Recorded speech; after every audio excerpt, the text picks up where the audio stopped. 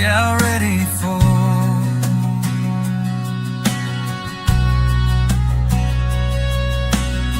Till Elohim, Yashar was alone, yeah, highest. Sickle inside, come.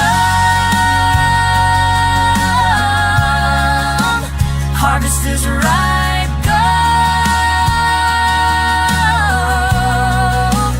Wine press is full. Vats overflow.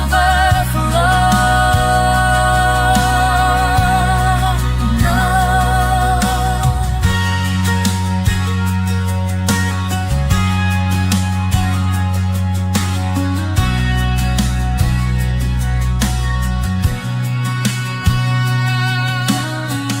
To those who call alive and soul, already come.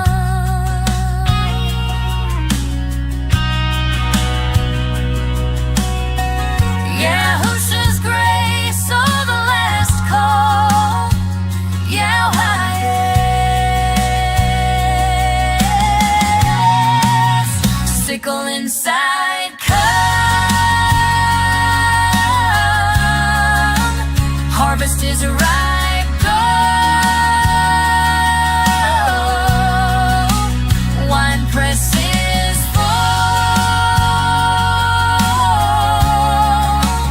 Vats overflow. No.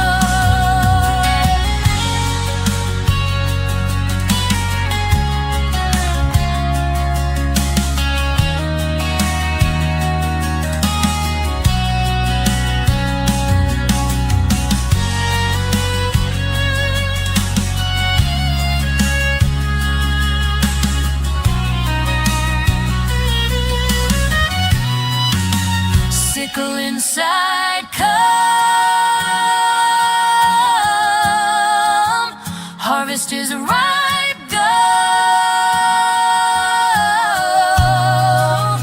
Wine press is full. Vats overflow. No.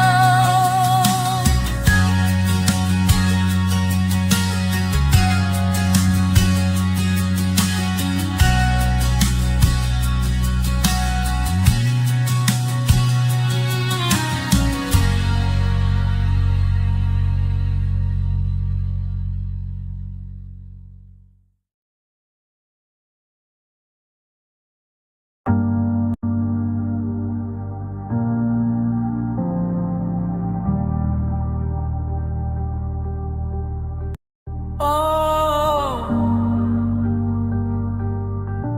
oh, eh.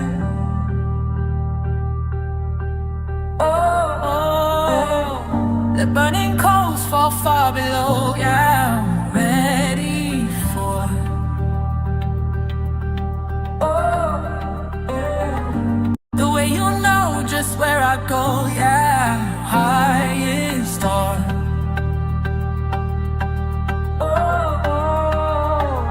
And when I walk the valley low, yeah, ready for.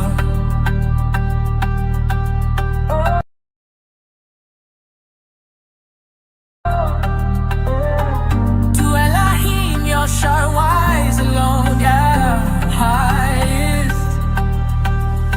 Sickle inside.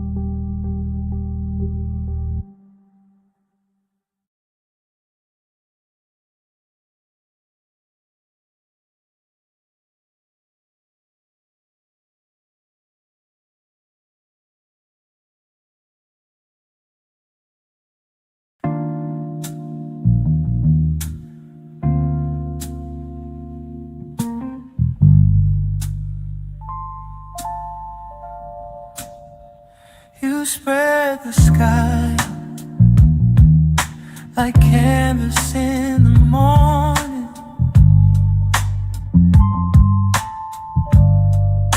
A shelter over wonders, a table for the poor.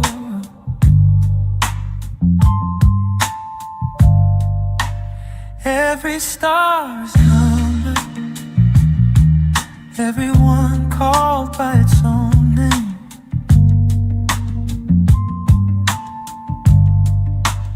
Thrown above the circle of the earth,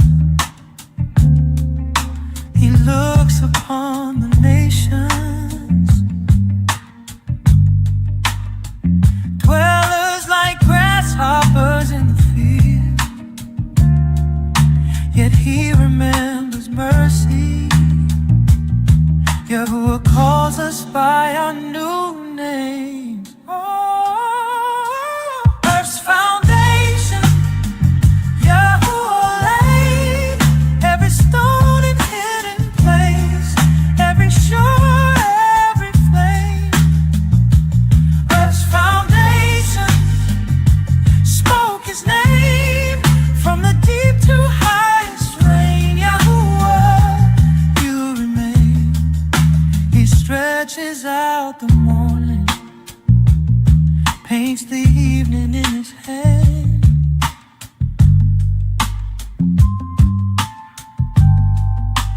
Mountains rise and tremble at the whisper of his breath.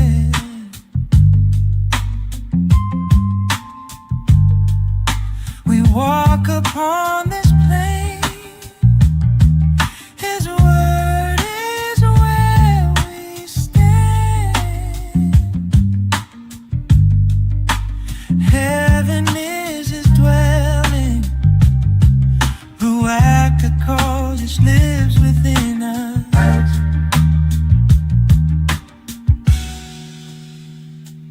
Earth's foundations, Yahuah laid every stone and hidden place, every shore, every flame. Earth's foundations spoke his name from the deep to highest rain. Yahuah, you remain. Above the circle of the earth, we lift our eyes to you, small in might, but held in Savior light. On four corners, Malachim, God stand tall. We raise our eyes, staring on Maker of the deep, author of it all.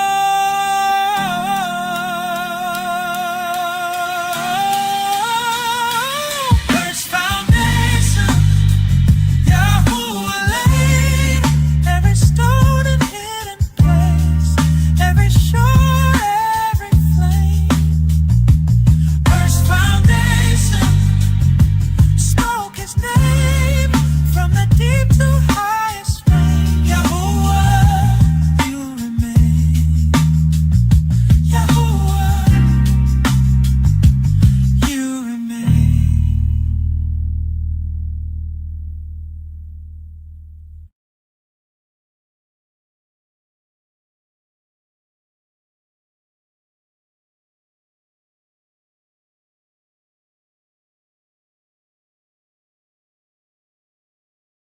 Ay Allah, hey, Allah, hey, oh, hey, oh, hey.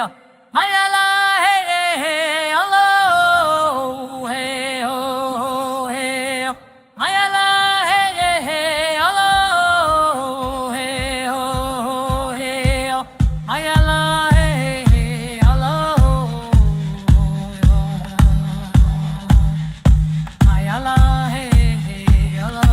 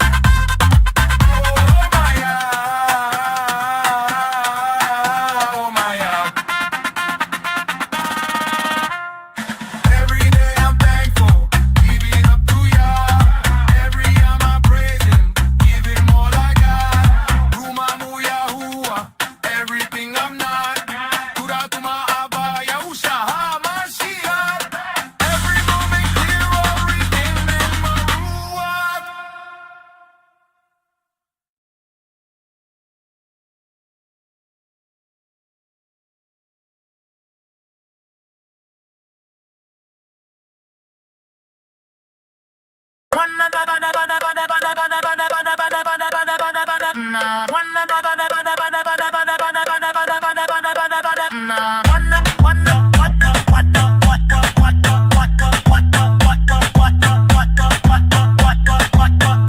is it? What is it? What is it?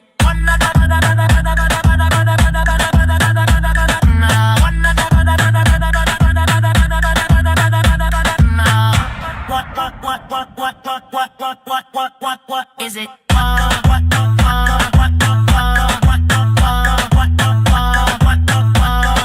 What is it, mana?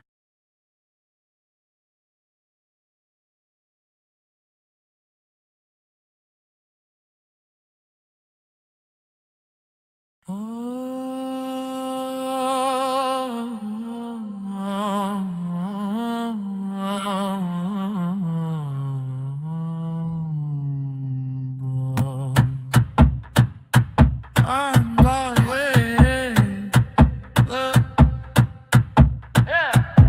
On the narrow road, Yahuah brings light.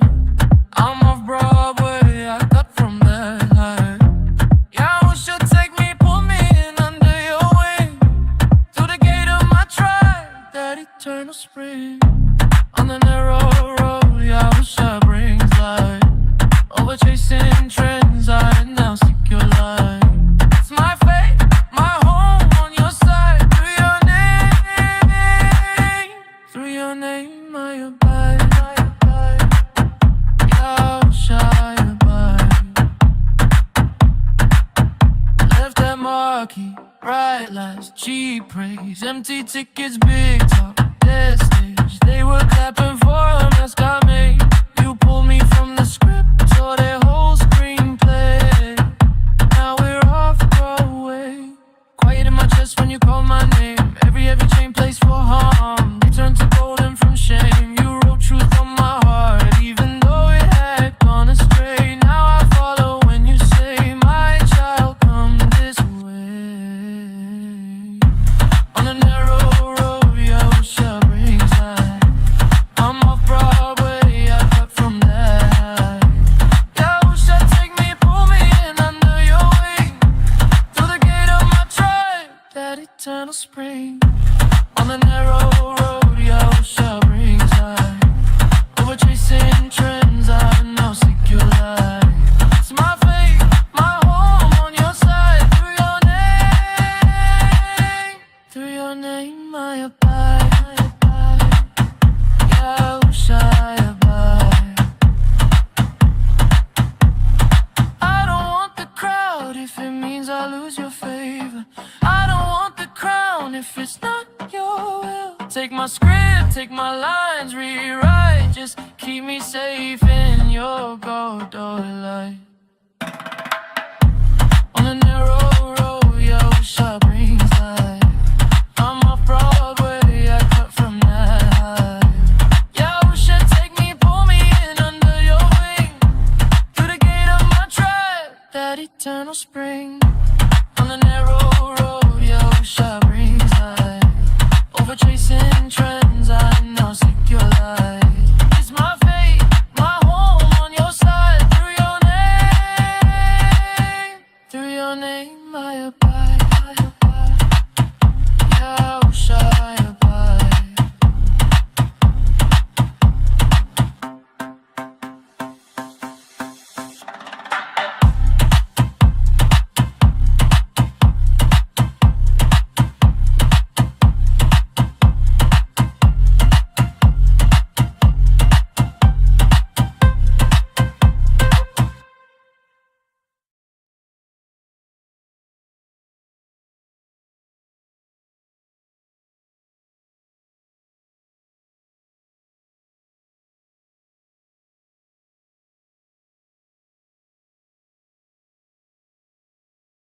This is y'all's house.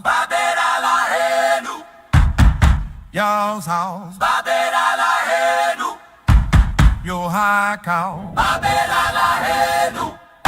This is y'all's house. Y'all's house.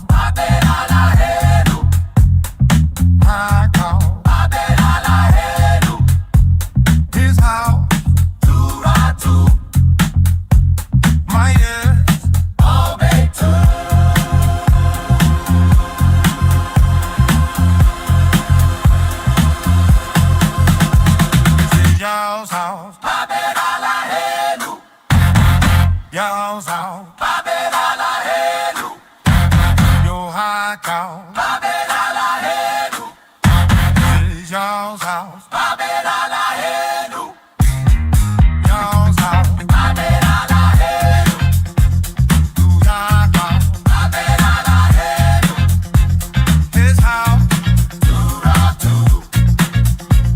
My ex.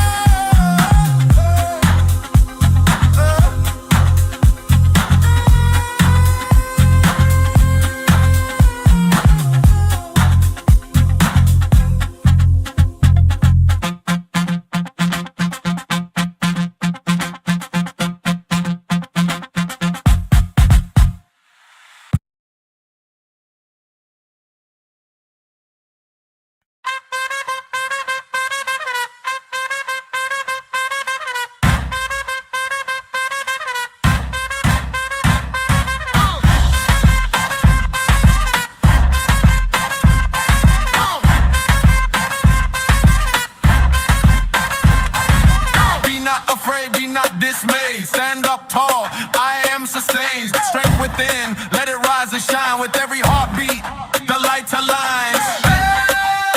No fear inside, I am is our guide. Through darkest night, I am here beside.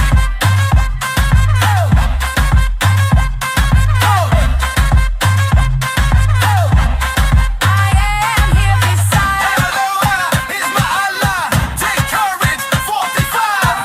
Yahuah is my Allah, take courage, fortify. Take courage and rise. I am sustains your life. Feel His power ignite. Yahuah, give us your light. Take courage and rise. I am sustains your life. Feel His power ignite. Yahuah, give us your light. Through the storms that may come our way, hold on tight, let your spirit sway. Oh, I breaks my chains. Guided by faith, we will soar so high. I am is our guide. My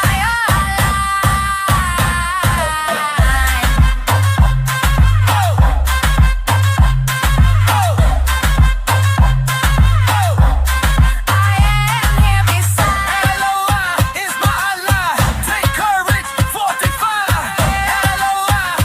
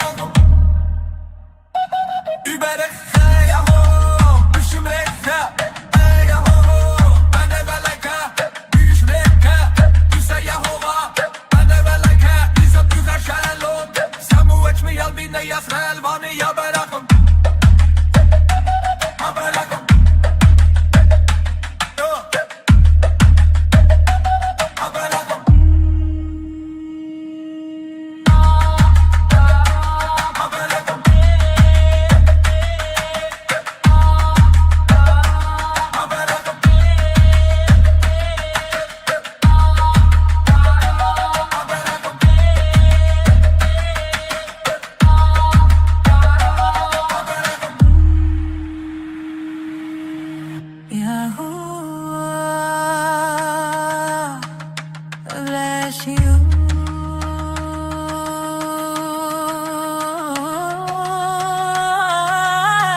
God, you, Yahuah, make His face shine upon you and show favor to you. Yahuah, lift up His face upon you and give you peace. Thus they shall put my name on the children of Yahuah, and I myself shall bless them. My Elohim, I praise you. My mighty one, TURAH, Yahuah exalt you. Hear the voice of my prayers. Yahuah praise Him in my pain. Yasrwani Yabarak.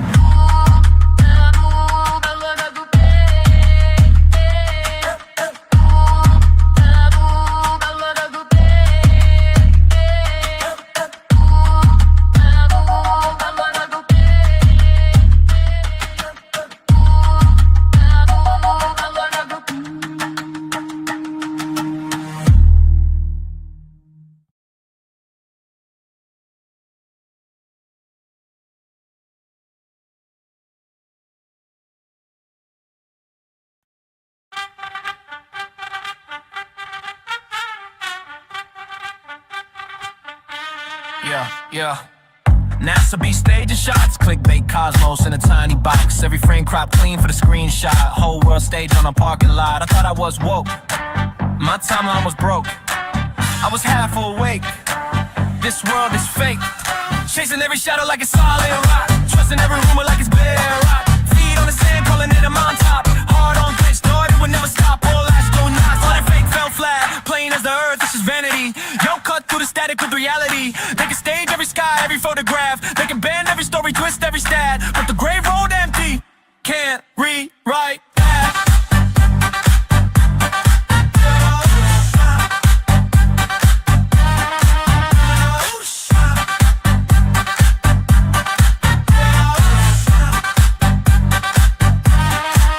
Yeah, don't be mad, but they lie a lot. Plastic smiles and a sponsor plot. Scrolling through the make-believe. Got my jaw unlocked. Mind doing laps in a hamster slot. The what I was woke.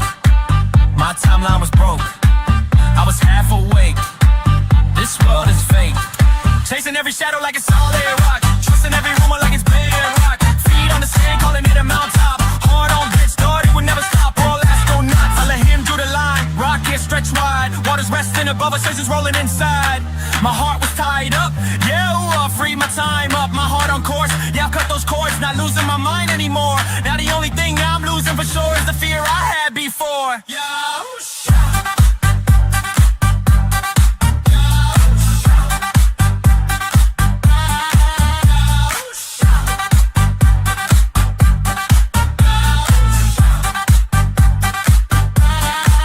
I thought I was woke. My timeline was broke. I was half awake. This world is faked. Chasing every shadow like a solid rock. Trusting every rumor like it's bedrock. Feet on the sand, calling it a mountaintop. Hard on glitch, thought it would never slow. Pale ass don't drop, so that fake fell flat. Plain as the earth, this is vanity. You're cut through the static with reality. They can stage every sky, every photograph. They can bend every story, twist every stat. But the grave road empty, can't rewrite.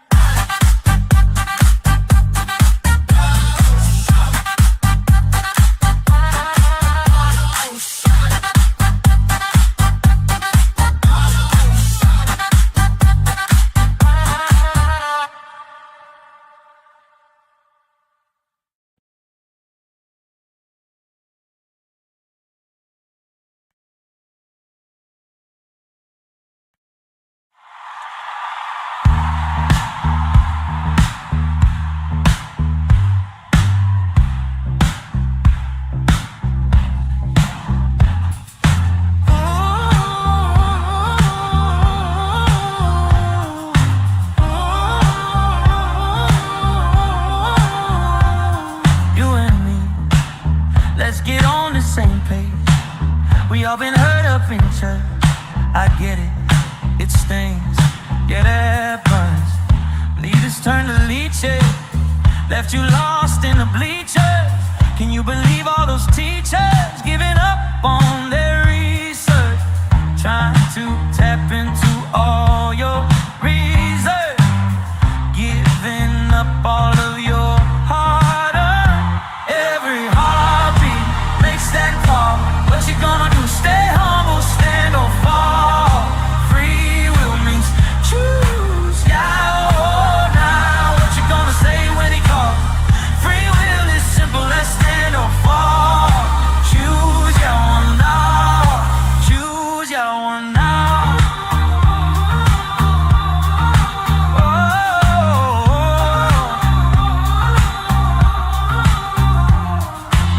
From shallow eyes and fake sincerity, yeah, it's not into popularity. So why would I be? Why would I be? Can't keep one foot out, one foot in, not drifting out. You'll hurt from within without him. Yahuah oh, can't ride two roads in the same car. Can't chase the smoke and still see the stars. Same hands that can hurt, he'll gift you to heal. Same heart that can hide, use them in the eye. Every heartbeat makes that call. What you gonna do? Stay humble, stand or fall. Free will means choose Yahuah now. What you gonna say when he calls? Free will is simple as stand or fall. Choose Yahuah now. Choose Yahuah now.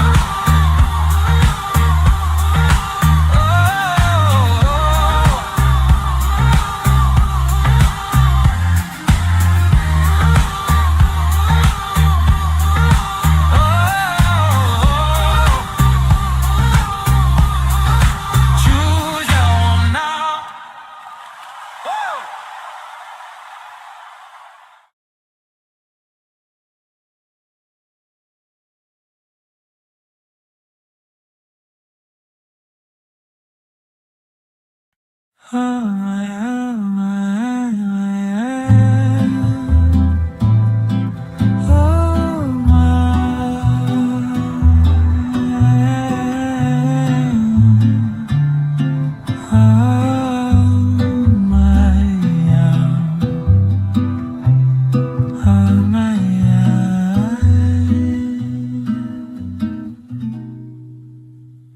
Every day I'm thankful, give it up to you. Every hour I praise him, give him all I got. You're my boy Yahuah, everything I'm not. TURAH to my AoY Shabat. Every moment clearer, refining my ruah. Oh my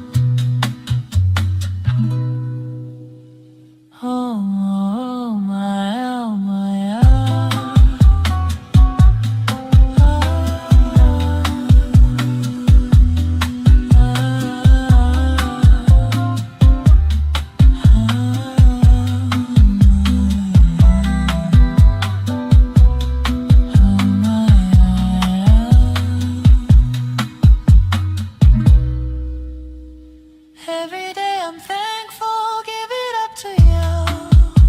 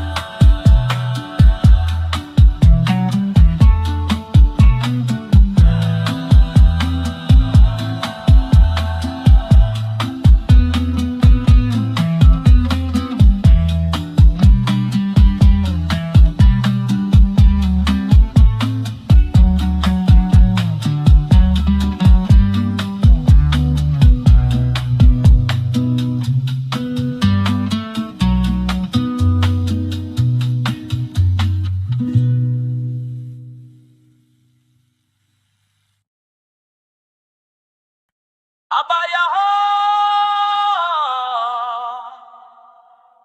Abba Yahuah.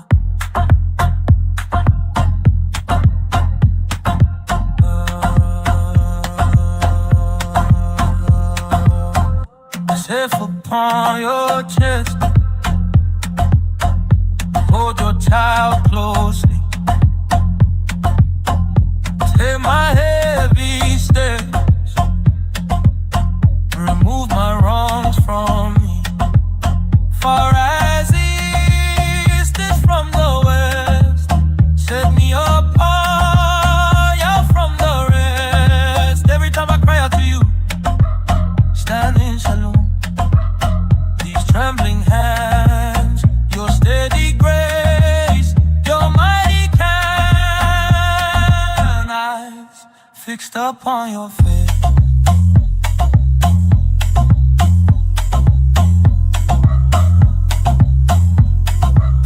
My sin is washed, gone, my chains are far. Truly repented, said you don't remember it. None at all. You sent your son, paid for mishpachah, chosen you hear me call. Yahuah, you see it all and break my fall. Return my heart.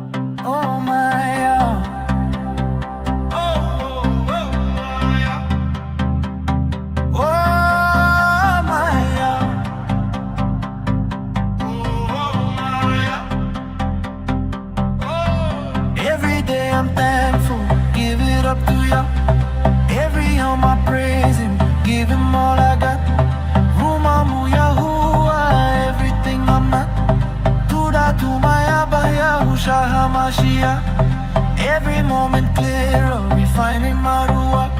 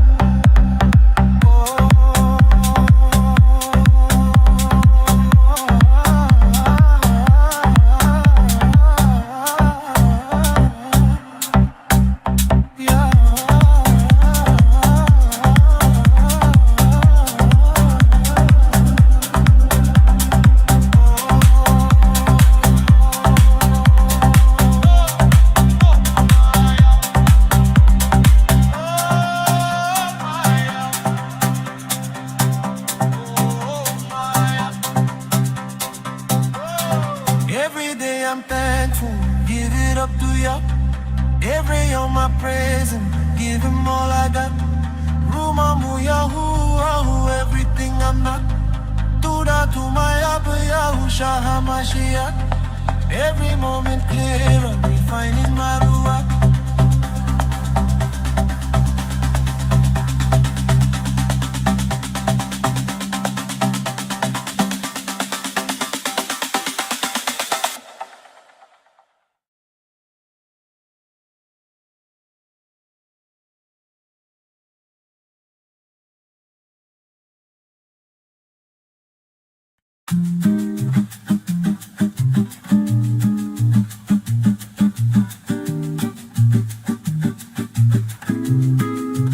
Oh my, oh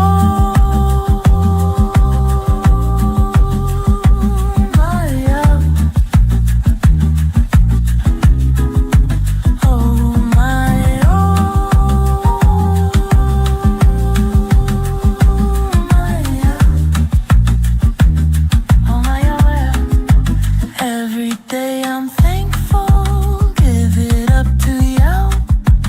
Every yom I praise him, give him all I got. Rumamu Yahuah, everything I'm not. TURAH to my Abba, Yahushua HaMashiach.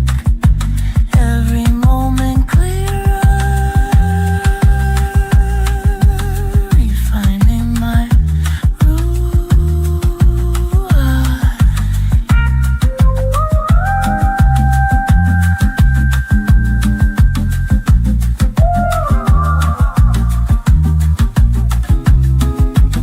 Oh my,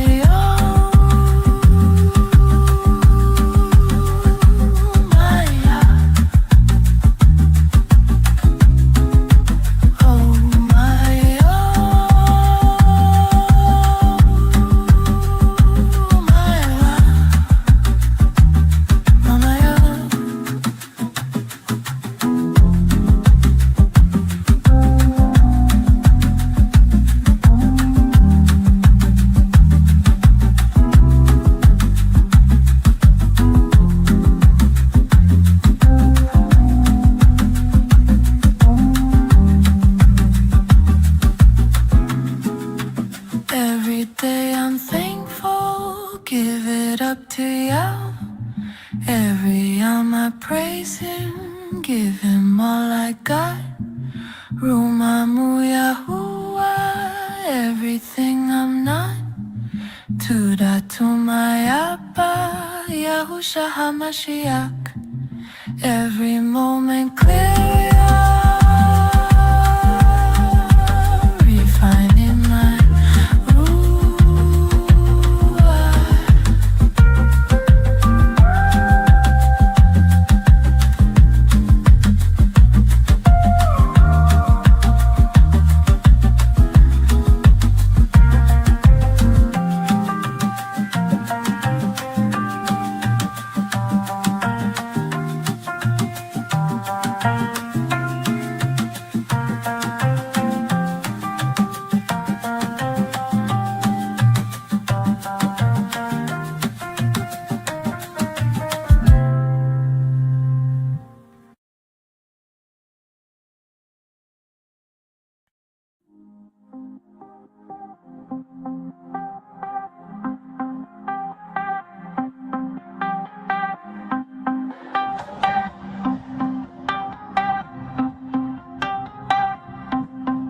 Abba, hold your child closely. Place me safe up on your chest. Yahuah on my heart. Said I'm not like the rest. Take my wrongs from me. Yeah, take my heavy steps. Far as east is from the west. Set me apart, yeah, from the rest. My sin is washed, gone. My chains are full. Truly repented, said you don't remember it, not at all. Sent to your son, paid for mishpach. chosen, you hear me call. Yahuah, you see it all and break my fall. Every time I cry to you,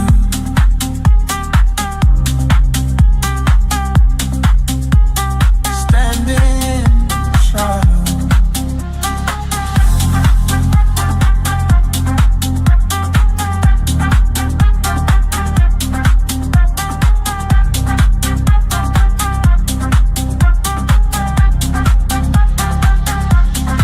Trembling hands,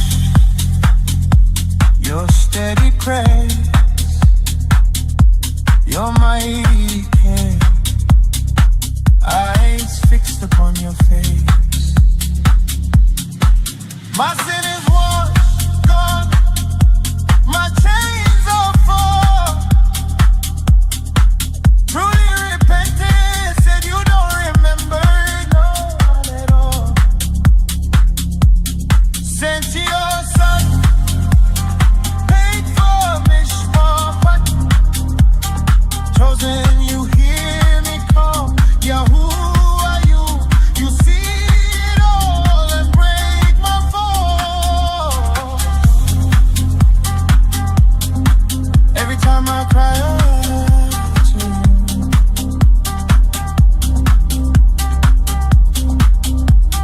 standing shalom, past pulling at me daily. Under TURAH, set apart and free.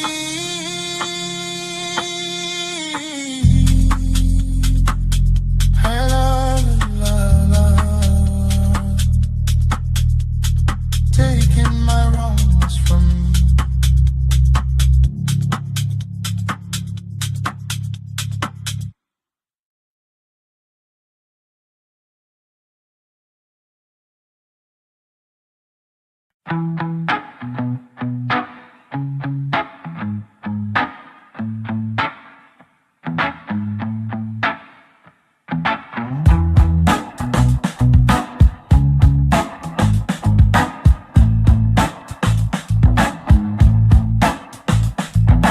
Leaders turning to leechers. You've been lost in the bleachers. You can leave all those teachers. Giving up on their research, trying to tap in your reserves. Giving up your hard-earned. Not drifting out, both feet out, not 1 foot in. You heard from within, without him.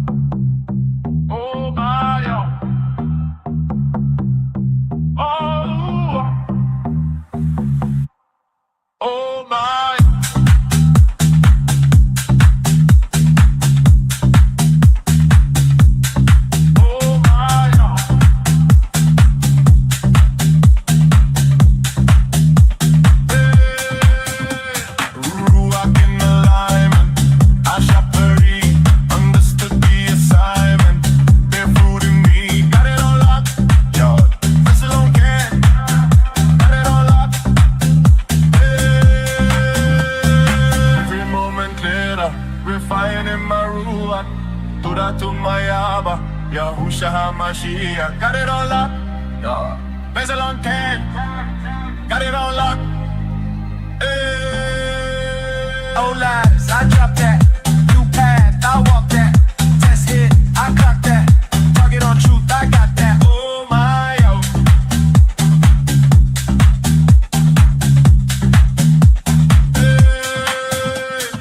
Ruach in the lime, I Shabbat. Understood the assignment.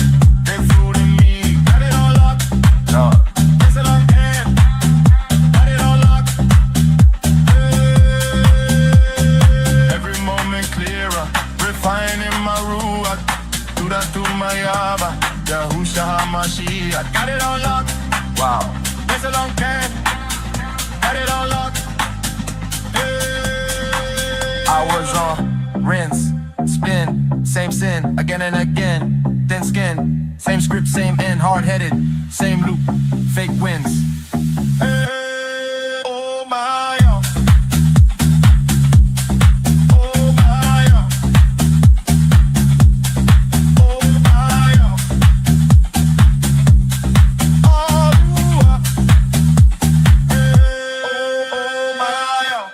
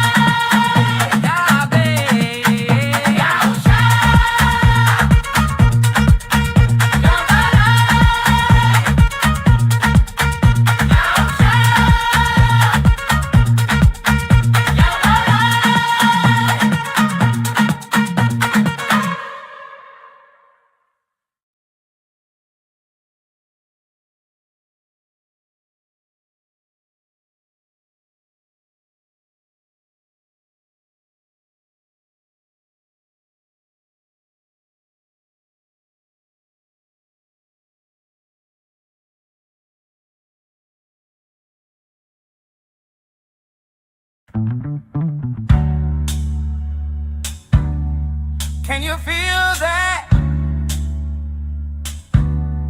Ah, snap.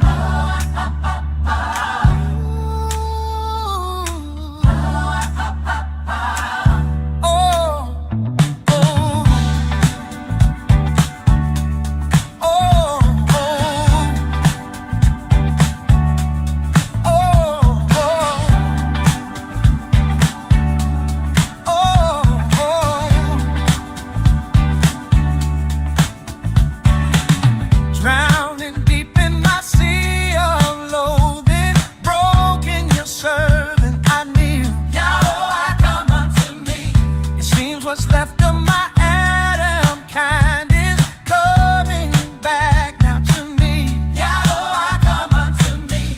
Looking at my own reflection, no more imagination, cast down imagination. No, there is no turning back now. Yahuah activated his ruach in me. Get down, go on, come on, give up all your sickness. Get down, go on, come on, give up all your sickness. Get down, go on, come on, give up all your sickness. Open up my heart and let your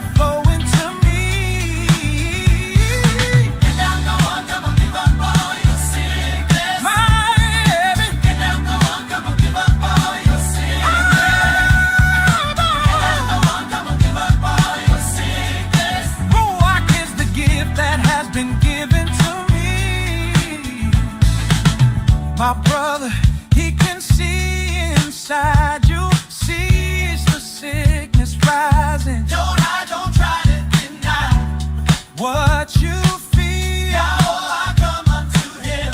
It seems that's in him you must confide, and thereby saving your soul. Yahuah, come unto him. It seems you're having some trouble in dealing with these changes, living with these changes. No, the world is in a scary place. Now that Yahuah has woken up the road, how can you get down, go on, come on, give up all your sickness. Get down, go on, come on, give up all your sickness. Get down, go on, come on, give up all your sickness. Open up my heart and let Yah flow into me.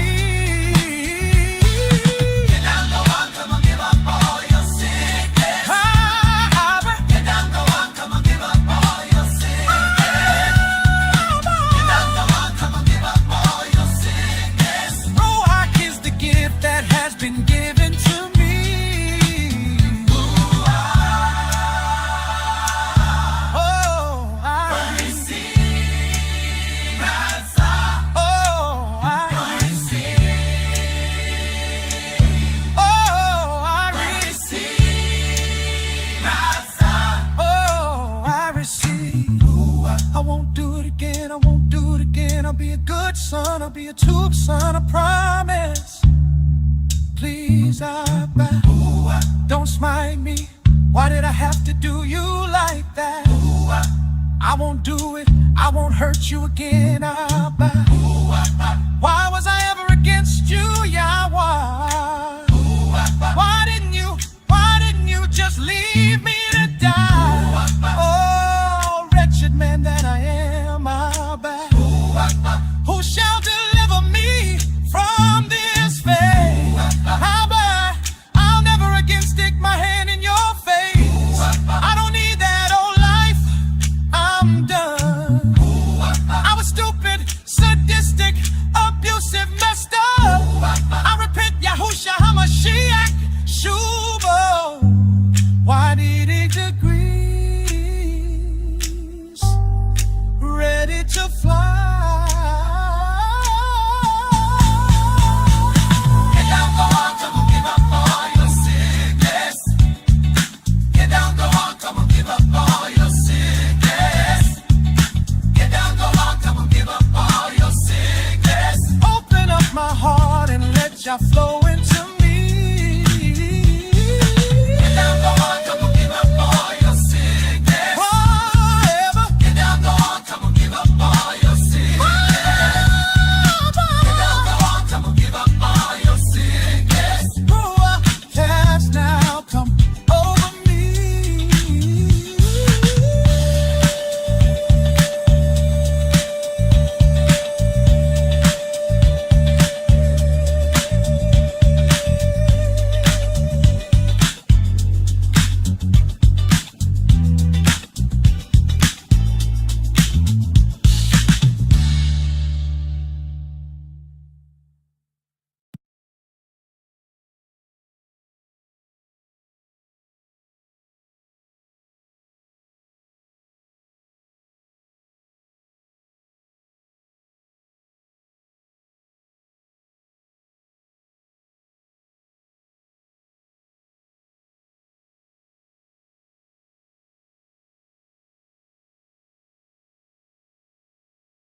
Lifting our souls as we humble our pride. Lifting our souls as we humble our pride. Seeking His face with nowhere to hide. Hallelujah for your set apart days. In your truth we give you praise. It's a sign between Yahuah and the ones who obey. The Shabbat and the feast are the light and the way. Yahuah, our sovereign, we delight in your truth. Sukkot is when we dwell in booths. The weekly Sabbath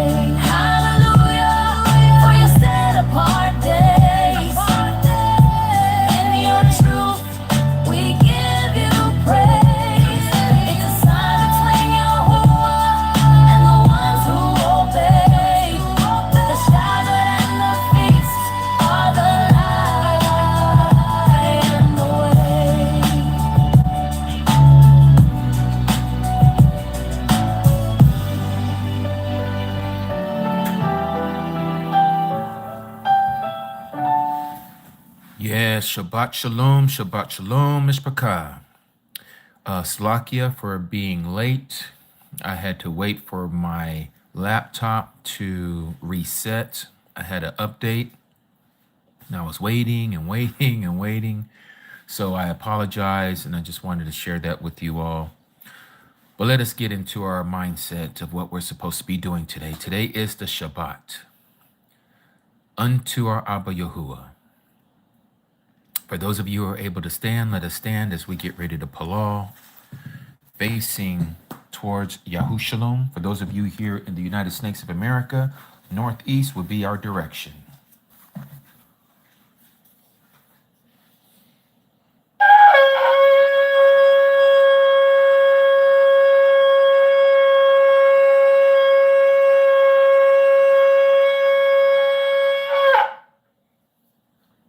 Heavenly Abba Yahuah, we come before you on this Shabbat, giving you all praise, honor, and esteem, O Abba.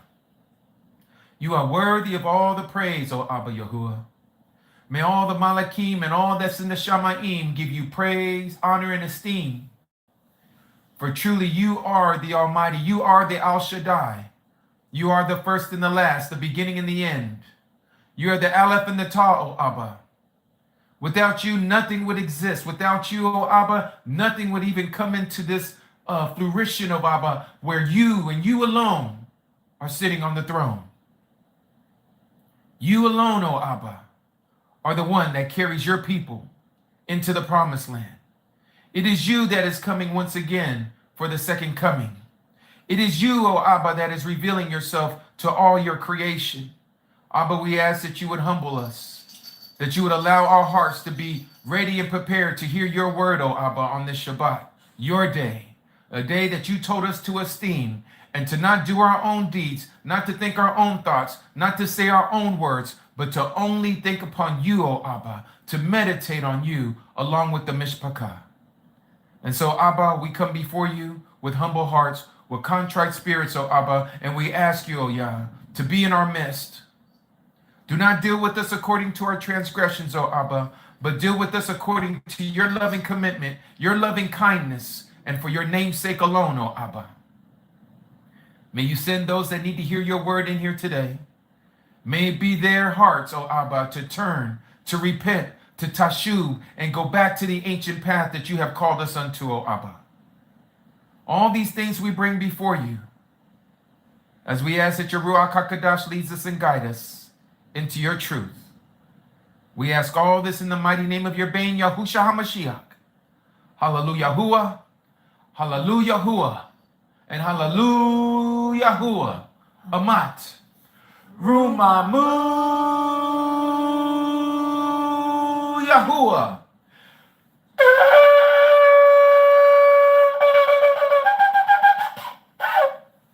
Amat. Yes. Okay, Mishpachah, again, Salakia for running late.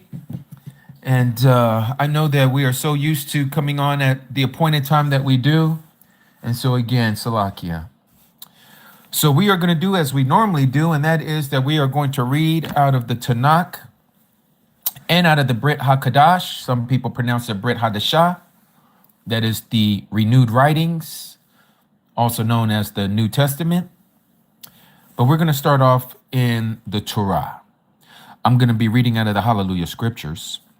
And we are going to start at Shemot, also known as Exodus.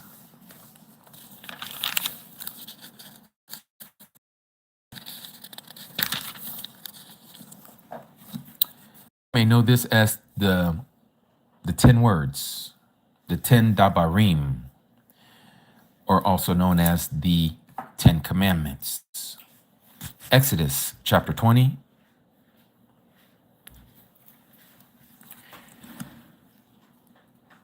Oh, and before I get going, I'm going to go ahead and shut off the comments because it is Shabbat. I will turn it back on at the end of the study. And again, I want to thank all of our first timers that are here. You are welcomed in here. We ask that you would come in with open ears and open minds to hear the word of your Creator, your Messiah, our Messiah. And so I'm going to go ahead and shut it down now. And we'll open it back up for comments and questions at the end. So there's nothing wrong with your phone saying, well, how come I can't send out any comments? It's because it's turned off. Okay. All right. Shemot, also known as Exodus, chapter 20, verse 1. And it reads, and Yahuah Elohim spoke all these words, saying, I am Yahuah.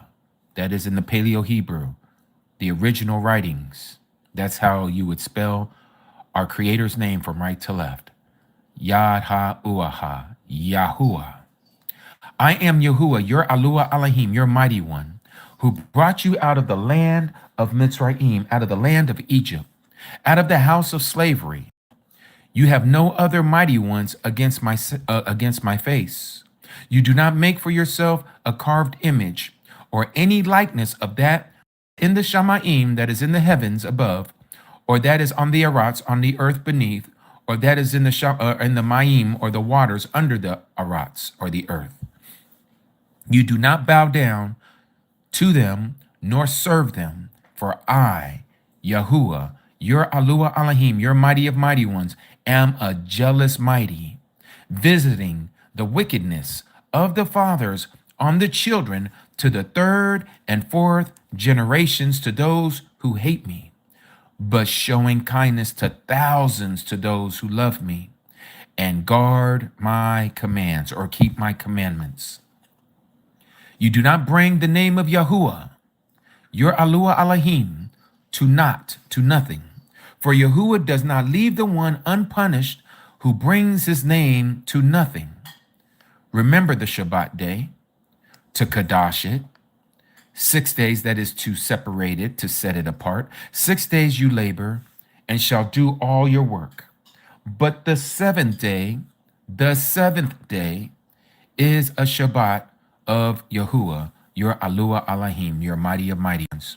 You do not do work, any work, you, nor your son, nor your daughter, nor your male servant, nor your female servant, nor your cattle, nor your stranger who is within your gates.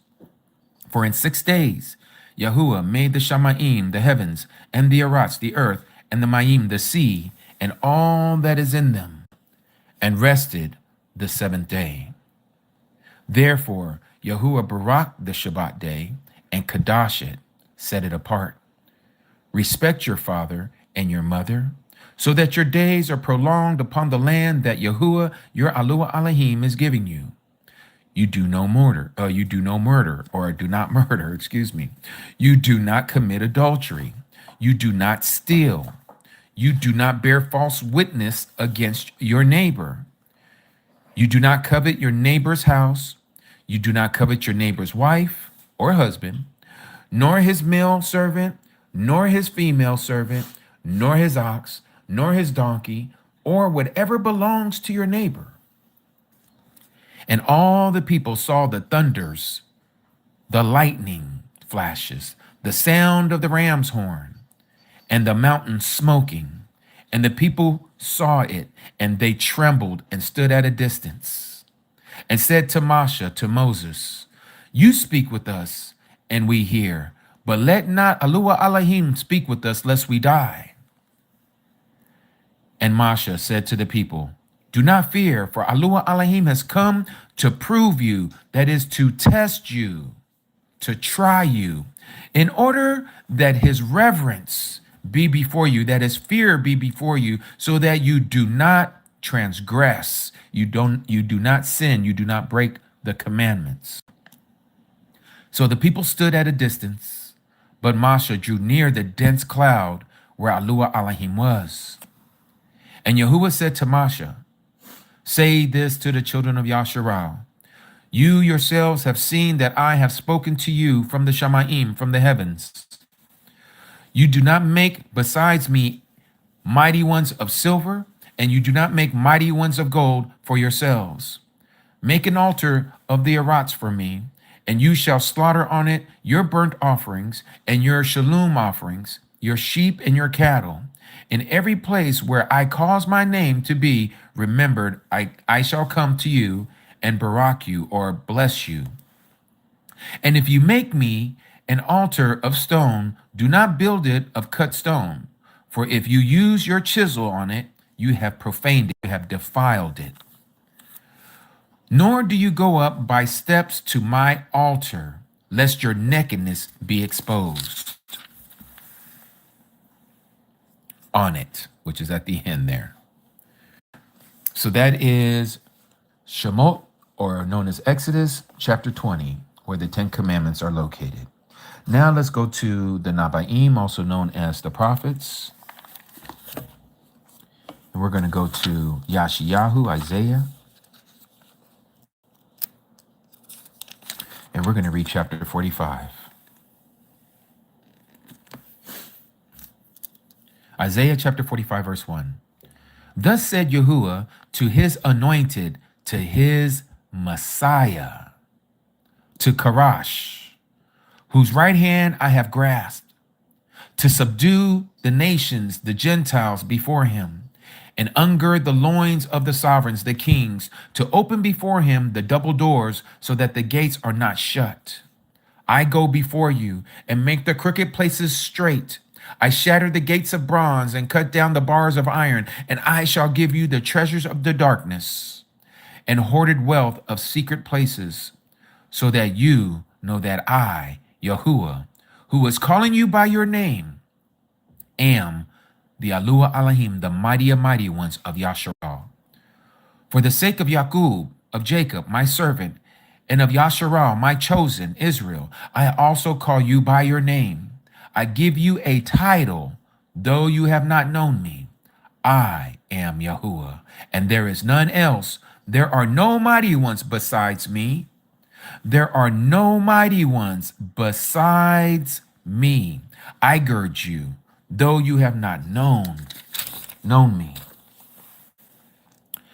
so that they know from the rising of the sun and from the west that there is none but me. I am Yahuah, and there is none else, forming light and creating darkness, making shalom and creating evil. Yes, creating evil. I, Yahuah, do all these.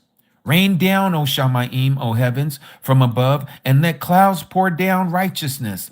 Let the Arats, the earth, open. Let them bring forth deliverance, that is salvation. And let righteousness spring up together. I, Yahuah, have created it. Woe to him who strives with his maker. Let me read that again. Woe to him or her who strives with their maker. A potsherd with the potsherds of the Arats of the earth. Does clay say to him who forms it, what are you making? Or your handiwork say, he has no hands? Woe to him who says to his father, what are you bringing forth? Or to the woman, what are you laboring over? Thus said Yahuah, the Kadash one, the set apart one of Yasharal and his maker. Do you ask me about my sons, what is to come? And about the work of my hands, do you command me? I have made the Arats, I have made the earth and created Adam on it.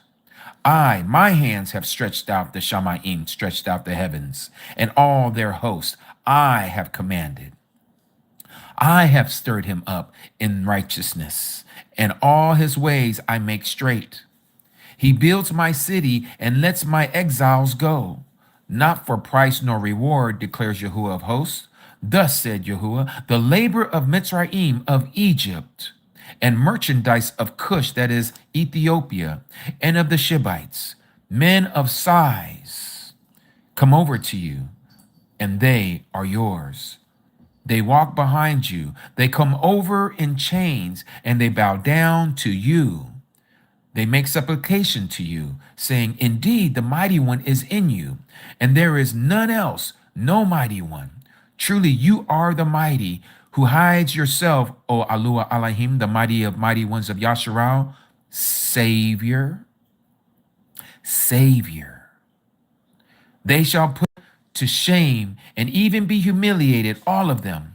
The makers of these idols shall go away together in humiliation. Yasharal shall be saved by Yahuah. Yasharal shall be saved by Yahuah with an everlasting salvation, deliverance. You are not to be ashamed nor hurt forever and ever. For thus said Yahuah, creator of the Shamayim, the heavens, he is the mighty one, former of the earth, and its maker. He established it. He did not create it to be empty. He did not create the earth to be empty. He formed it to be inhabited. I am Yahuah, and there is none else. I am Yahuah, and there is none else. I have not spoken in secret, in a dark place on the Arats, or the earth. I have not said, to the seed of Jacob, to Jacob, seek me in vain. I am Yahuah, speaking righteousness, declaring matters that are straight. Gather yourselves and come. Draw near together, you who have escaped from the Gentiles, you who have escaped from the Gentiles, from the nations, from the heathens, from the pagans. No knowledge have they who are lifted up the wood, or lifting up the wood of their carved image, and pray to a mighty one that does not save. Declare and bring near, let them even take counsel together. Who has announced this from of old? Who has declared it from that time? Is it not I, Yahuah? And there is no mighty one besides me. He's saying that there is no other deity except him. A righteous owl, a righteous mighty, and a savior. There is none besides me. Trinitarians, you have a problem with this. He's saying that there's none besides him. It's him and only him. He is the savior. How does that make sense? Because the Father is the Son. Turn to me and be saved, all you ends of the earth, for I am the mighty, and there is none else. I have sworn by myself. A word has gone out of my mouth in righteousness and shall not return, so that to me every knee shall bow, every tongue swear, or that is to say, confess. One shall say, only in Yahuah do I have righteousness and strength. And he comes to him, to Yahuah. And all those displeased with him shall be put to shame. Exactly, because they're going to be thrown into the lake of fire. In Yahuah, all the seed of Yasharal shall be declared right and boast. Let me read that again. In Yahuah, all the seed of the Christians. Oh, it didn't say that, did it? It said all the seed of Yasharal shall be declared right and boast. Hallelujah. Now let's go to the Brit HaKadosh, also known as the New Testament.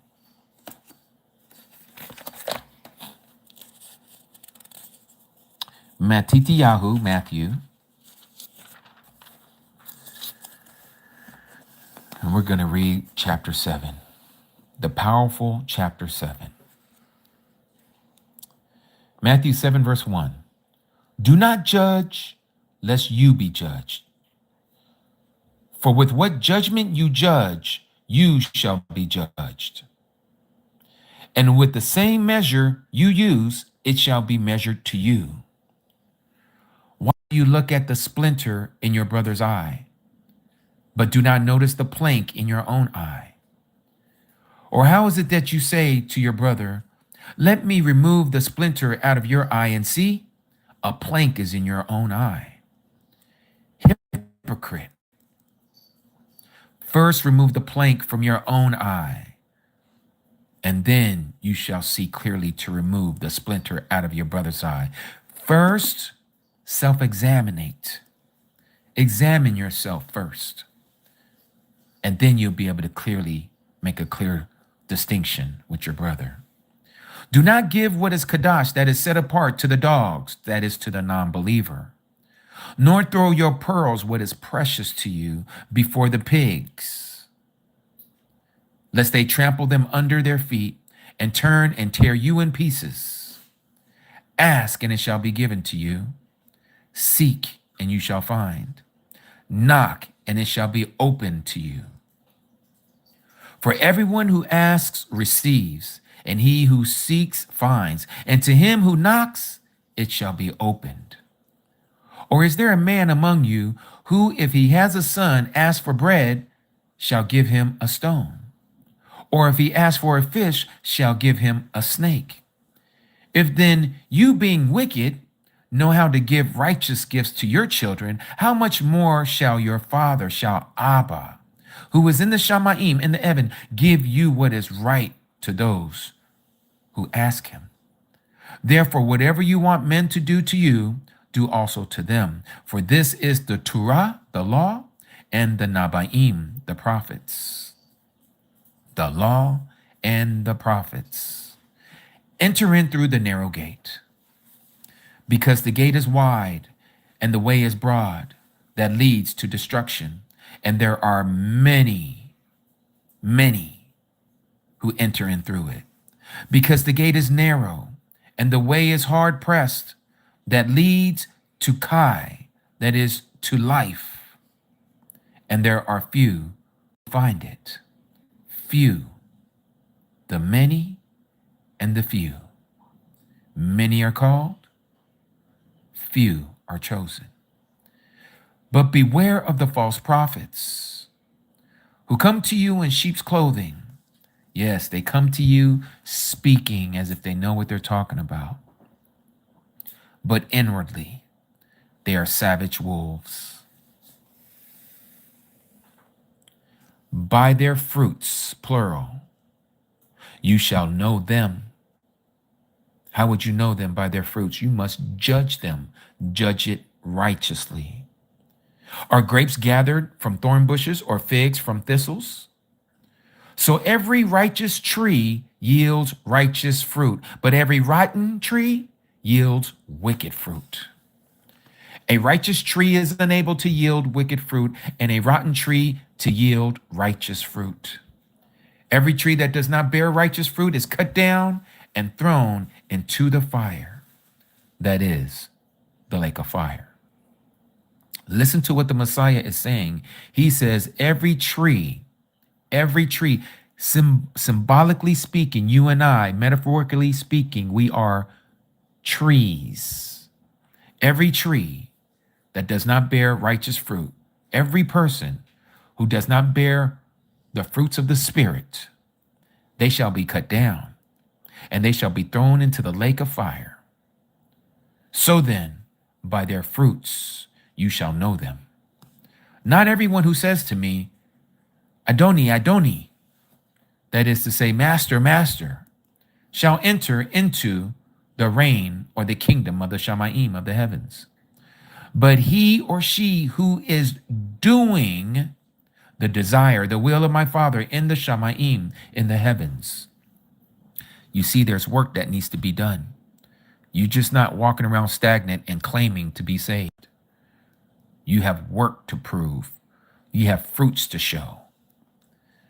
Many shall say to me in that day, on judgment day, but Adoni, Adoni, Master, Master, have we not Nabu, that is to prophesy in your name, and cast out demons in your name, and done many mighty works in your name?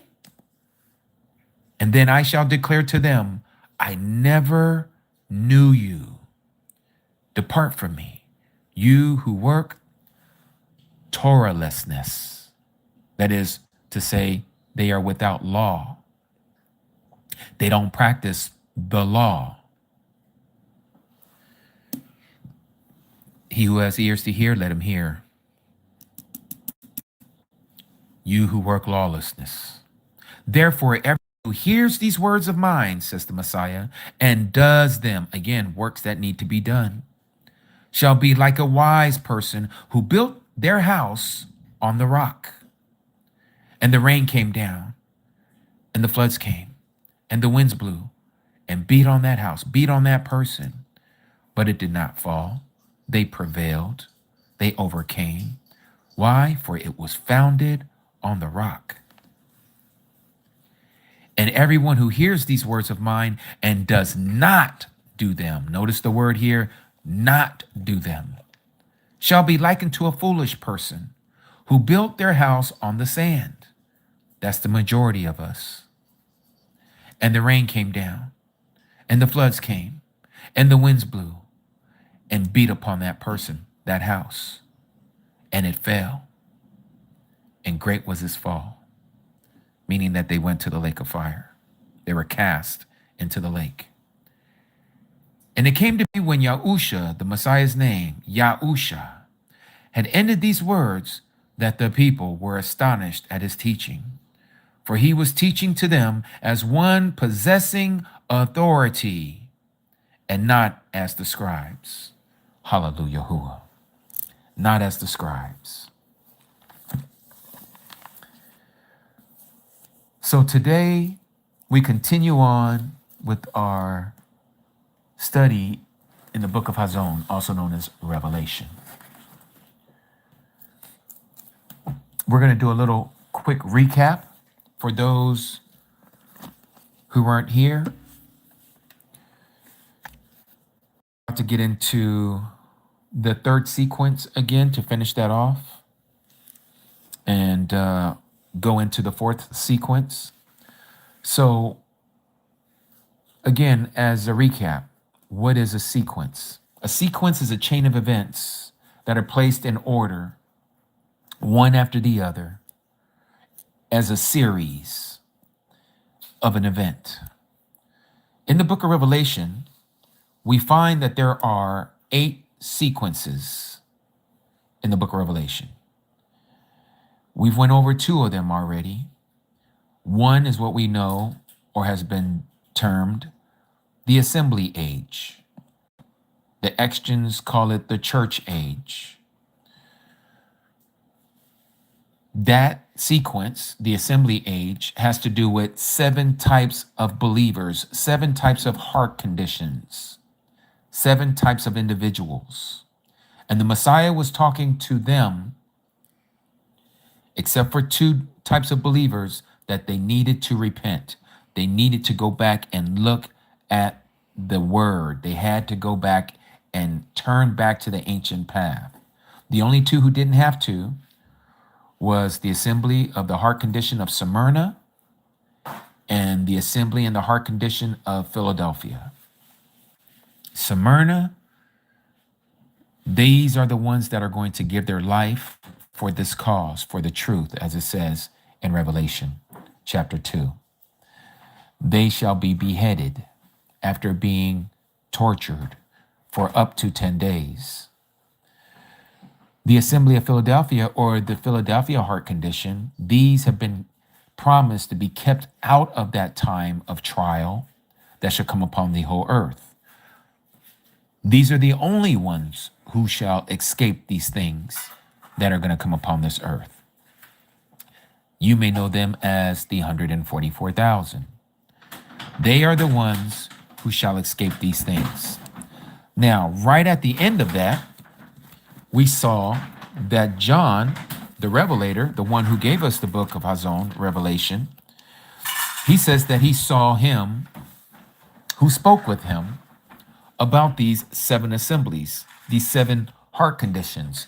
And he told us that immediately he was taken up into the spirit. He was teleported, if you will, up into the heavens, up into the Shamayim.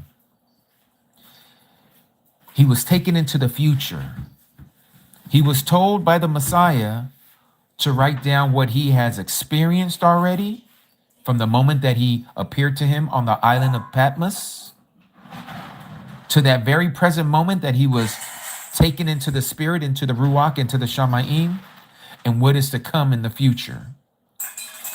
And that's what the book of Revelation is about. It expounds on what is going to happen, where every single person who's ever existed is going to see the unveiling, the revealing of the Father, the Creator, and the Son, Yahusha.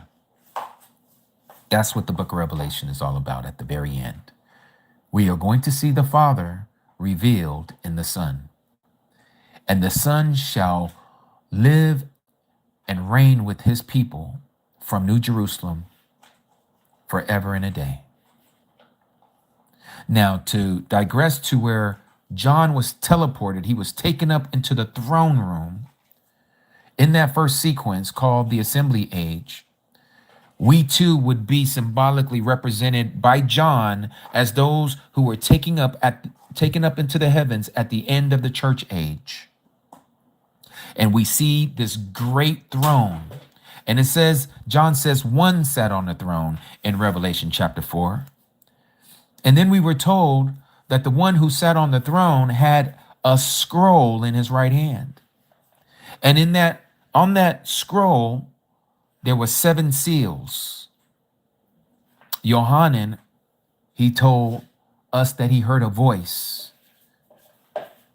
that yelled, "Who is worthy to take the scroll of him who sits on the throne?" John looks around. He realizes no one seems to be worthy, and he starts crying. And John says one of these elders that was near him said to him, pretty much, "Don't weep, for the Lion from the tribe of Yahudah, from Judah, he has been found worthy. He is worthy to take the scroll out of him who sits on the throne from his right hand." And then we're told that John looked, and what he saw was not a lion. What he saw was a 7-horned, 7-eyed lamb that was slain before the foundation of the world. He knew who this was. He symbolically saw our Messiah as a 7-horned, 7-eyed lamb.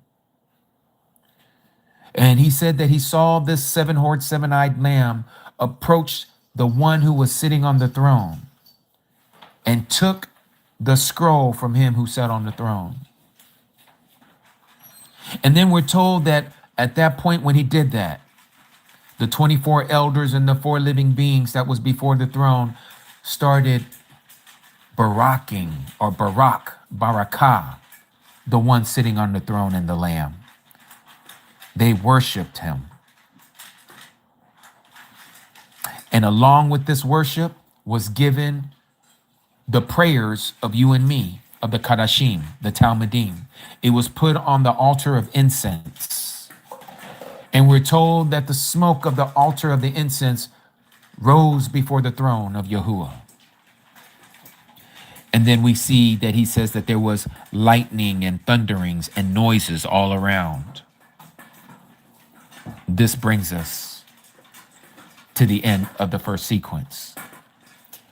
And then the second sequence begins, where John is taken back to the first trumpet, the first seal. The breaking of the first seal, this is the second sequence. And so the first seal breaks. We talked about that being COVID-19. How do we know that that was COVID-19? Because if you look into the words there in chapter 6, verses 1 and 2, it says that there was a white horse, and he who sat on the horse, he was given a bow and he had a crown on his head. The word crown in Latin is corona. And the word bow there, as it was translated, comes from the Greek word toxon. Toxon is what we transliterate in the English as toxin. Toxin is a poisonous substance, an organic substance. And that's exactly what we were dealing with starting at the end of 2019, that infect the whole entire earth. This was mentioned as the first seal. And just like Yahuah and his word not lying, the second seal was broken. We're bearing witness of it right now. The second seal is the red horse. And it says that the red horse went out. And the red horse, when he went out, he went and took peace from the earth, conquering the conqueror with a great sword. This is a great war that people should unalive one another. This is what we're seeing now. We're right now just seeing the beginnings of this world war. People term it in this modern time World War III. We're not quite there yet, but it's gradually growing. And all these countries are going to have to participate, choose sides. Which side are they going to be on? This is the second seal, the red horse. And then what follows this second seal, the red horse, is the black horse, the famine horse. It is the outcome of a world conflict. Food distribution shall be altered. Your living conditions will be altered. There probably won't be any internet for a while. There probably won't be any foods to go and get over at your local grocery store, because we have been taught to be in need of someone else, like a farmer, or by the government, to feed us and supply us of our needs. So we are all helpless, most of us, because we don't know how to grow our own food. So hence this famine. And then what follows this famine? The fourth horse, the pale horse. Some people call it the green horse. And it says that a quarter of the earth's population is going to be taken out because of the previous seals that preceded it. The first seal, pestilence. The second seal, war. The third seal, famine. All three of those together combine to make the fourth seal, the pale horse, the green horse. And from these, it says that a quarter of the earth's population shall be unalived. Now, from the fifth seal, we see that we're deep into what we know as the Great Tribulation. Why? Because the fifth seal, it says that when the fifth seal was broken, that there were souls that John said he saw under the altar before the throne, and they were palaling, they were praying, asking Abba Yahuah, how long, worthy and true? How long is it going to be before you avenge our blood on those who dwell upon the earth? And it says that Yahuah told those, which seems to be probably the Malachim, the angels, to tell those who are the souls under the altar to rest a little while longer. And they were covered with white raiments, meaning that they were found righteous. They were blood bought by the Messiah, and they were told to wait a little while longer until your brethren, your brothers and sisters who were to be unalived as you were unalived during the tribulation time would also be completed. So we know that there's a number that Abba Yahuah has in his mind of how many people are to suffer death at the hands of the beast system before he acts upon our blood and avenge our death. So we know the fifth seal, we are in the Great Tribulation. And then we read about the sixth seal. The sixth seal had to do with men and women, mighty men, commanders, leaders of the earth, kings, all of them, free and slave, it says. They hid themselves in the caves and in their bunkers from him who sits on the throne and Lamb, telling the mountains to fall on them, hide them from the wrath of Yahuah, for his day has come. The day of Yahuah has come, the second coming. And so they went to hide themselves. And so we got to that point, and then we went into where it talks about in the seventh chapter of Revelation about the 144,000 being sealed. So we noticed the second sequence had to do with seals. We talked about the first seal, the second seal, the third seal, the fourth seal, the fifth seal, the sixth seal. And then in chapter 7, we're talking about 144,000 that were sealed from the 12 tribes of Yasharal, not the 12 tribes of Christianity, not the 12 tribes of Islam, the 12 tribes of Yasharal of Israel, 12,000 from each tribe. And it says that these angels, these apocalyptic angels, were not able to cause any harm upon the earth until these 144,000 were sealed. The 144,000 is the mindset, the heart posture, the heart condition of the Assembly of Philadelphia, Revelation chapter 3. These are the ones that have been promised to be kept from the hour of trial. And so as we read that, the next thing we see is that Yohanan says that there was a great multitude standing before the throne, Right after what he saw was the 144,000 being sealed. But then he says he sees this group of number of people that no one could number. It's not the 144,000. This is a whole nother group that he said that was before the throne in the Shamaim in the heaven. And the elder had asked John, who are these people and where did they come from? And John said, I don't know, you know. He says, these were the ones who came out of the great tribulation. This lets us know that we are nearing the end of the second sequence. And it says that they all had white robes and they were all praising and singing and worshiping the one sitting on the throne and the Lamb. They worshiped him. And it says that no more hunger shall be upon them, no more sicknesses, no more war, no more heat from the sun.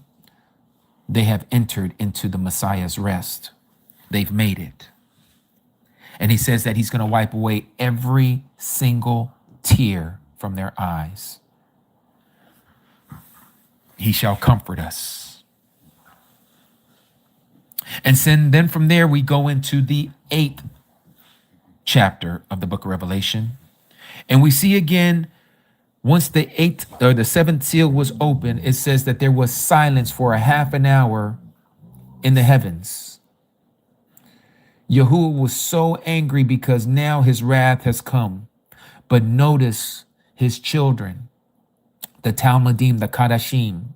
Once again, as we come to the end of this second sequence, we are not here for his wrath. Many have mistaken the great tribulation as the wrath of Yahuah. It is not his wrath. It is the wrath of Satan. It is the time of testing. Yahuah uses our enemy against us to purify us, to cleanse us, to make us clean. But when Yahuah does his wrath, he exterminates the people who did not follow his commandments, who took the mark of the beast. He is going to annihilate them. And so this is what we're seeing here at the end of the second sequence of the seals. And this is why we read in chapter 8 that there was silence in heaven for about a half an hour. Because if you recall, remember, there are 4 angels that are hovering before his throne that without ceasing, they continue to praise and say, Kadash, Kadash, Kadash is Al Shaddai, the Almighty. But here they are silenced because of the anger of the wrath of Yahuah is about to commence upon the inhabitants of the earth. And then we hear again, as we come to the end of the second sequence, about this noises and thunderings and lightnings and earthquakes.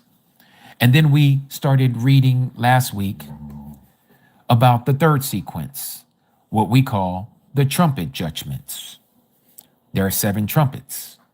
And we started reading about how the first trumpet, a third of the trees and the grass was burnt up. And then we read about the second trumpet, where a third of the sea creatures and a third of the ships in the sea, they have been destroyed by something that looked like a great mountain, as John says, fell into the sea. And it destroyed a third of the sea life and a third of the ships, and a third of the ocean or the sea turned to blood. And then we read about the third trumpet, where it talks about how there is this star called wormwood.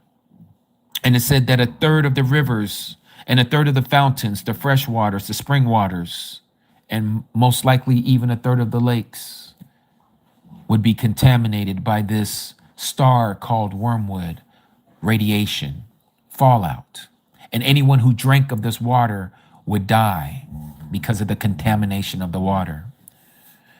And then we read about the fourth trumpet that followed after that, and it talked about how a third of the luminaries did not shine as bright. Notice that it's the fourth trumpet. Remember, the luminaries were created on the 4th day of creation. And here it is, the fourth trumpet, signifying that these luminaries will be diminished by a third.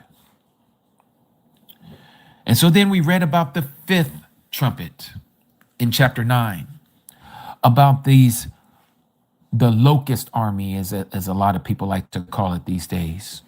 But we found out who these locusts were. It says that this star that had fallen from heaven was given the key to the bottomless pit. And we know that the star's name is Abaddon in the Hebrew and Apollyon in the Greek. He was their king. He was their leader over these, what looked to be locusts to John.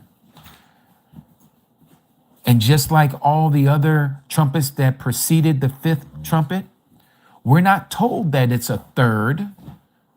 But if you understand what we're talking about here, what is being told to us, you know that it is the third of the stars that fell from heaven that we read about in Revelation chapter 12, about the dragon, this red dragon. He drew a third of the stars with his tail to the earth. This is who we're talking about in the fifth seal. These are the fallen ones, the fallen angels. They are now earthbound at this fifth trumpet. We are in the great tribulation when the fifth trumpet is blown. Because if you recall, it said that the angel said that there were 3 woes still to come. 3 woes. And woe to the inhabitants of the earth and the sea. Because why? Satan is coming down to you, and his messengers have come down with him.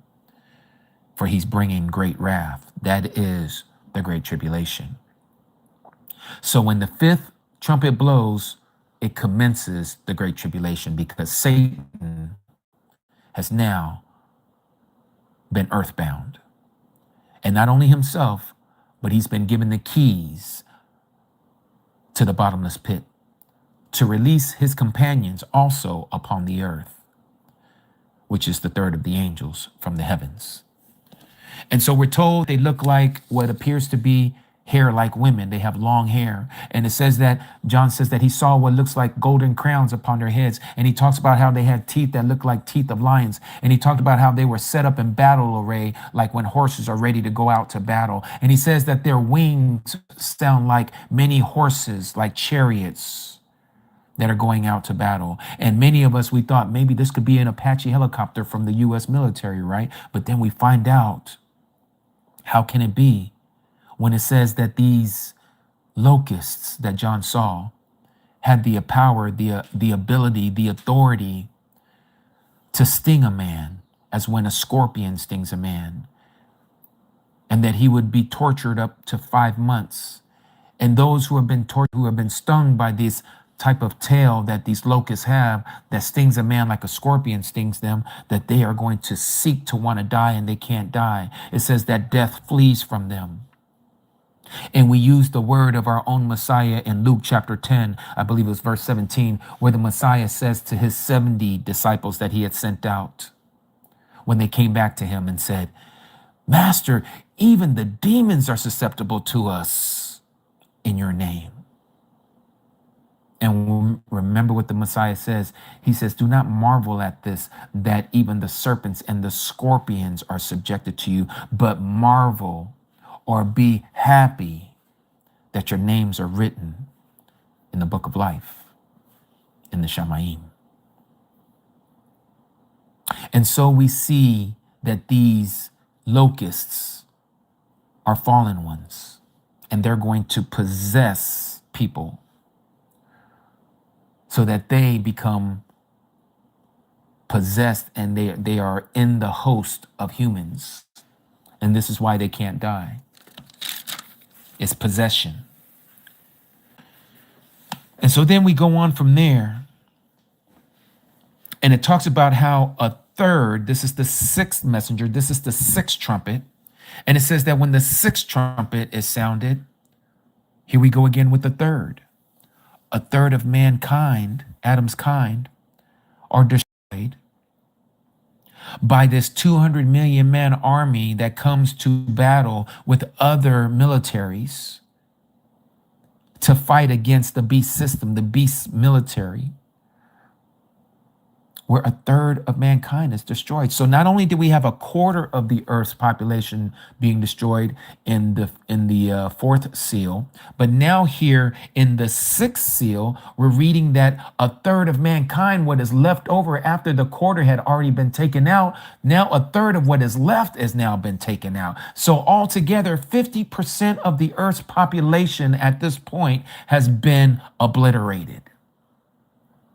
This is why the Messiah says that this is going to be a time like no other time, no, nor ever shall be upon the earth.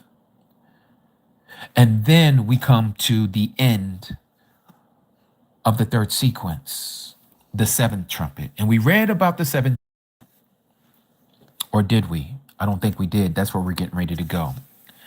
So we read about the sixth trumpet, and so we're catching up here to where we're getting ready to read in the 10th chapter of Revelation, and this is where we pick up from last week.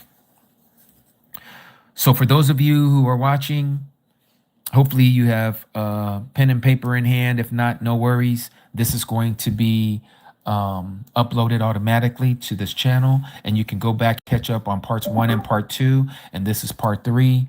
And again, we're finishing up on the third sequence. So the first sequence is the assembly age. The second sequence is the 7 seals. The third sequence is the 7 trumpets. And we're getting ready to read about the 7th trumpet. But before we do that, we're going to read chapter 10 of Revelation. Let me blow this up so you guys can follow along with me. Chapter 10 from Hazon, also known as the Book of Revelation. And it reads, "And I saw another messenger, another angel, coming down from the heaven, robed in a cloud, and a rainbow on his head. And his face was like the sun, and his feet like columns of fire, and having in his hand a little scroll, a little book. It was opened. And he placed his right foot on the sea and his left foot on the land. And he cried with a loud voice as when a lion roars. And when he cried out, 7 thunders spoke their sound, told." And then verse 4 says, and when the 7 thunders spoke their sound, I, Yohanan, John, was about to write. But I heard a voice in the Shama, or from the Shama in the heaven, saying to him, "Seal up what the 7 thunders spoke and do not write them." So out of everything that he was told to write and write down what he sees, this was the one thing he was forbidden to tell us. This is the only thing that he was not allowed to tell the reader what he heard that was spoken by this mighty messenger, this mighty angel. Verse 5. "And the messenger whom I saw standing on the sea and on the land lifted up his right hand." Notice that it's bold letters here, meaning that this is being quoted from somewhere else in the Old Testament, also known as the Tanakh. It says here, and he lifted up his right hand to heaven. We see this in Genesis chapter 14, verse 22, and Deuteronomy, Dabarim, chapter 32, verse 40. "And he swore by him who lives forever and ever," Daniel chapter 12, verse 7, "who created the Shama, the heaven, and what is in it, and the Arats, the earth, and what is in it, and the sea, and what is in it," Nehemiah chapter 9, verse 6, "that there shall be no further delay. And in the days of the sounding of the 7th messenger," yours will say the 7th angel, meaning the 7th trumpet. When the 7th trumpet is about to sound, it says, when he is about to sound, the secret, yours would say the mystery of Yahuah Elohim, the mighty of mighty ones, shall also be ended, as he declared to his servants, the Nabaim, that is the prophets, the Old Testament. So when the 7th trumpet is about to sound, it didn't say when it sounds, it says is about to sound. When he is about to sound, the secret of Yahuah Elohim shall also be ended. Meaning that the things that was a secret, a mystery to us, that we didn't understand, It shall all make sense right before, not when the seventh trumpet sounds, before the seventh trumpet sounds. We are going to see and understand what has been written of him in all the books. How does that happen? The only way that I can think of that happening is the Ruach gives us revelation right before the sounding of the seventh trumpet. This is right before what we know as the resurrection of the dead. Before the resurrection of the dead, something is supposed to transpire, but we're not told what it is. Because remember, seal up what the seven thunders spoke and do not write them. This part is a mystery. This secret, whatever was said by this mighty messenger at the beginning of chapter 10, we are not told what he says. But whatever it is that he says is going to culminate to where we're all going to understand the secret of Yahuah Elohim shall be exposed. It shall be revealed to the masses as he declared to his prophets. And so it goes on and says here in verse 8, and the voice that I heard out of the heaven spoke to me again and said, go take the little book that is open in the hand of the messenger standing on the sea and on the earth. And I went to the messenger, I went to that angel and said to him, give me of that little scroll, that little book. And he said to me, take and eat it. Eat it, John. And it shall make your stomach bitter, but it shall be as sweet as honey in your mouth. And so he says, and I took the little scroll out of the messenger's hand and I ate it. And it was sweet as honey in my mouth. Again, symbolic language, metaphorical speech. And when I had eaten it, my stomach was made bitter. And he said to me, to John, you have to prophesy again concerning many peoples and nations, ethnic groups, and languages, tongues, and sovereigns, leaders. Yohanan would have to do this. So there's a few questions that we need to ask. Who is this mighty messenger that placed his left foot on the land and his right foot on the sea?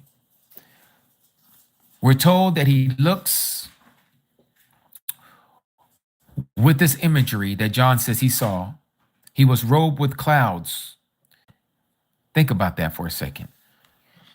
His clothing looked like puffy clouds. His clothes looked like puffy clouds was on him. And it says that this rainbow was over his head. So he had this shine, this glow about his head. And it says that his face was like the sun. It was so bright that his face looked like the sun. And his feet like columns, like two long columns of fire. And then imagine each one of those feet, one in the water and the other one on the land. And it says that when he cried out, he spoke, it was like thunder, like thunder. And it said that he lifted up his right hand to the Shamaim, and he swore to him who lives forever and ever, who created the heavens and the earth, and that was in it, and the sea, and what was in it, that there shall not be no more delay. Like things are going to speed up. When does this happen? We're not told when this happens in the sequence. But if I had to guess, it would have to be during the Great Tribulation. If I had to guess, it would be during the Great Tribulation.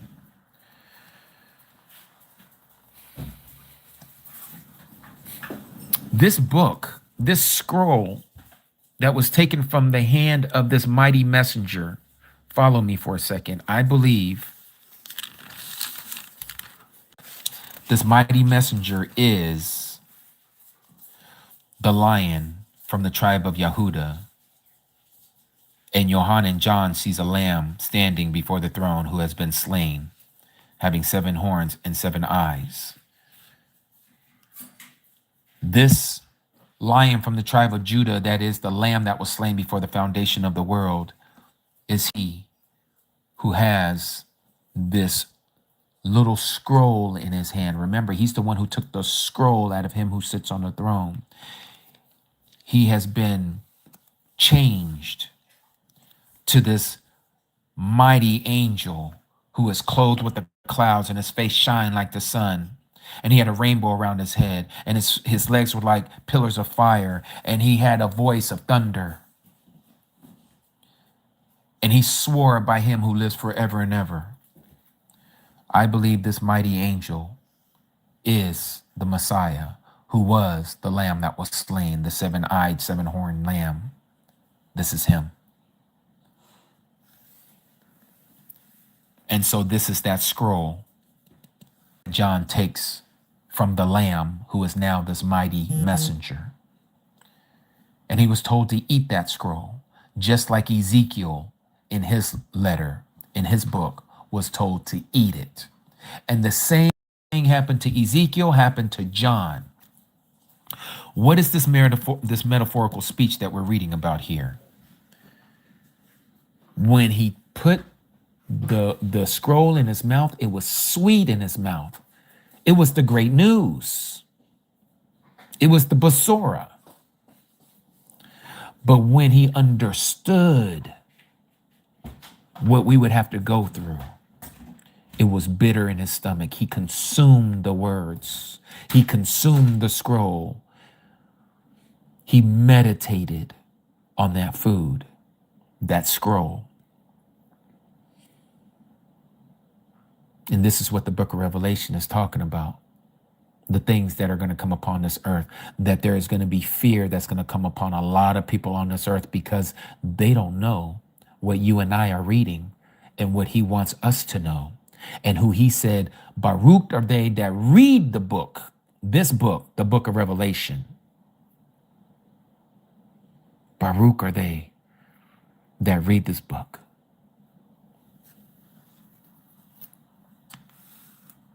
And so this brings us to chapter 11. Chapter 11 is a highly contested chapter in the book of Revelation. Why? Because what we're getting ready to read about the two witnesses. Let us read. Revelation chapter 11. We're still in the third sequence, by the way. Revelation chapter 11.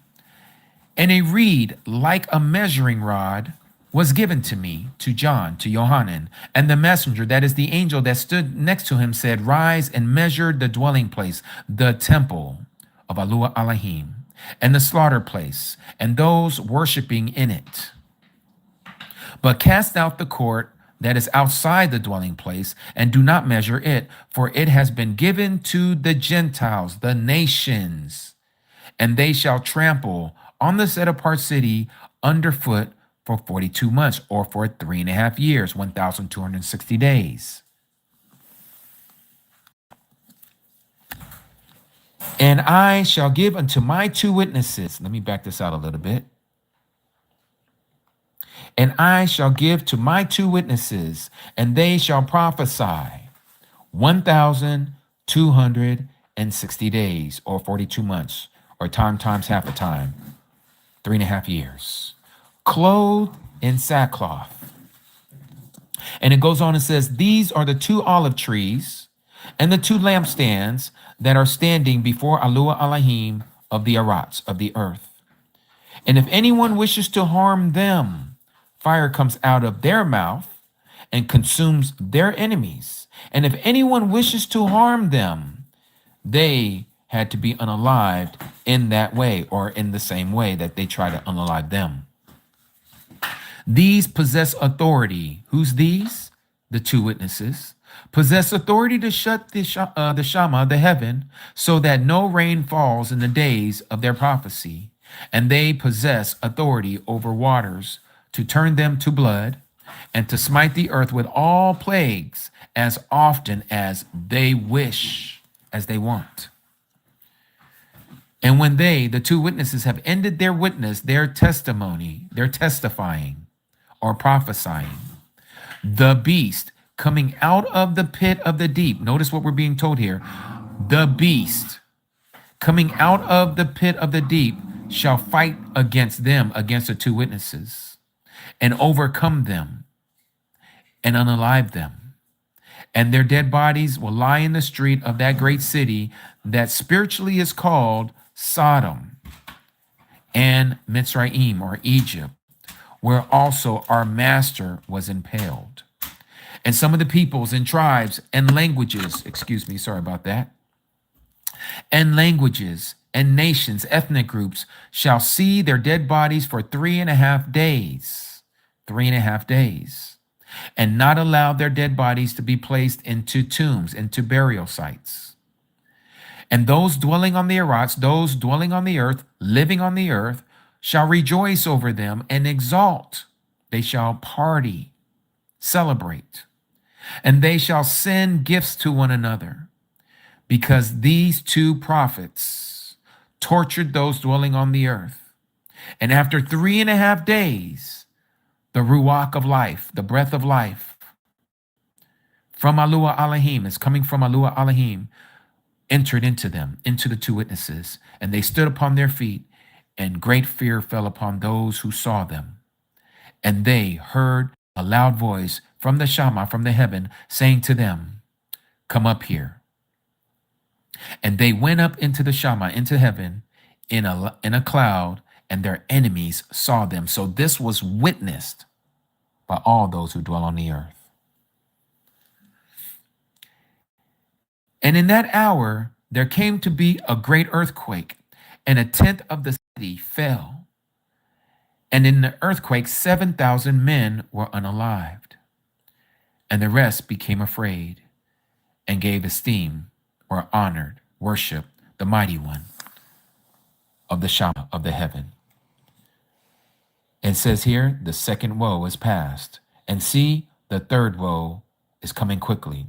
So the second woe is the 6th trumpet. Remember, we read the 5th trumpet that had to do with the locust army, that we know is the third of the fallen ones, the third of the angels, who are the fallen ones, not third of the fallen ones, but a third of the angels who are known as the fallen ones. That is the 5th seal, or the 5th trumpet, The 6th trumpet is what we just read here, where it talks about how the two witnesses were going to be unalived. They're going to be unalived. Or I'm all twisted here. The 6th trumpet is where 1/3 of the earth population is going to be unalived by the smoke and the fire and the brimstone that comes from these weapons from the 200 million man army. So this is going to be a huge battle, a huge war. This is not the same war that we read about in the second sequence, the second seal, which is the red horse. This is a different war, a different event. But here we see that the culmination of all of this has to do with the end of the 6th trumpet. So from what I'm gathering here, and again, this is just my opinion from what I've studied on this, is that the two witnesses, people have questioned, who are they? Before I try to attack that answer or question, many of us who will be going through the Great Tribulation, we're going to get to see these things occur upon the earth. And we're told to endure to the end. Now, to me, it seems very clear. It's blurry. Someone says it's blurry right now. Oh, I don't know what's going on, why it's blurry. Let me see if I can fix it. Give me a second, everyone. Let me turn on the comments so you guys can tell me that it looks better. Is it blurry on your phone, dear? No. It's not blurry on your phone? Askia, you might have to leave and come back in. Yes, well, it's a little blurry, though. It's cleared up? Okay. It's cleared up now. All right, let me go ahead and shut off the comments again. Sorry about that, everyone. Yes, please let me know if it does get out of focus. I don't know why that happens from time to time.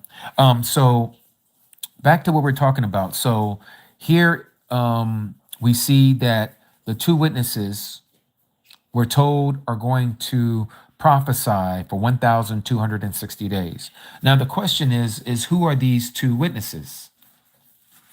Who are they? Some people believe it's Moses and Eliyahu, or Moses and Elijah. They say that because of this passage right here in Matthew chapter 17. Remember this passage? And it says here, Matthew 17, verse 1. And after 6 days, notice after 6 days, after 6,000 years, symbolically speaking, Yahusha took Kappa, Yaqub and Yohanan, Peter, James, and John, his brother, and brought them up on a high mountain, that would be Mount Zion, symbolically speaking, by themselves, and he was transformed. The Messiah was transfigured before them, and his face shined like the sun, just like this mighty angel that we just read about in Revelation chapter 10. And his garments became white as light. And see, Masha and Eliyahu, Moses and Elijah appeared to Kappa, Yaqub, and Yohanan on this high mountain, along with the Mashiach, who transfigured before them. And Kappa said that they saw him talking with the Messiah. And Kappa answered and said, Yahusha, Master, it is right for us to be here. If you would allow us, let us make here 3 booths, or 3 tabernacles, 3 tents, one for you, one for Masha, and one for Eliyahu. And while he, Kappa, was still speaking, see, a bright cloud overshadowed them.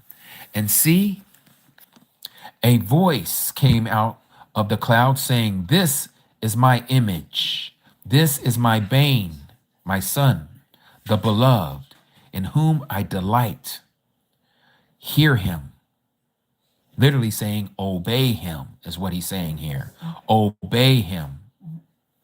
And when the taught ones heard, they fell on their faces and were much afraid. And Yahusha came near and touched them and said, rise and do not be afraid. Having lifted up their eyes, they saw no one but Yahusha only. So again, some people believe the two witnesses is Moses and Elijah. There's other reasons for this, that it's Moses and Elijah, because some of the things that was done, like it says here. It says here in Revelation chapter 11, and if anyone, verse 5, wish or wants to harm them, these two witnesses, fire comes out from their mouth. Fire comes out from their mouth and consumes their enemies. Now, Eliyahu, Elijah, when he used to walk this earth, we're never told that fire came out of his mouth. Masha, when we read his stories of what he did while he was here on this Aratz, on the earth with the children of Yasharal, fire never proceeded out of his mouth. So this is something new. But it goes on and says, and if anyone wants to harm them, they would have to be unalived in that way. So whatever way that these people want to harm these two witnesses, the two witnesses would harm them like, oh yeah, you're going to do this to us? Well, back at you, pretty much. But it goes on and says, these possess authority. They've been given the authority to shut up heaven. Now here we see a little inkling of what Elijah did back in his day. We're told here in the book of Yaqub, in James, chapter 5, verse 17, it says, Eliyahu was a man with feelings like us. Pretty much what Yaqub, James, is saying here. He's like, look, Elijah was a mere man like us. He was a mortal. And yet he prayed earnestly that it would not rain. And it did not rain, check this out, on the land for 3 years and 6 months. 3.5 years, that is 42 months, or 1,260 days. And so we're told here in Revelation chapter 11 about where it says that these two witnesses, that they had the power to shut up heaven so that no rain falls in the days of their prophecy. Well, how long is the days of their prophecy? It says they shall prophesy 1,260 days. That's 3.5 years or 42 months. You can do the math. Is that coincidence that we read this in the book of Yaqub, in the book of James, chapter 5, verse 17? Eliyahu, same person, Elijah, was a man with feelings like us, and he palawed, and earnestly he palawed that it would not rain. And it did not rain on the land 3 years and 6 months, 3.5 years. And it says, and he prayed again, he palawed again, and the Shama gave rain, and the land brought forth fruit.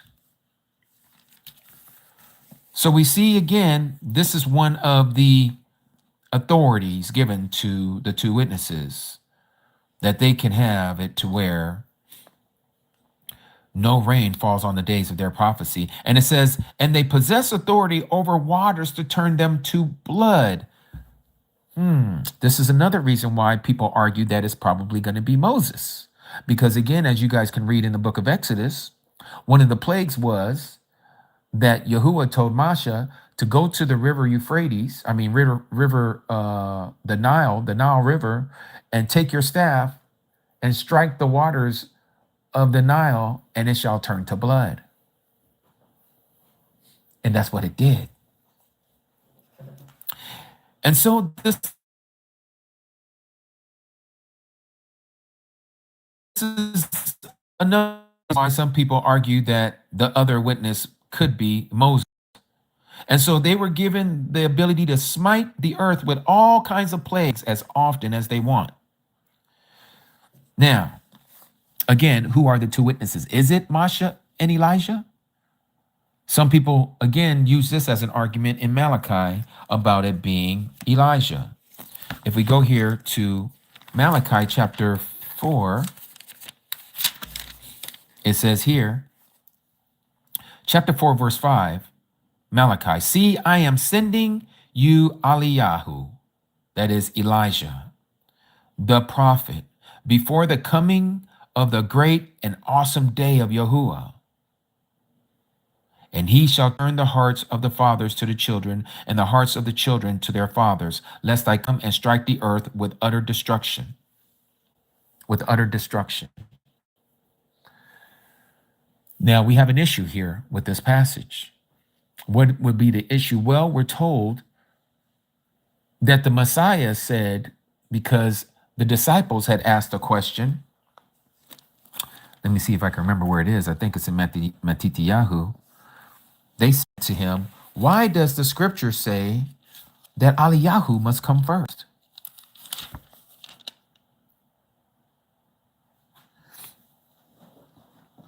Does anybody know where that passage is in Matityahu? Is it in chapter 11? I'm trying to remember.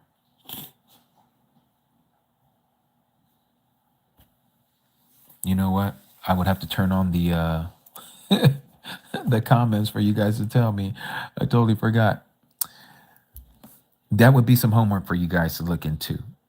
But remember, the disciples had asked the Messiah, why does the scripture say that Eliyahu must come first? Well, Malachi chapter 4, that's what we're reading, right? And Malachi chapter 3, it does say that about him coming. It's blurry again. I see Satan wants to bother us today. I see he wants to bother us today. So yes, in chapter 3, it says, I am sending my messenger, and he shall prepare the way before me. Then suddenly the master you are seeking comes to his call to the temple, even the messenger of the agreement, in whom you delight. See, he is coming, said Yahuah of hosts. He is coming. The Messiah, before the great and terrible day of Yahuah, he shall come. But he's going to send his messenger first.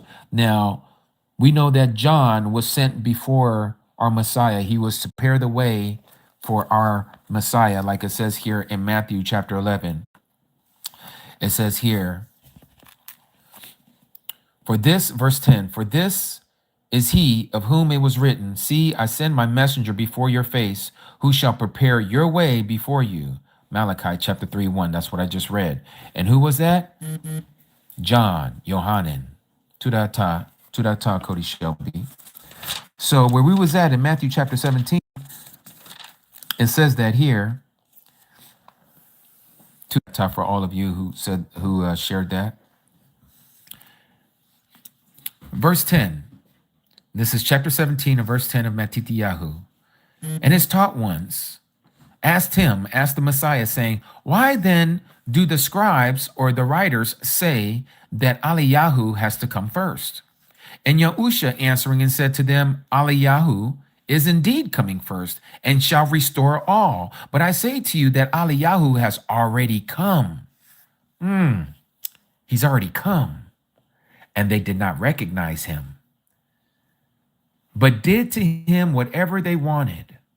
In this way, the son of Adam is also about to suffer by them, by the same people, by their own people. Then the taught ones, the Talmudim, understood that he had been speaking about Yohanan the Immerser, John the Baptist. John the Baptist. So, did Eliyahu already come, or did Yohanan the Immerser, John the Baptist, come in the spirit of Elijah, as a lot of people like to say? Did he come in the spirit of Eliyahu? Was he really Elijah in the flesh? I don't think he was actually Elijah in the flesh, but I believe he came as Elijah in the same type of office as Elijah, as a prophet. As a prophet. John was a prophet. Hanan, he was a prophet. He was sent to his own people. She took your what you call it again, baby? Yes, she did. So is it Moses and Elijah? Who else could it be? Could it be Enoch and Elijah? Here's another argument that people make of the two witnesses possibly being Enoch and Elijah, and this is their argument. The argument is, in Hebrews chapter 9, we read here, verse 27, or verse 27. And as it awaits man to die once, but after this, some of your translations will say, comes the judgment, or after this, the judgment. So what are we being told in this tiny little verse if we just take that and we isolate that verse? What we're saying is that Elijah and Enoch, we know that Elijah never died, and we know that Enoch never died. Both of them were teleported. They were translated. They were taken. They were raptured, if you will, alive.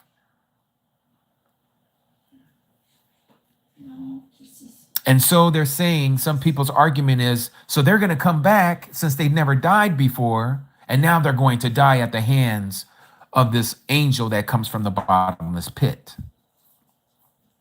So that's the other argument of who the two witnesses could be. There's also those who also think that it could also be John, this same John that we just read about, because remember what it said here in Revelation.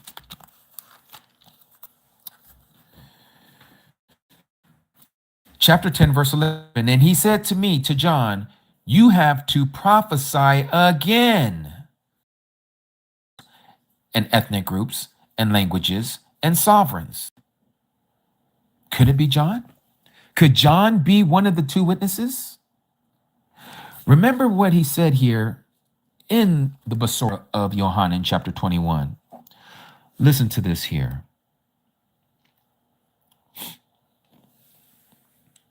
Chapter 21 of Yohanan, John, verse 18. Truly, truly, Amat, I say to you, when you were younger, Kappa, to Peter, you girded yourself and walked where you wanted to. But when you are old, you shall stretch out your hands, and another shall gird you and bring you where you do not want. Now this, he, Yahusha, said this, signifying by what type of death Kappa, Peter, would esteem Yahuah Elohim. And having said this, he said to Kappa, to Peter, follow me, do as I do. And Kappa, turning around, saw the taught one, saw the disciple whom Yahusha loved following, who also had leaned on his breast at the supper and said, "But master, who is the one who is delivering you up?" Seeing him, Kappa said to Yahusha, "But master, what this one? What about John, the twin? What about him?" Yahusha said to him, "If I want him to remain till I come," notice the words here. The Messiah is saying to Kappa, to Peter, "What is it to you if I want him to remain till I come? What is that to you? You, Peter, you just follow me. You do what I told you to do." Therefore, this word went out among the brethren that this taught one would not die. However, Yahusha did not say to Peter that John, that's who we're talking about, would not die. But if I desire him to remain until I come, what is it to you, Peter? This is the taught one who bears witness about these matters and wrote these matters. And we know that his witness is true. What is he saying here? This is John saying that I'm the one who wrote this letter to you. Hence why it's called the Epistle of John. John is saying, I'm the one. I'm the one that Peter said, "What about this guy?" He was saying that to me. What about him? What's going to happen to him? The Messiah says, don't worry what's going to happen to John. You just do what I told you to do, and you do my work. You follow me. You do what I did. And so some people think one of the taught ones, or one of the ones who is going to be the two witnesses, might possibly be John as well. Now, the last one, which I'm not seeing this, but I'm going to put it out there anyways, because this is a teaching, especially in the Hebrew roots movement and the truth movement, that people are saying that the two witnesses are two trees.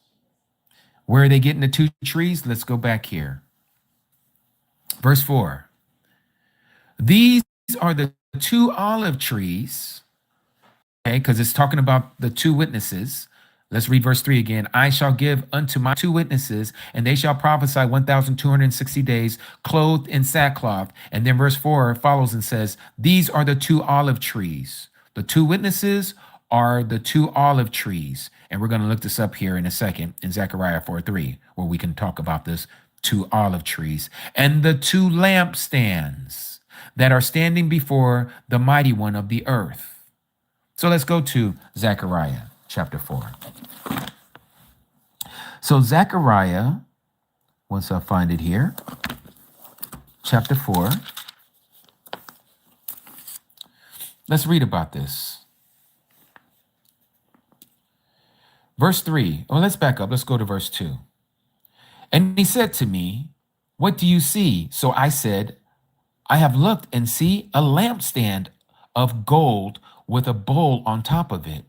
And on the stand, 7 lamps with 7 spouts to the 7 lamps." So again, 7 lamps, we know this to be a menorah, with 7 spouts to the 7 lamps, and the 2 olive trees are by it, one at the right of the bowl and the other at its left. Now,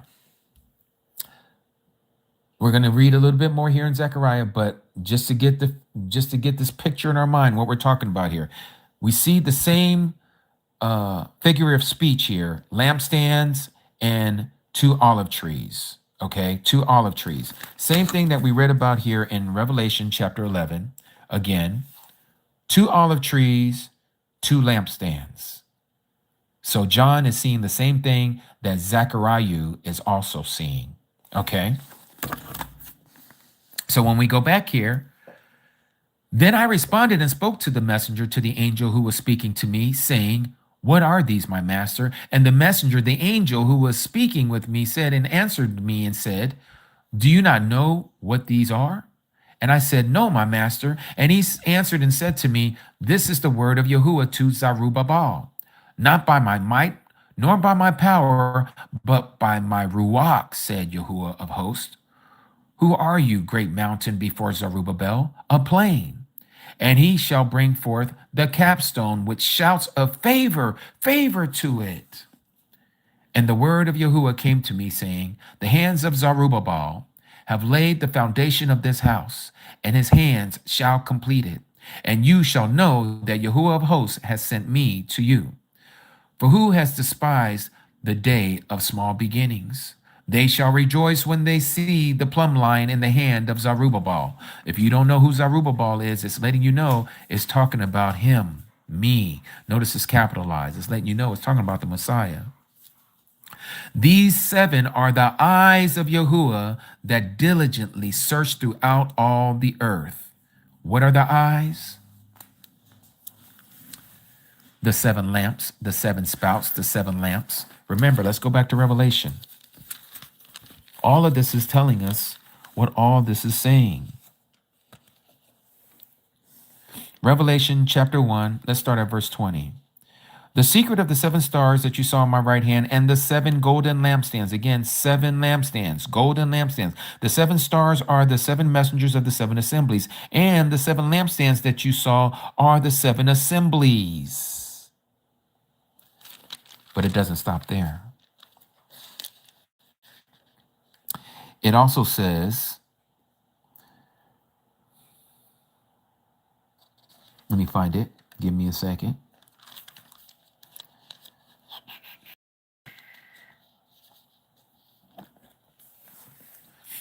Revelation chapter 5, verse 6, and I saw and looked in the midst of the throne and the 4 living beings, and in the midst of the elders a lamb standing, having been slain, having 7 horns and 7 eyes, that are the 7 ruachos, the 7 spirits of Yahuah Elohim, sent out into all the earth. Back to Zechariah chapter 4.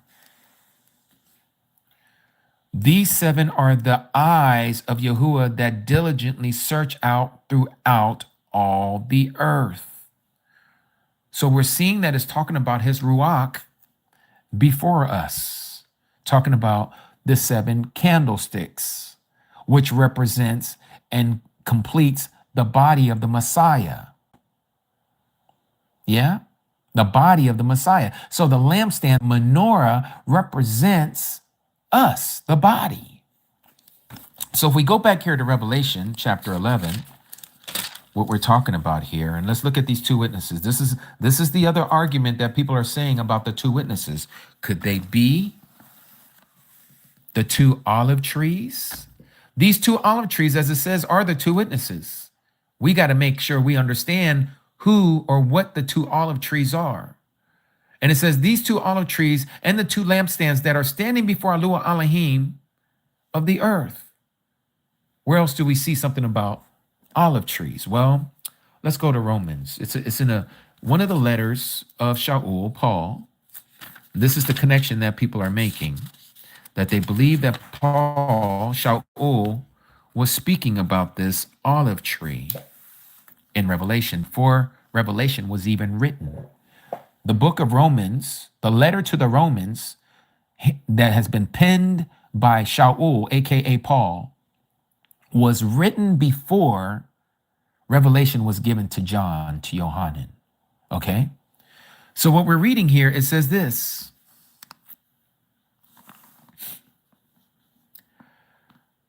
So Shaul slowly starts to merge into talking about an olive tree, but we're going to start here from verse 16.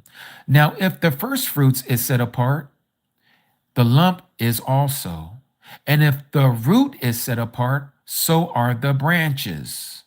And if some of the branches were broken off, you being a wild olive tree, here we hear a wild tree, but it's talking about a wild olive tree, having been grafted in among them, and came to share in the root and the fatness of the olive tree, do not boast against the branches. And if you boast, remember, you do not bear the root, but the root bears you. You shall say then, the branches were broken off that I might be grafted in.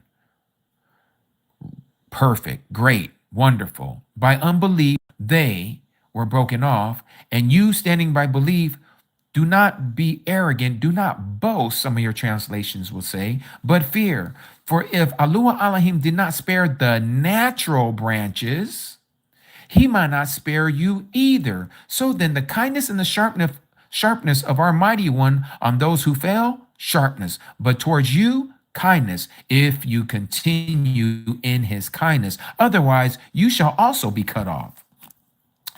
And they also, if they do not continue in unbelief, shall be grafted in, for Yahuah Elohim is able to graft them in again, meaning to go back to their olive tree. For if you were cut out of the olive tree that is wild by nature, so here we go.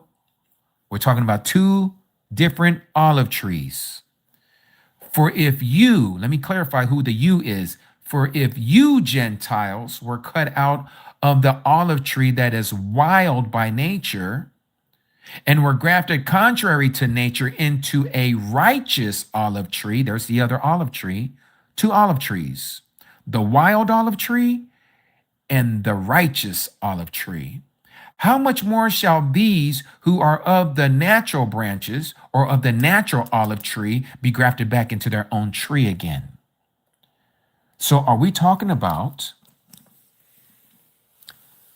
these two olive trees in chapter 11 of Revelation, verse 4? Are these the two olive trees that we're reading about? Could the two witnesses be the natural branches and the grafted in from the wild olive tree? What am I saying? What is the word saying? Is it to the Israelites first and then to the Gentiles? As it says, salvation is of the Jews first and then to the Gentiles. In that passage there where Paul says that here in the book of Romans, that salvation is to the Jews first, that is a general speech to say that the Jews here symbolically represents Israel, the whole 12 tribes.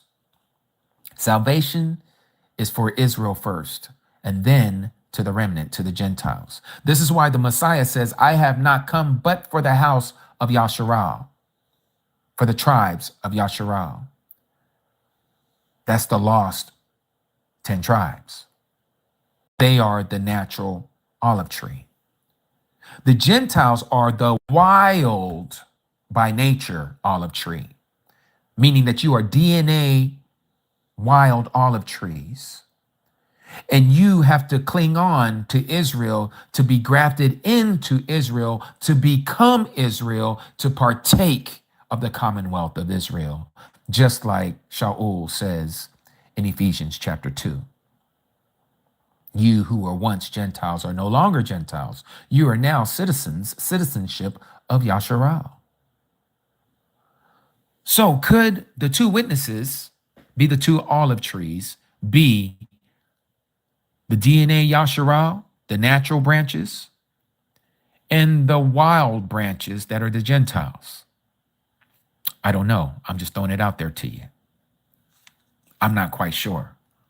But it seems to have a lot of evidence. But this is where it puzzles me, and I'm just bringing it out to you, okay? If it is these two olive trees are the natural branches and the wild branches that have been grafted in together, we're still talking about one tree. Because the wild branches are being grafted into the natural olive tree. The wild tree doesn't become a righteous tree. The wild tree is still wild. That wild tree represents those who are not of the truth, of the Gentiles. They're going to be thrown into the fire just like the ones who are broken off from the olive tree, the natural olive tree. All of that is getting thrown in to the fire. So the ones that were broken off the wild olive tree, they're going to be saved and grafted into the natural olive tree. So again, we're only still dealing with one olive tree. And nowhere do we see the argument that I see with a lot of Hebrew Israelites that the two olive trees represent the northern kingdom and the southern kingdom, because we don't see that in the text here, nor do we see it in Zechariah as the northern kingdom and the southern kingdom. So what are we to make of this? I don't know. But this is one of the things that also causes me pause, because it also says this. Let's just say you and I, those of you listening to me, all of us, we are the two olive trees. Okay, let's just say it's us. And we are prophesying, because that's what we're doing right now. What is it to prophesy? We are taking, excuse me, let me say that again. To prophesy means that you have been sent out to speak a message that has been given to you. Not your message, but the Creator's message. That's what makes a person a prophet or a prophetess, one who has been sent. You are to forewarn my people, as it says in Ezekiel chapter 3 and chapter 33, as the watchmen and watchwomen. This is why we're called the Nazarene, the watchmen. Are we the ones? And again, what is a Nazarene? Branch, olive tree. Could we be this olive tree? Again, here's what gives me pause. If we are they, then that means sometime in the future, if anyone wants to harm us, fire is going to come out of our mouth and we're going to consume our enemies. You don't need to go get no pow. You don't need to go get no ammo. The ammo is right there when the spirit is going to be released out of you, if this is the case. And it says, if anyone wants to harm them, they would have to be unalived in the way that they're trying to unalive us, if we are the two witnesses. And then it goes on and says, these two witnesses possess authority to shut up the heaven so that no rain falls in the days of their prophecy. So let's say we're over here, like I'm here in Vegas, and I'm all of a sudden prophesying. I'm promoting the true basora of the scriptures in Vegas. And I'm looking over the valley of Vegas and I'm palawing over Vegas because nobody is repenting. So I'm going to curse the valley that it does not rain all the days of my prophecy. Just throwing it out there. Could this be a possibility? If we are these two olive trees, the two witnesses. And it says that we have the authority to turn water into blood and smite the earth with all kinds of plagues as often as we want. As often as we want. And when they have ended their witness, if this is us, when we have accomplished our mission, the beast coming out of the pit, this is none other than Satan. Satan is the beast coming out of the pit of the deep. He is going to fight against us if we are the two witnesses. And he shall overcome us and unalive us. Sounds like Revelation chapter 13. What does it say there?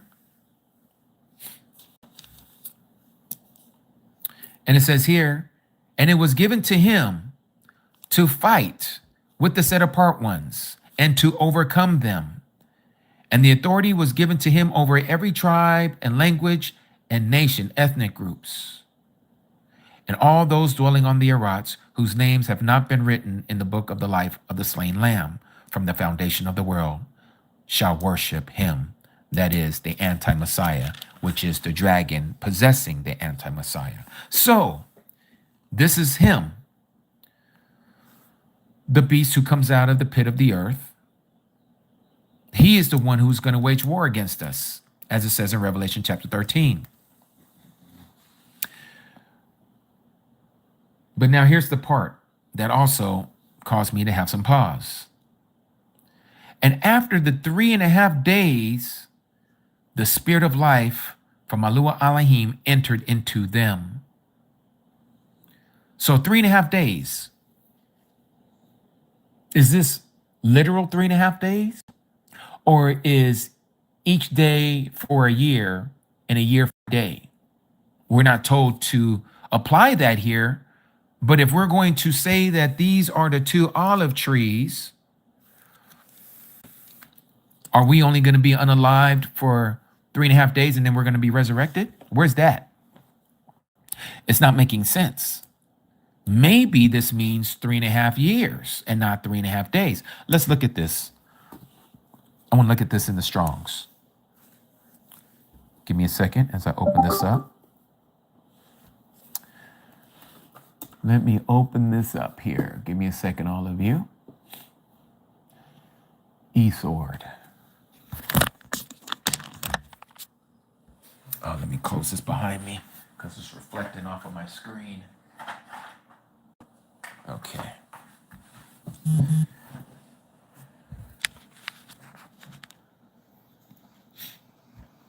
All right, now let's go to Revelation, where we're reading from, chapter 11. Let me blow this up.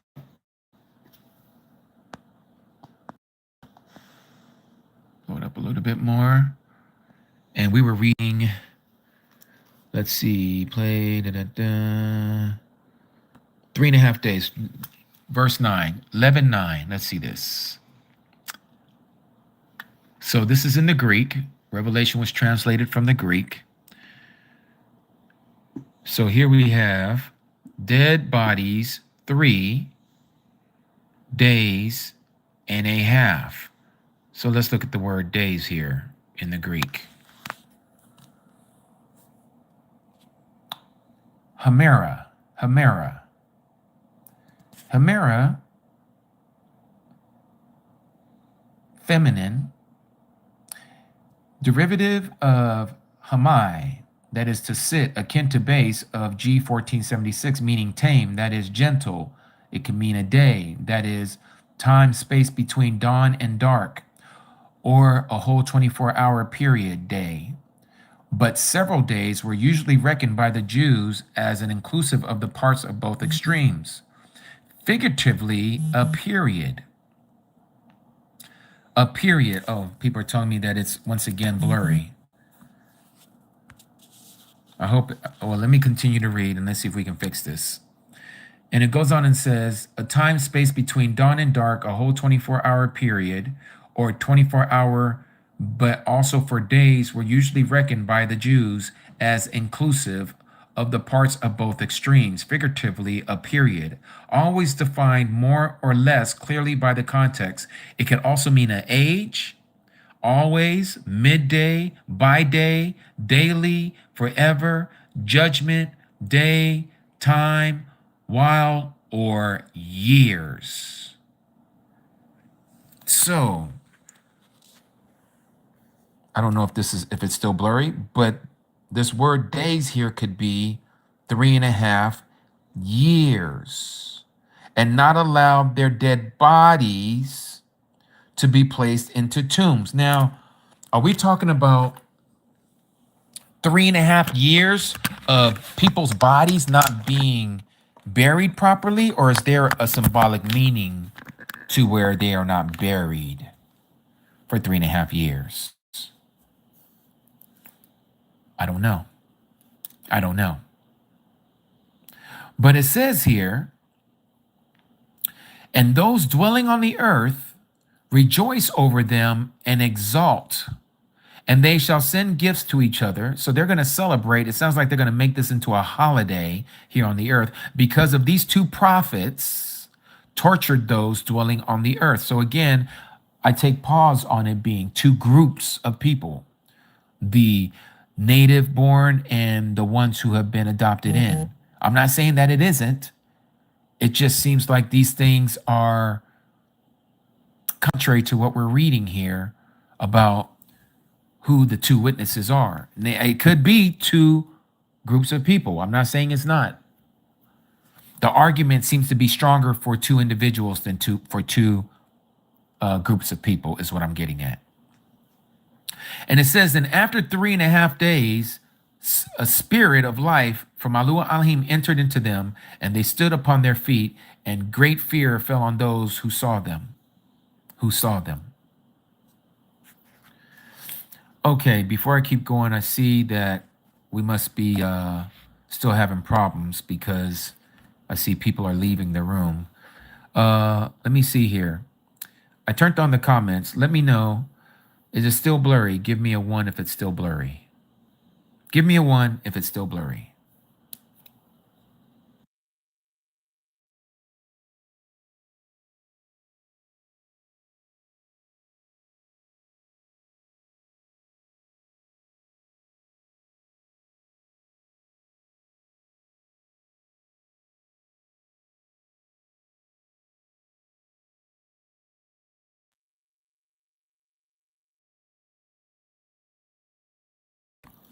So it's getting better. Okay.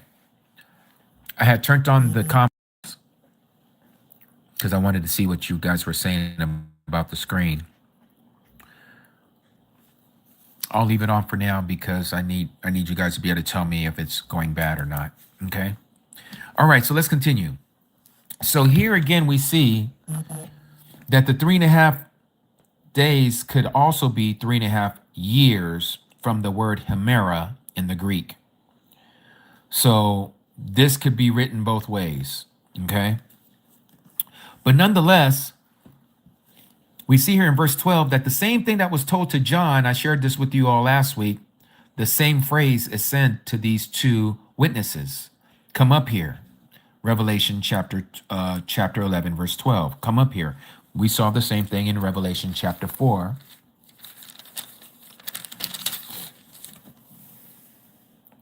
Verse 1. And it says, let me back this out a little bit more. And after this, I looked and saw a door having been opened in the heaven. And the first voice that I heard was like a trumpet speaking with me, saying, come up here, and I shall show you what has to take place after this. Come up here. So we see that again here in Revelation chapter 11, verse 12. And they heard a loud voice from the heaven saying to them, to the two witnesses, come up here. And they, the two witnesses, went up into heaven in a cloud, and their enemies saw them. Their enemies saw them. And it says, and in that hour came to be a great earthquake, and 1/10 of the city fell. 1/10 of the city fell. Now, we see that it said that the two witnesses were going to be in a particular location here in verse 8. It says, and their dead bodies lie in the street of that great city that is spiritually called Sodom and Egypt, or Mitzrayim, where also our master was impaled. Where was our master impaled? He wasn't impaled in Sodom. Our Messiah wasn't impaled in Sodom, and he wasn't impaled in Egypt either. But it says it was spiritually called Sodom and Mitzrayim and Egypt, where also our master was impaled. Let's look at that word impaled. Let's see what it says here about verse 8. Now in the Greek, it puts the word staru. This is where the Catholics got a hold of it and put the pagan word crucified. Actual word is staru, and it comes from the word staros, which has to do with a pole. So it means that he was staked, where our Messiah was staked.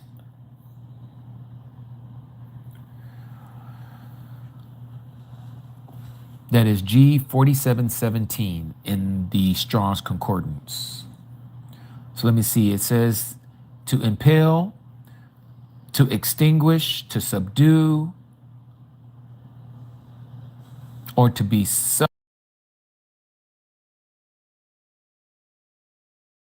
selfish. Let me see something else.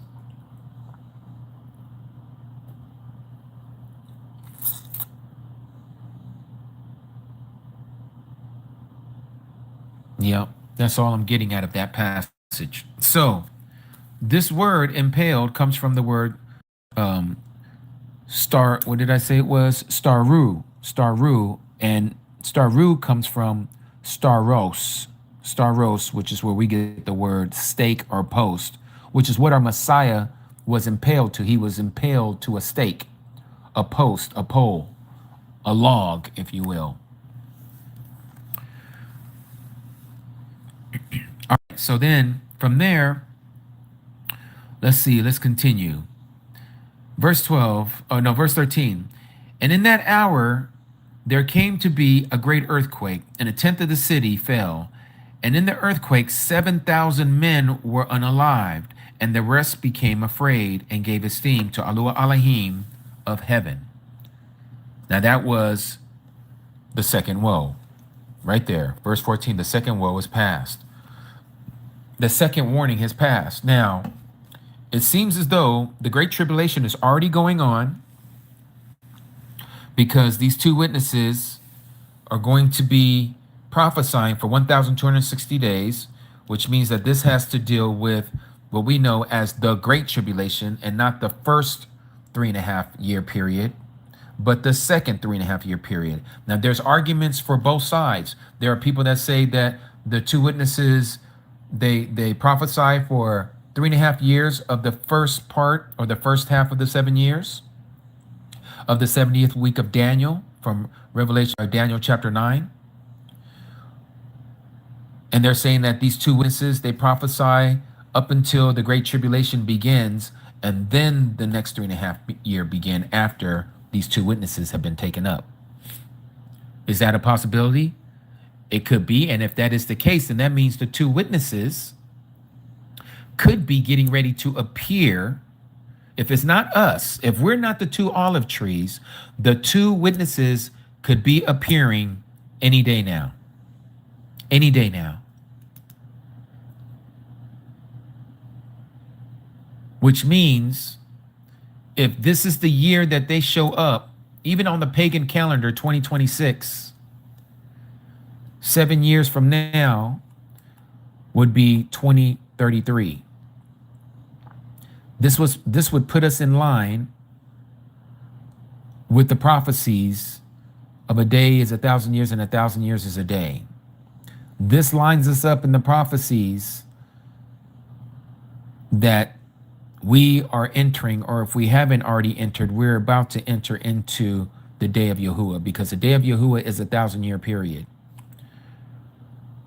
Now, not to confuse any of you, again, I'm showing both sides of the argument. I personally believe that the day of Yahuah doesn't start until those of us who have either been unalived in the Messiah or are alive at the time of his second coming, that is the day of Yahuah.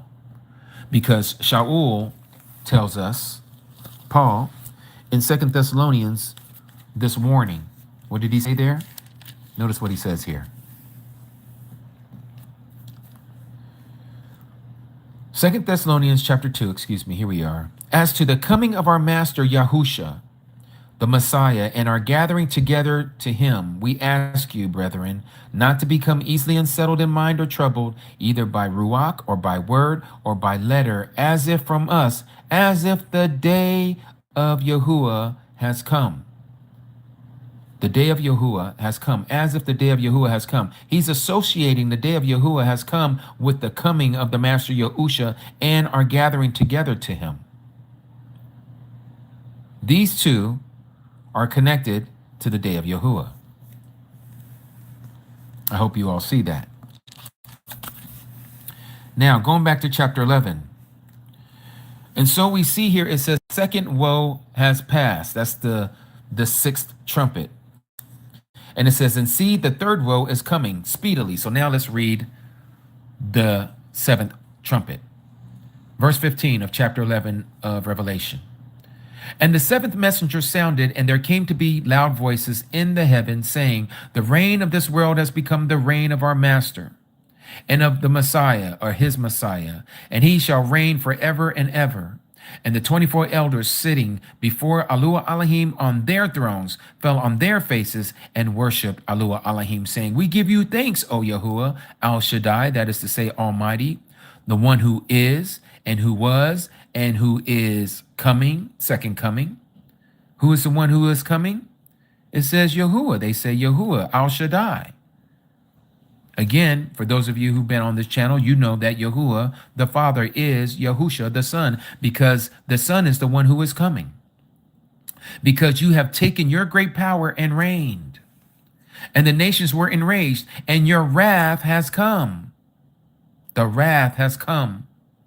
And the time of the dead to be judged. The time of the dead to be judged. Is this everybody? Everyone who's dead? Nope. It says to give the reward to your servants, the prophets, and to the set apart ones, the Kadashim. You may know it as the saints in your translation. And to those who fear your name, small and great, and to destroy those who destroy the earth. This is his wrath coming. He is going to destroy those who are destroying the earth. This is the reason for his wrath. And then it goes on and says, and the dwelling place of Yahuah Elohim was opened in the Shama, and the ark of his agreement was seen in his dwelling place. And there came to be what? Lightnings and voices and thunders and earthquakes and great hail. This brings us to the end of the third sequence. So the third sequence, the end of the third sequence is the seventh trumpet. The seventh trumpet. Why is this significant? Because Christianity would have us to believe that what Shaul was saying in 1 Corinthians, you see, this is what happens when you don't do what they like to call exegesis properly, right? You don't take what you're reading and rightly dividing it to understand what it is saying to you. Here in 1 Corinthians chapter 15, we read this just yesterday. Listen to what it says here in verse 51 and 52. This is what the pre-tribulation raptures, they love to use this passage. See, I speak a secret to you. Yours may say mystery. We shall not all sleep, but we shall all be changed in a moment, in the twinkling of an eye, at the last trumpet. Yours may say last trump. Last trumpet. Again, Paul, by the inspiration of the Ruach HaKodesh, writes this letter to those of the assembly of Corinth, the Corinthians, and he's telling them what must transpire before our resurrection. The last trumpet must be blown. The pre-tribulation rapture believers want us to believe that this happens before the anti-Messiah is revealed and before the tribulation period, hence pre-tribulation rapture. Well, we just read the seventh trumpet, which is the last trumpet. There are seven trumpets, and none of the six trumpets that preceded the seventh trumpet spoke about a resurrection, excuse me. The seals don't talk about a resurrection. The seven assemblies doesn't talk about a resurrection. But the seventh trumpet, the last trumpet, talks about a resurrection. We just read it. Let's read it again. Verse 18, and the nations were enraged, and your wrath has come, and the time of the dead, not the time of the living, but the time of the dead to be judged. How can the dead be judged unless they're resurrected? How can the dead be given their reward unless they're resurrected?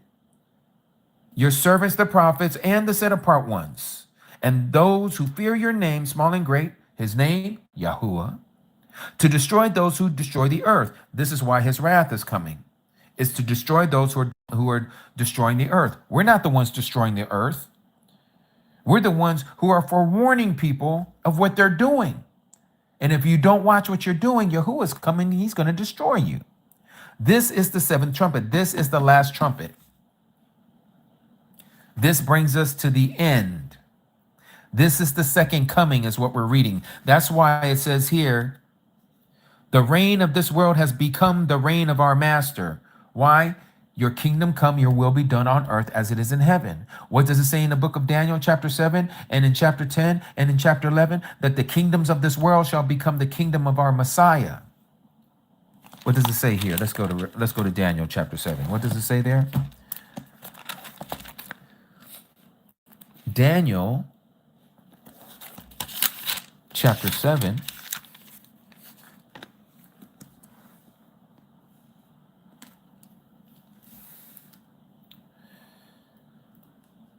Let's start here at chapter 7, verse 13. I was looking in the night visions and saw one like the son of Anosh coming with the clouds of the heavens. This is our Messiah. And he came to the Ancient of Days, and they brought him near to before him. So again, here we see Daniel having visions.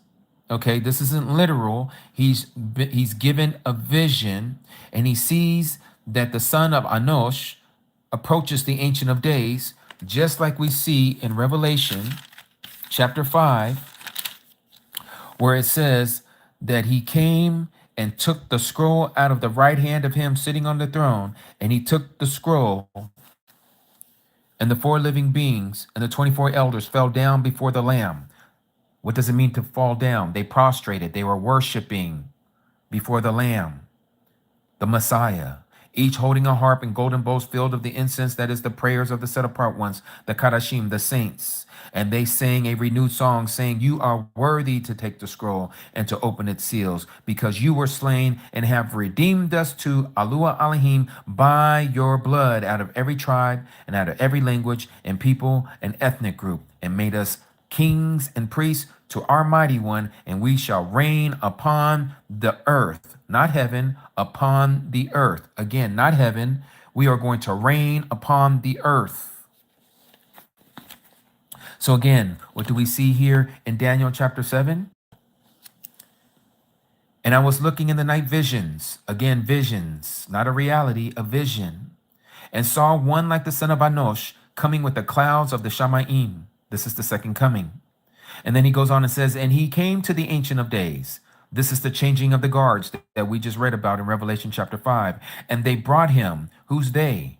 I would assume that this is the messengers, the Malachim, the angels, "brought him," the Messiah, "near before him," that is the Father sitting on the throne, "and to him was given rulership," that is the Son, the SON, "and preciousness and a reign, that all the peoples, nations, languages should serve him. His rule is an everlasting rule that shall not pass away, and his kingdom, his reign, that shall not be destroyed." And then it goes on in verse 18, and it says, "Then the set apart ones, that is the Kadashim, the Talmudim of the Most High, shall receive the kingdom and possess the kingdom forever, even forever and ever." What did we just read over here?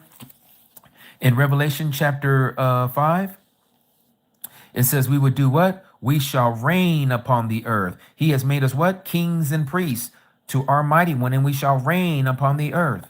We're reigning upon the earth because that's exactly what we're seeing here in Daniel chapter 7, verse 18. "Then the set apart ones of the Most High shall receive the kingdom and possess and reign forever, even forever and ever." Where are we going to be ruling and reigning forever? In the heavens or on the earth? According to Revelation chapter 5, verse 10, we shall reign upon the earth. We shall reign upon the earth.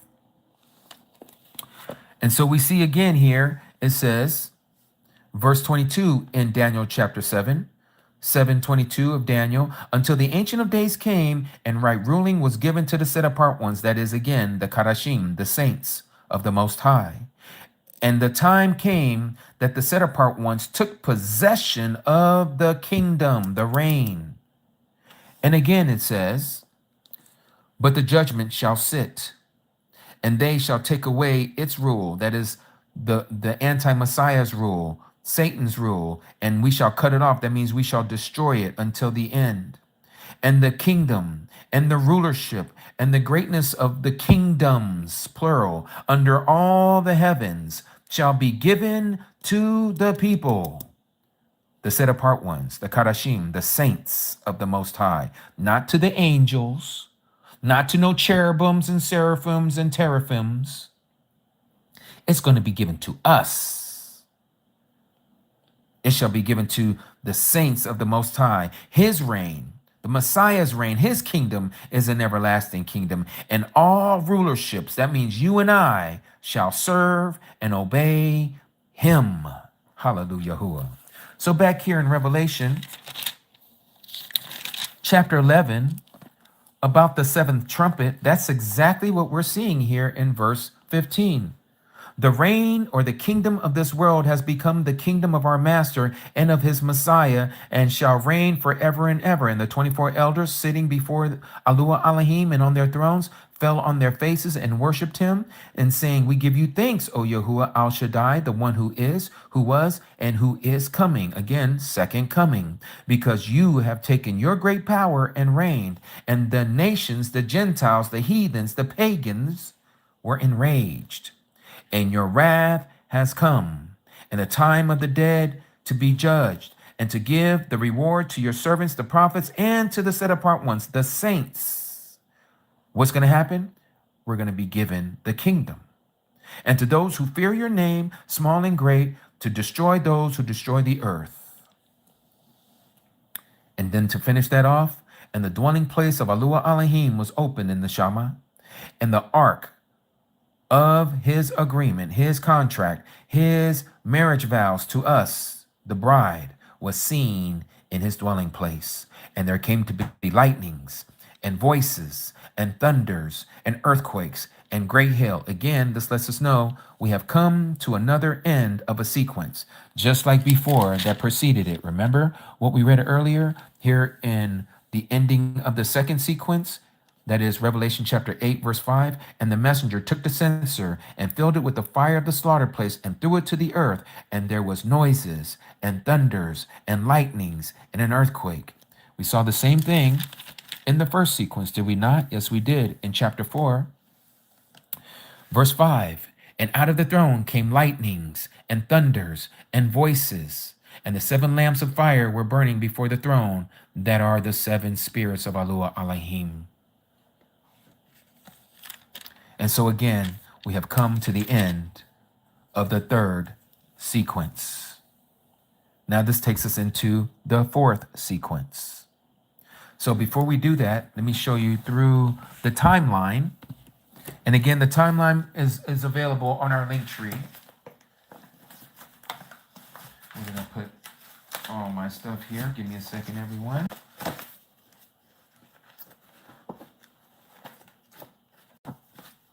Here it is.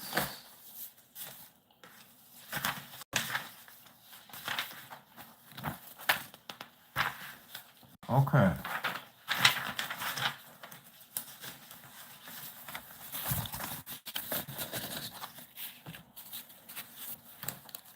So now, we remember that we were talking about the first sequence.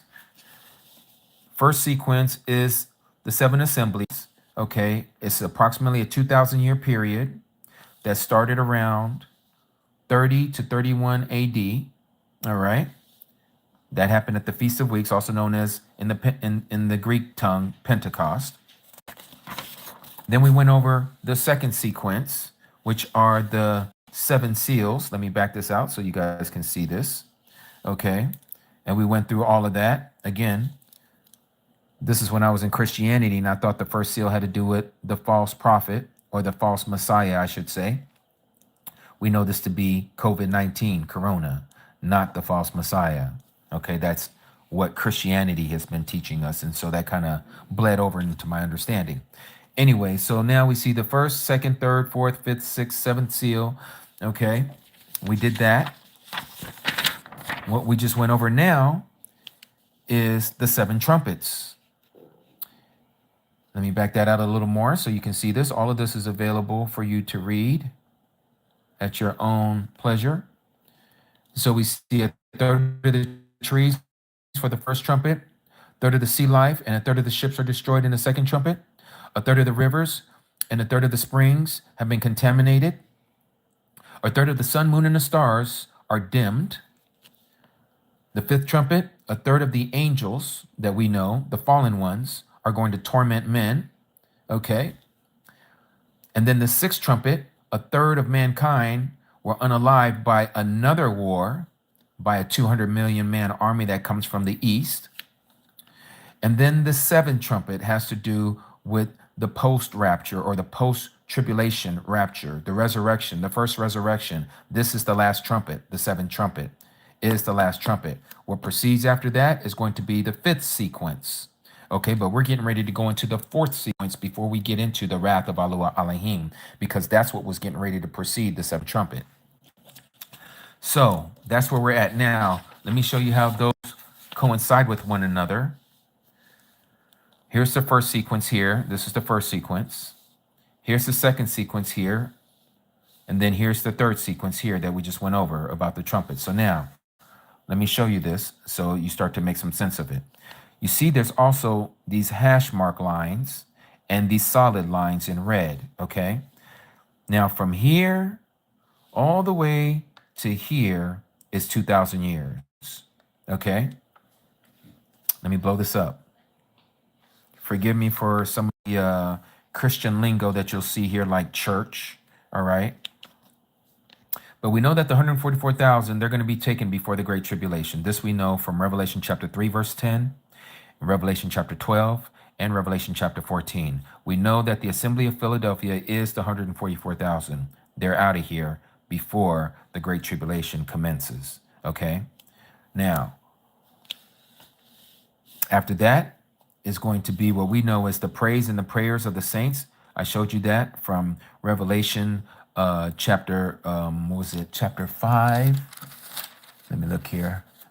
Oh, chapter 4. Chapter 5. Yes, chapter 5, verse 8.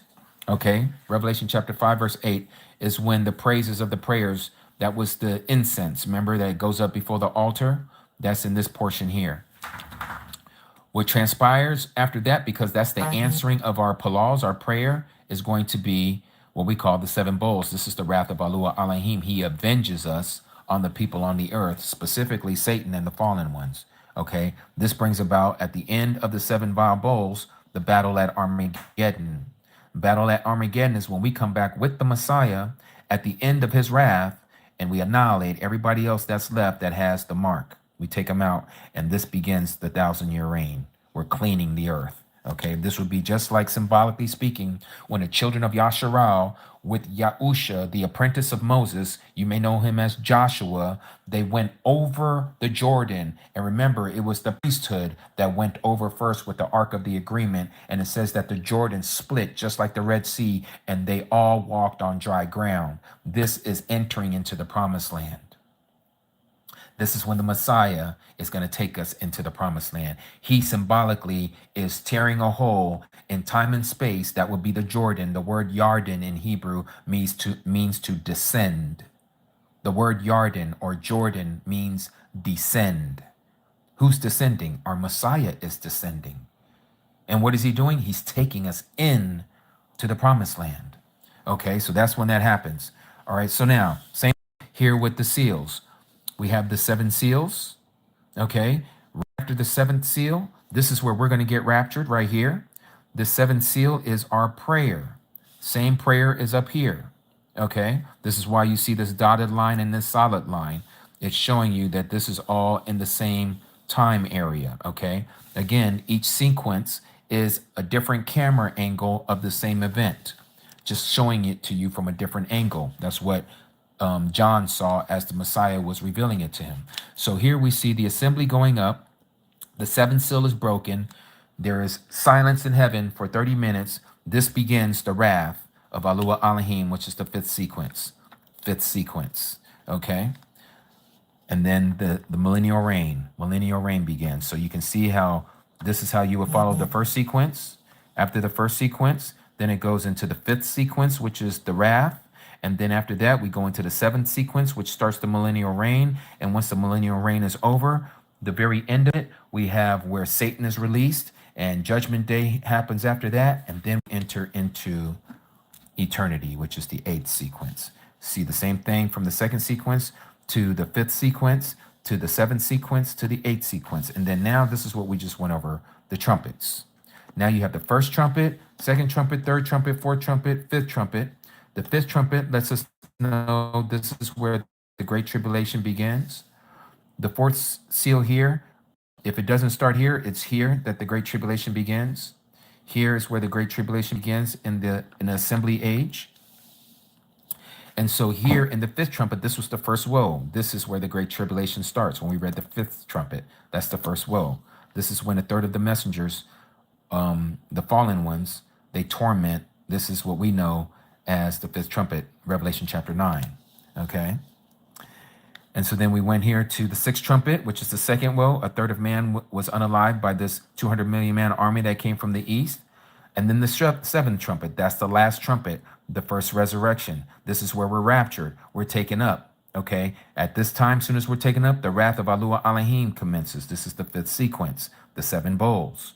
After the 1,000 years, the battle of Armageddon, right at the end, or excuse me, I should say, right before the 1,000 years, we have the battle of Armageddon, and we kick in the 1,000 years. At the end of the 1,000 years, again, same thing, Judgment Day, Satan is released, then Judgment Day, and then we kick in eternity, the eighth sequence. So now we're getting into the fourth sequence. This is where we get you see I put here the pagan word unholy.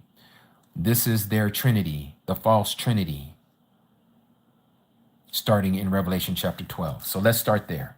Revelation chapter 12. All right. I know some of that is a lot of information to take in. Again, it's something that you have to look into and take time to study so that it makes more sense. You're not going to get all of this in one walk, but the more you study it, the more it's going to make sense. So now, back to what we were talking about. Revelation chapter 12. Now we're going to get into some more symbolism about this woman. So Revelation chapter 12, starting the fourth sequence. And it says, chapter 12 of Revelation, verse 1, and a great sign was seen in the Shama, in the heaven, a woman, notice that, a woman clothed with the sun and with the moon under her feet, and on her head a crown of 12 stars. This right here is explained to us who she is. But before we go to Genesis, let's continue. And being pregnant, she cried out in labor and in pain to give birth. And another sign was seen in heaven. And see a great fiery red dragon having 7 heads and 10 horns and 7 crowns on his heads. And his tail draws 1/3 of the stars of heaven and throws them to the earth.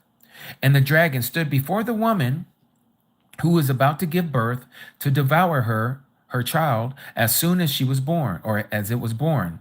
And she bore a male child who was to shepherd all nations, all ethnic groups, with a rod of iron. And her child was caught away to Elohim, the mighty of mighty ones, and to his throne.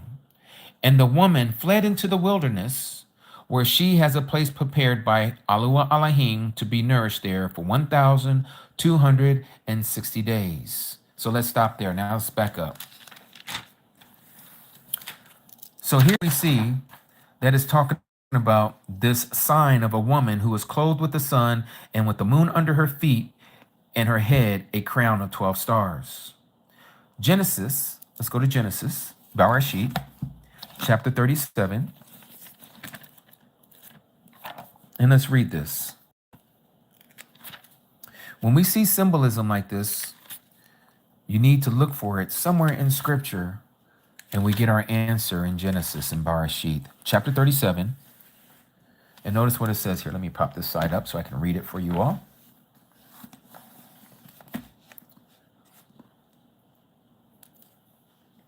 Starting at verse 5, and Yosef, you know Joseph, one of the 12 sons of Jacob, of Israel.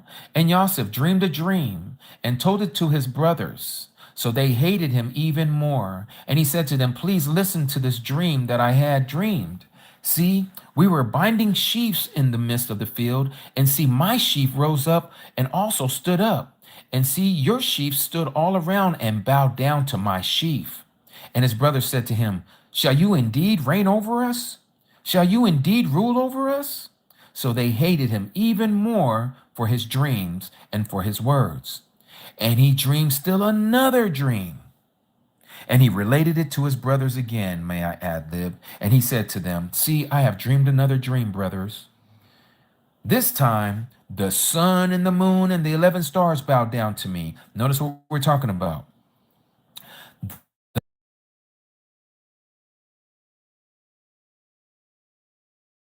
The sun, the moon, and the 11 stars bowed down to me.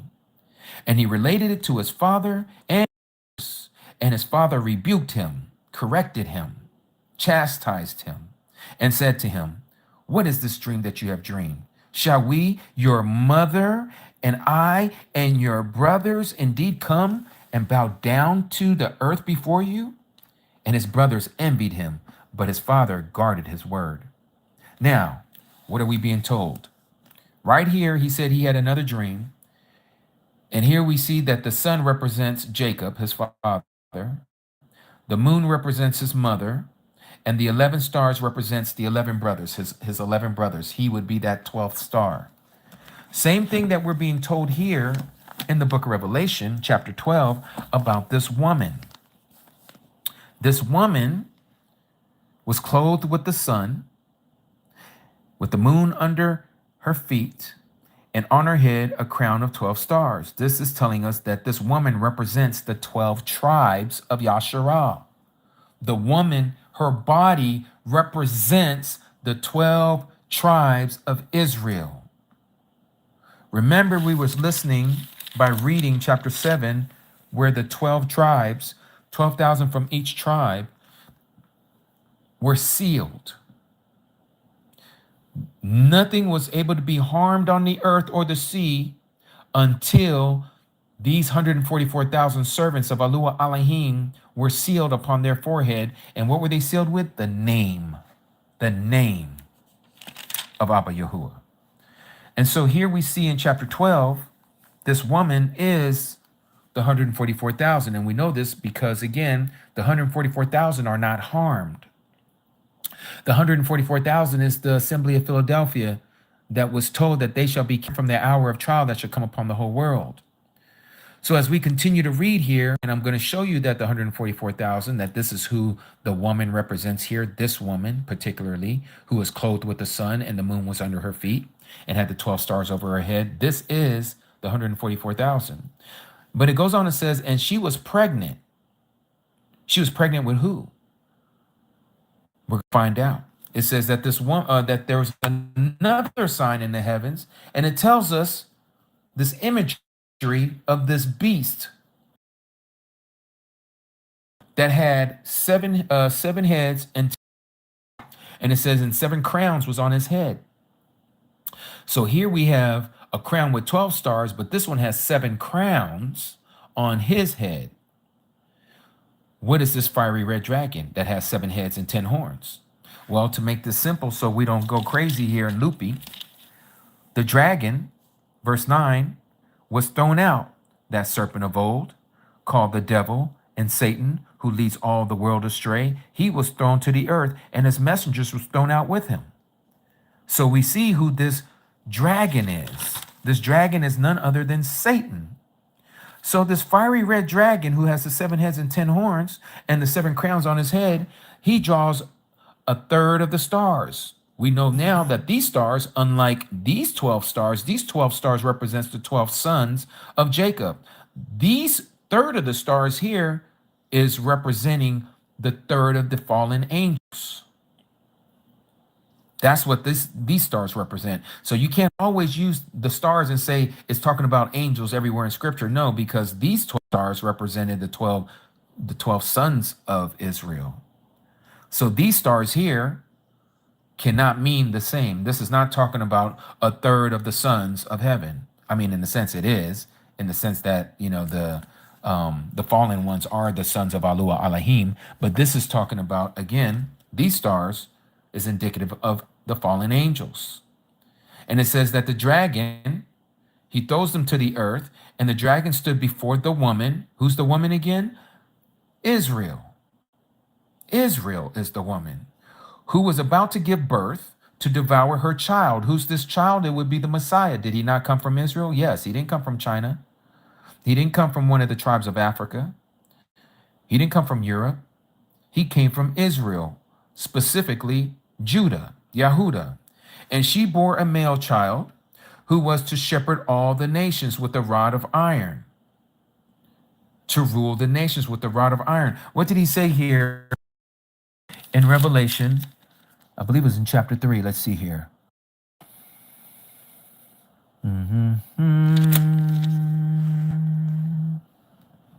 Where does it say that we shall also rule with a rod of iron? Let me find it here.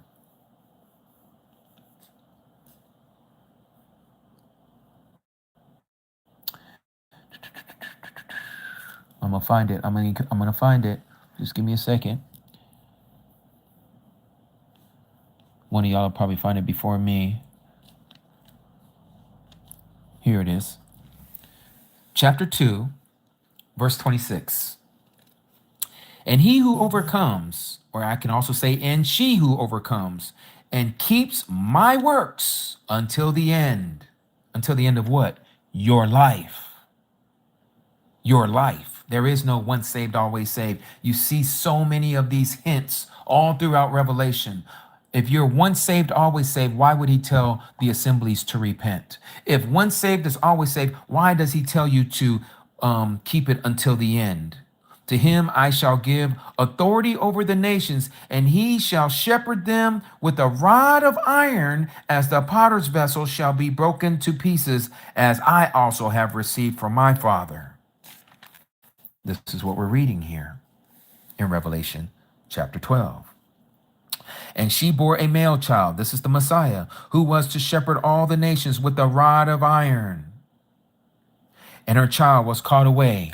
Caught away where? This was after his resurrection. After our Messiah resurrected, he was caught up back to Yahuah Elohim and to his throne. And then it goes back here, and Yohanan says in verse 6, and the woman, that is Israel, the 144,000, the 12 tribes, fled into the wilderness, where she has a place prepared by Yahuah Elohim to be nourished there for 1,260 days. Let me stop right there. Many in the truth movement, they like to call this the second Exodus. The problem with calling this the second Exodus is that it's not second Exodus. This here is talking about them being fled to a place in the wilderness that has been prepared for them by Yahuah Elohim, where they shall be nourished there for 1,260 days, or 3.5 years. 3.5 years. They're not going to be tried anymore. They've passed the test. So when they're in this wilderness is not a wilderness of testing. Just like the Messiah, when he went out into the wilderness and he was tempted for 40 days and 40 nights. He was fasting for 40 days and 40 nights, and Satan came to him, tempting him in the wilderness. The Messiah was being tested. The children of Yasharal, when they came out of Egypt, did they go straight to the promised land? No, they stayed in the wilderness. Why were they in the wilderness? To be tested. This here is different. This wilderness, the woman is not tested. She has a place that is prepared for her. And you're going to see this as we continue on reading here in Revelation chapter 12. She is not being tested. She's already been tested. She's been battle tested already, because she's people. These people are alive right now today.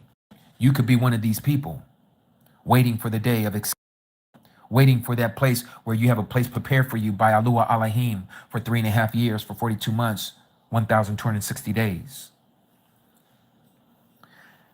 When this occurs, at the same time when this occurs, that they're going to flee, the 144,000 are going to flee, it's the same time when there is this war that's going to happen or transpire in the heavens. Verse 7 says, and there came to be fighting in the heaven. Maka'al and his messengers, his angels, fought against the dragon. And again, we know who the dragon is. The dragon is that serpent, the devil, Satan. That is the great dragon.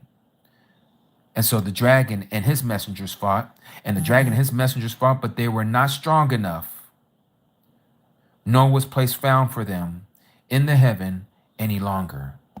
One of you are telling me that it's skipping. Let me see if I can help it. Give me a second. Give me a second, everyone. Let's see if we can get this thing to act right. I hope this helps out. I hope this helps out. Okay, let's continue. And it says, and so, but they were not strong enough, nor was place found for them in the heaven any longer. So now they're earthbound. This is why we read in verse 9, and the dragon was thrown out, that serpent of old called the devil and Satan, who leads all the world astray. He was thrown to the earth, and his messengers were thrown out with him. His messengers were thrown out with him. Verse 10, it says, and I heard a loud voice saying in the Shama, in the heaven, now have come the deliverance, the salvation, and the power, and the reign, or the kingdom of our Yahuah Elohim, and the authority of his Messiah, for the accuser of our brethren, who accused them before Yahuah Elohim day and night, non-ceasing, has been thrown down. Thrown down to where? Thrown to the earth. So he's earthbound. So wait a minute. Are you telling me that he's not earthbound right now? No, he's not. No, he's not. This is that principality that we're dealing with that's in the heavenly realms, these wicked principalities, these fallen ones. They can transverse the heavenlies. Just like it says here in the book of Yahuah. You may know him as Job. Remember what it says here for those of you who read your word? Notice what it says here in chapter 1. Verse 5, and it came to be, when the days of feasting had gone around, that Yahuah, Job, would send and set them apart. And he would rise early in the Bakor in the morning and offer ascending offerings, the number of them all. For Yahuah said, it might be that my sons have transgressed. Transgressed what? The law of Abba Yahuah, and cursed Yahuah Elohim in their hearts. This is Yahuah's always, this is what he always did. He would palau and offer on behalf of his sons and daughters. This is what it's talking about here. But then it goes on and says, and the day came to be that the sons of Yahuah Elohim came to present themselves before Yahuah. Who are these sons of Elohim? These are the same sons of Elohim that you read about in Genesis chapter 6. These are the angels. And it says, and Satan also came among them. Who is Satan? He's a fallen angel. And Yahuah said to Satan, this fallen angel, the adversary, from where do you come? And Satan answered Yahuah and said, from diligently searching in the earth and from walking up and down in it. So if the sons of Yahuah Elohim came to present themselves before Yahuah, that means that they had to bring themselves up before the throne. There's a time and a day. I don't know what that time and day is, but there's a time and a day. Maybe it's the void day on our calendar. I don't know. Maybe that's the day when they are to present themselves before Abba Yahuah. And this is the rowling accusations that Satan likes to thwart about us, that he likes to bring before Abba Yahuah day and night. Again, for the accuser, Revelation chapter 12, verse 10, for the accuser of our brethren, who accused them before Yahuah Elohim day and night, just like he did with Job, has been thrown down. Has been thrown down. This means that he can no longer ever go back up and accuse us anymore. But this hasn't happened yet. When will this happen? This will be the beginning, the starting of the Great Tribulation. And so it goes and says, and they overcame him. Who's they? That's us. The Kadashim, the Talmudim, the saints of the Most High. We overcame Satan because of the blood of the Lamb and because of the word of their witness, their testimony. And they did not love their lives to the death. What are we being told here? Satan is coming after us to behead us, to take our life from us, to scare us with death. That's what it says here. Verse 12, because of this, rejoice, O Shamaim, and you who dwell in them, but woe to the earth and the sea. Why? Because the devil, Hashatan, has come down to you. He has been earthbound, having great wrath. Great wrath. This is the Great Tribulation, knowing that he has a little time. This is not after this is not after the 1,000 years where some people like to say, oh, this is his little season. No, this is talking about right before our resurrection. Because again, remember, people are dying because of our witness about the Messiah and keeping his word. And so he takes us out. He wants to take us out.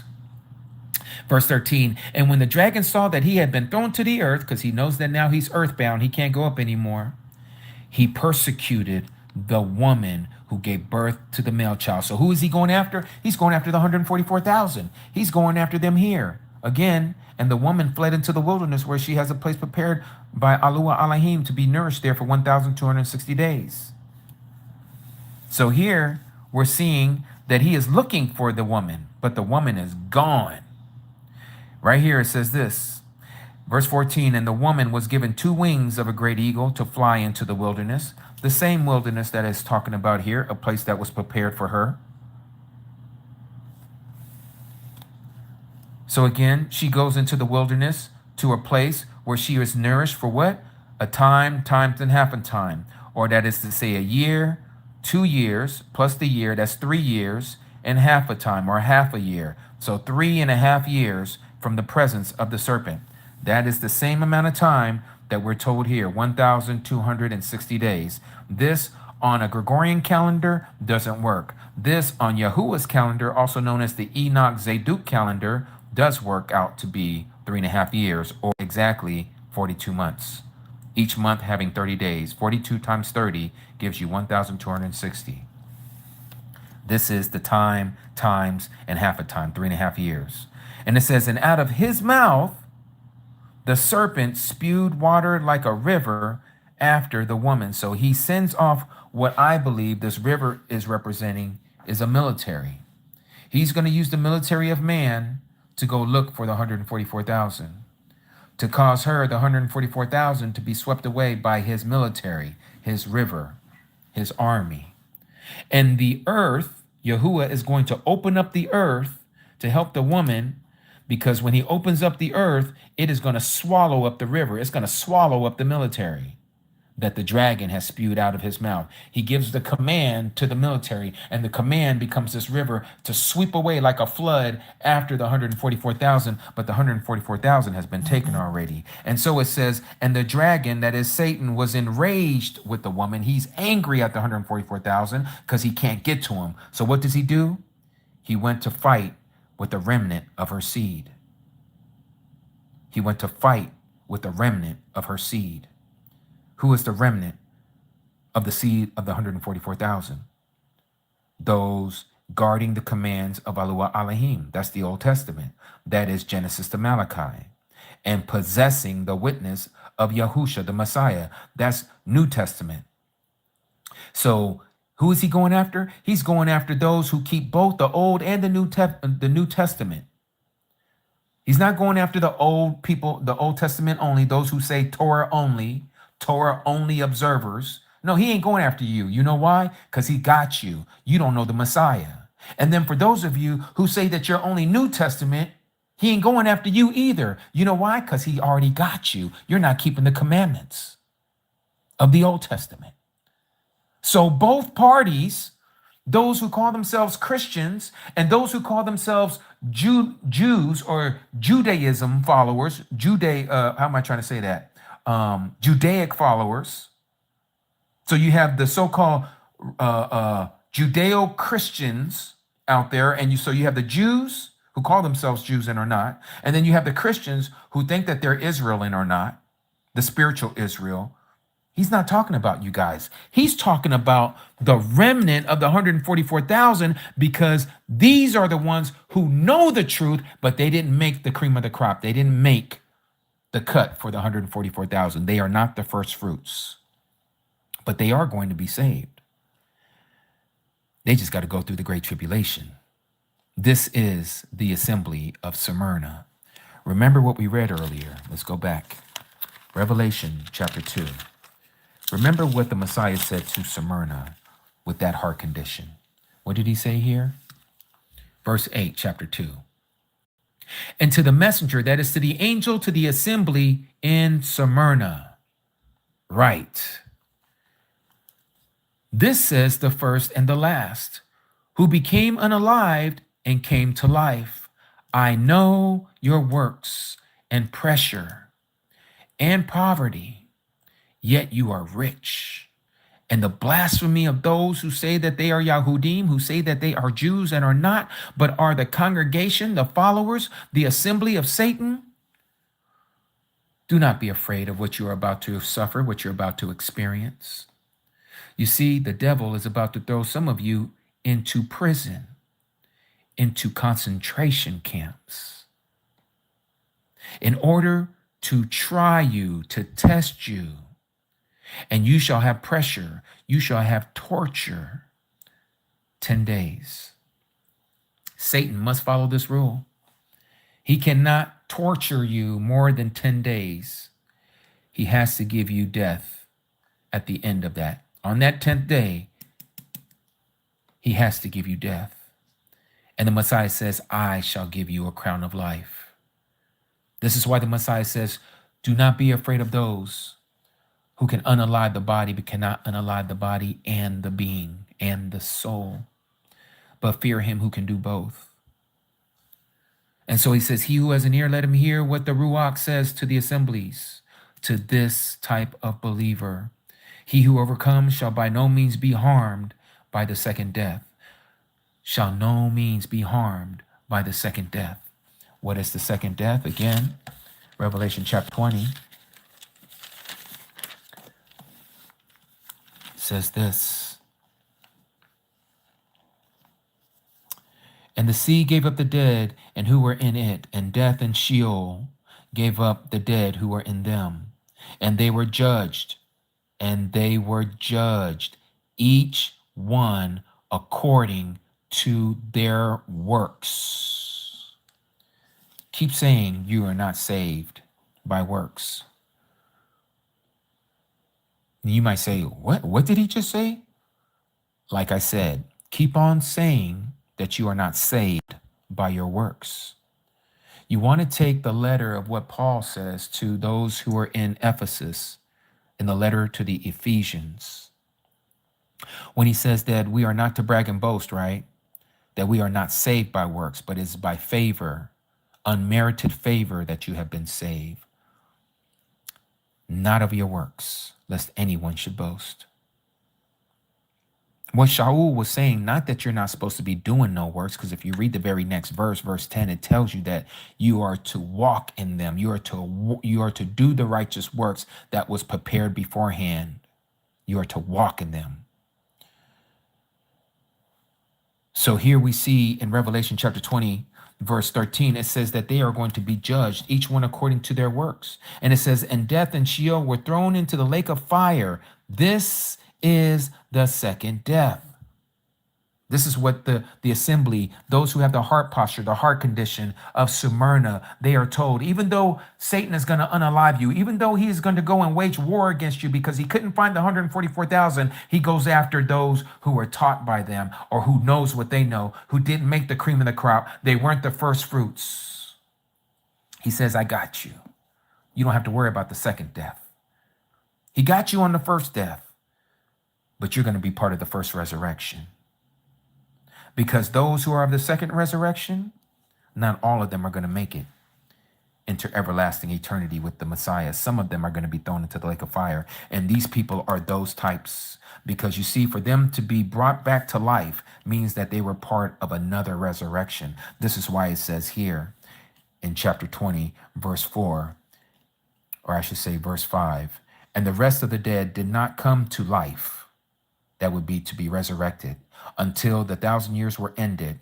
This is the first resurrection. So all those here, and they lived and reigned with the Messiah for 1,000 years, this is part of the first resurrection. If you don't make the first resurrection, you are not going to experience the 1,000 years. That means that you are waiting for the second resurrection. And the second resurrection is going to take you into the second death. And it says, and if anyone was not found written in the book of life, he or she was thrown into that lake of fire. That's the second death.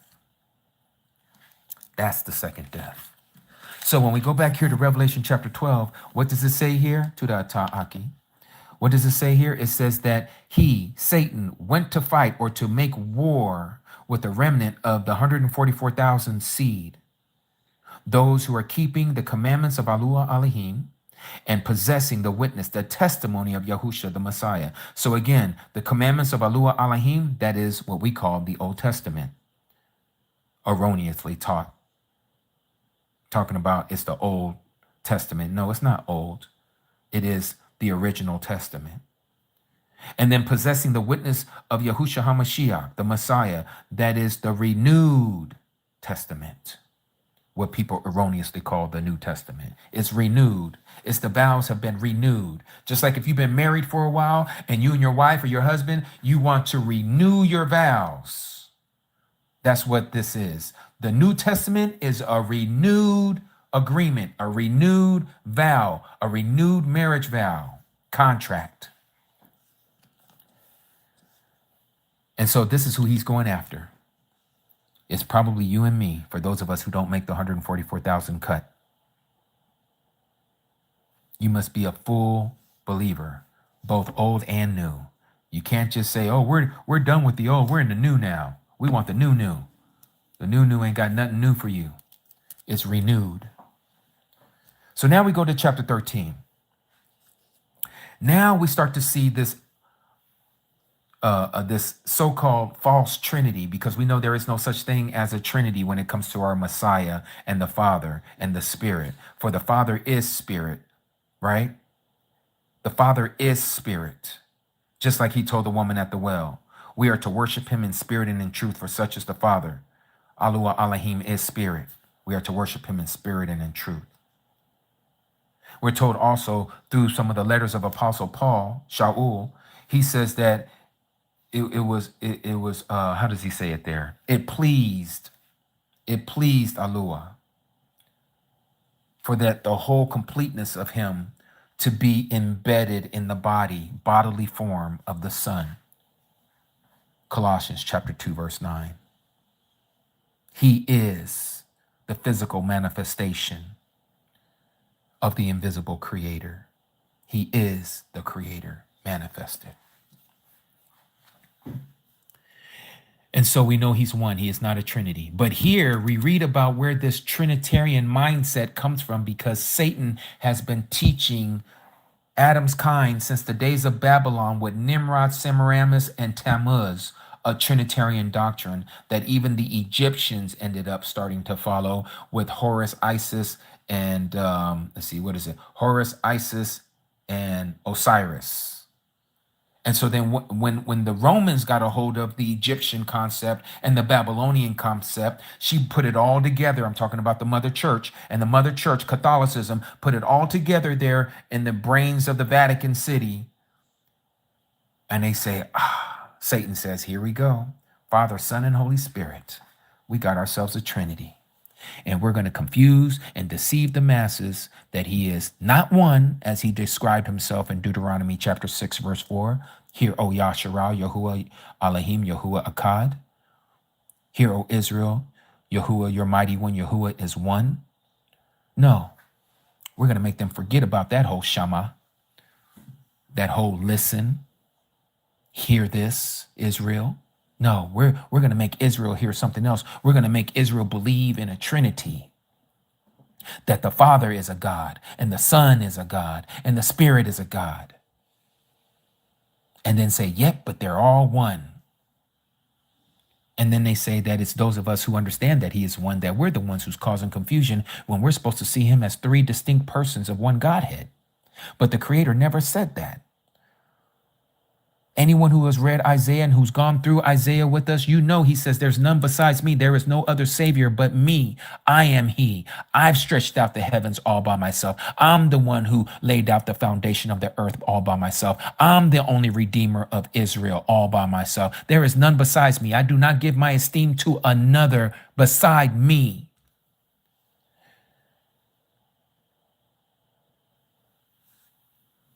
And yet here we are about to read about the false Trinity. And I stood on the sand of the sea, and I saw a beast coming out of the sea, having what? 7 heads and 10 horns. And on his horns, 10 crowns. And on his heads, names of blasphemy. Okay, let's stop there. Where have we seen this imagery, but with a little twist on it? Let's go back to Revelation chapter 12. Remember this, another sign that John said he saw in Revelation. The first sign he saw was the woman who was clothed with the sun, moon, and the stars, the 12 stars over the woman's head. But now he said he saw another sign, and he said he saw it in the heavens, and it was a great fiery red dragon having what? 7 heads and 10 horns and 7 crowns on his head. Notice the crowns here is on the heads and not on the horns. But here, what do we read? 7 heads, 10 horns, and he had 10 crowns on these 10 horns. On his horns, 10 crowns. But here, 7 heads, 7 crowns on his head. So instead of the crowns being on the heads, what we see in chapter 13 is the 10 horns now have the crowns. So it goes from the heads, and now it goes to the crowns, or to the horns. But it's the same beast. It's the same one.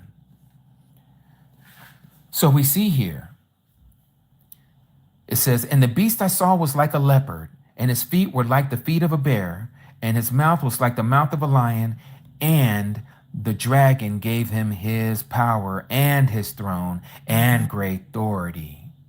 So what did the dragon give this beast that came up out of the sea? He gave this beast that came up out of the sea power, a throne, and great authority. Great authority. The dragon gave him this. And so it goes on and says here, and I saw one of his heads as if having been slain to death, and his deadly wound was healed, and all the earth marveled after the beast. So now let's stop right there. Now, I know some of you are thinking about this as I'm saying this right now, and you're going to go back to that time over there in Western Pennsylvania where President Trump, who wasn't president yet at the time, excuse me, and he almost got assassinated. Y'all remember this. And they try to say that little snip, if you want to call it that, this little graze that happened to his right ear, are you trying to tell me that that was having been slain to death? It says as having been slain to death. That wasn't as if having been slain to death. Are you trying to say, oh man, that was almost an assassination? Okay, I'll give you that. But notice what it says here. And his deadly wound, it didn't say that it appeared to be a deadly wound. No, it says that it was a deadly wound, and the deadly wound was healed. And all the earth marveled after the beast. All the world marveled after the beast. Who was the beast again? This beast came up out of the sea.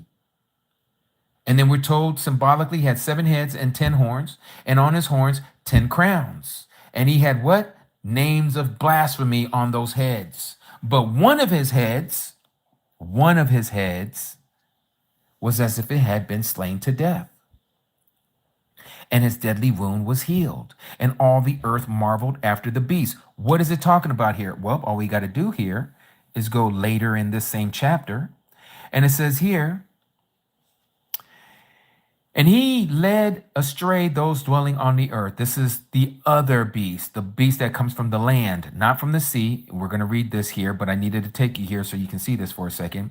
And he leads astray or deceives those dwelling on the earth because of those given that he was given to do before the beast, before the first beast, saying to those dwelling on the earth, okay, he's saying to those who are dwelling on the earth to make an image. An image. It says here to the beast. It could also mean of the beast if you look it up in the Greek. So it could be make an image of the beast or to the beast who was wounded by the sword and yet lived.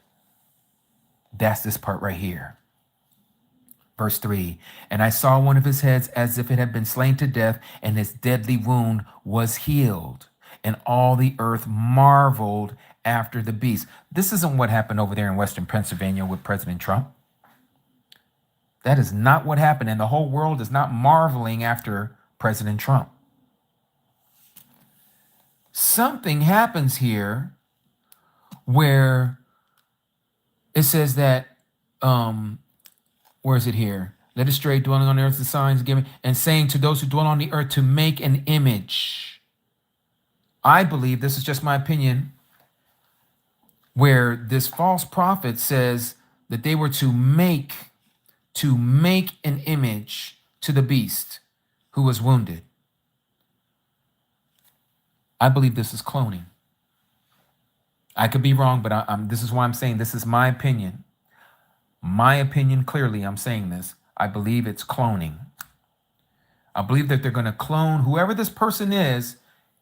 He is going to be taken out. The next thing that they're going to see, because nobody believes, I mean, yes, we've been hearing it on the internet and people saying, oh, Jamie Foxx was cloned. What's the girl's name? I don't even know her name anymore. They're saying all these celebrities in Hollywood has been cloned, right? Oh, that's not the same person. This is somebody else. This person looks different. The real person has already died and this is a new person. That's all speculation. That's where we get this so-called conspiracy theory. This ain't going to be a conspiracy theory. This is going to be a conspiracy fact. This is going to be a conspiracy fact that they are going to bring this being back to life. Whoever he is, they're going to bring him back to life. And when he comes back to life, it says that the whole world marveled after the beast. To say that they marveled after the beast is to say that they followed the beast. They followed after him. And it says here in verse 4 of chapter 13 of Revelation, and they, that is those who are on the earth, shall worship the dragon. Who's the dragon? It's Satan. It's Lucifer. They're going to worship the dragon who gave authority to the beast. That's the false Messiah. That's the one that comes out of the sea. What does the sea represent here? It represents peoples. He comes out of a democratic election. He is going to be taken from the people, from the sea of people. And he's going to be erected as their leader. Just like the children of Yasharal wanted a king whom they can serve, whom they can say, this is our leader. The world is literally going to be crying for the same thing when all this havoc and chaos and calamities and destruction that is about to take place. Those who are left on this earth are literally going to be begging and crying and whimpering and willing to sell their very souls, sell their birthright, just so that the world can once again be peaceful. All of you who are called Christians right now, who are listening to this, do not be succumbed to what you're getting ready to face. You need to come out of her. You need to come out of Christianity so you can have this truth be revealed to you. This is why many of you are getting ready to go through the Great Tribulation.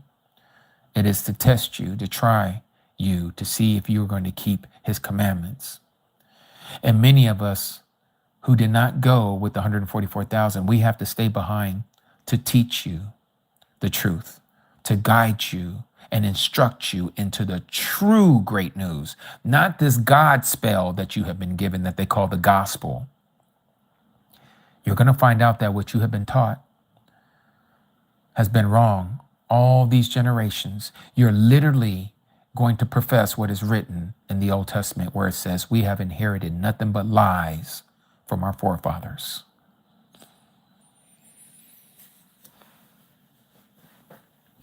And so it says here, as we continue, let me bring this down because I was standing up for a minute. Let me bring this down here so you guys can read it with me. I hope you're enjoying this. I hope I'm not putting some of you guys to sleep. And if so, you can always watch it later. And so again, it says, and they worship the dragon, verse 4 of chapter 13 of Revelation, who gave authority to the beast. Remember, what did he give the beast? And the dragon gave him his power and his throne and great authority. Remember what it says in Luke chapter 4, verses 5 and 8? Let's go there real quick. Remember what Satan said to our Messiah in chapter 4, verses 5 through 8.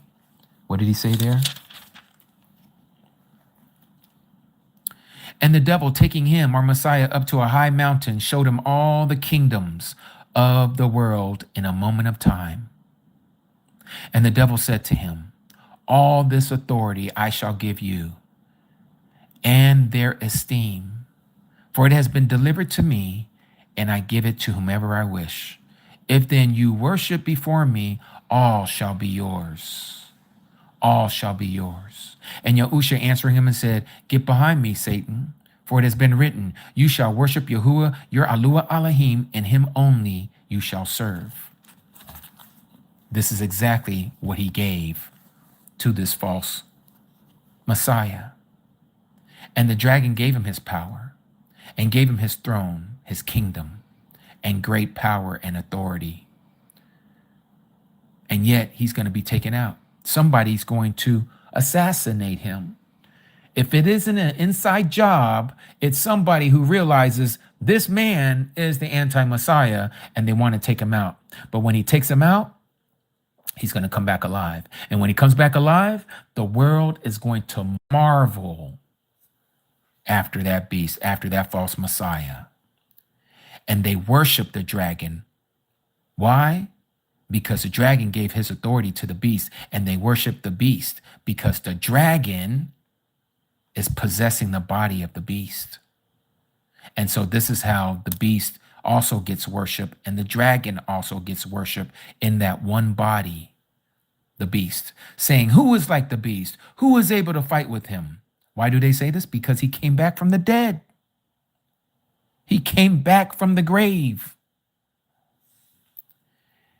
And he was given a mouth speaking great matters and blasphemies, and he was given authority to do so for 42 months. And he opened his mouth in blasphemies against the mighty one and to blaspheme his name, Yahuah, and his tent, his dwelling place, and those dwelling in heaven.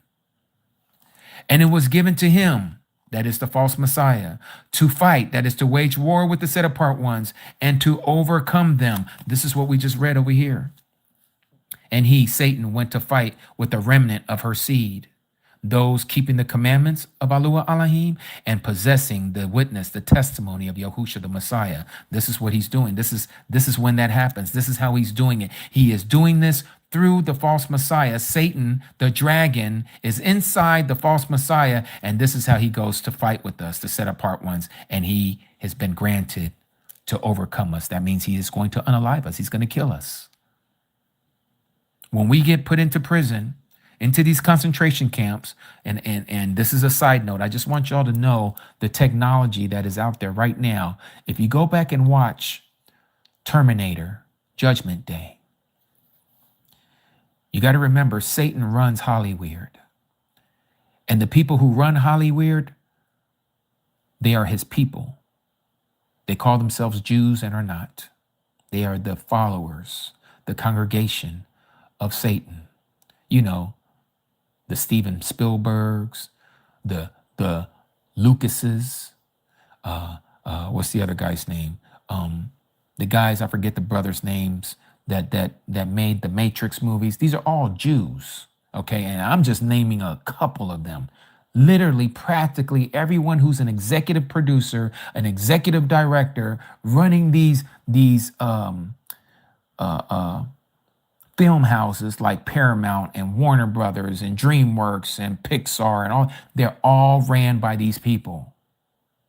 The reason why I bring that up is because these same people,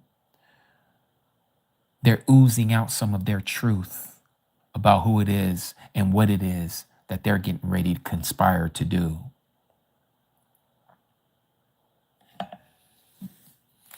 They're showing us their hand.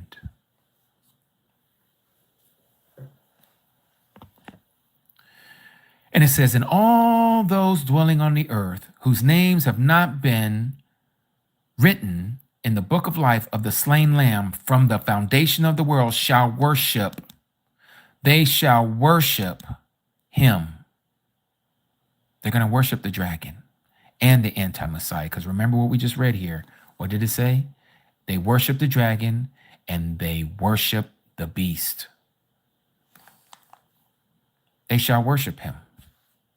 This is the Trinity. This is the Trinity. The same thing with the false beast. Let's read it. So it goes on and says here, if anyone has an ear, let him hear. This is a warning to us. He who brings into captivity, he who puts us into concentration camps, shall go into captivity. They're going into a concentration camp that that the Creator is going to give to Satan and to those fallen ones and to those who follow and worship him. And And it says, and he who is unalive with the sword shall be unalive with the sword. What did it say about the two witnesses and what they were capable and able to do? And if anyone wishes to harm them, fire comes out. Let me get that to come in right. Fire comes out from their mouth and consumes their enemies. And if anyone wishes to harm them, he has to be unalived in that way. In that way. So whatever they try to do to us, they're going to get it back onto them. And that's what we're reading here. Same thing.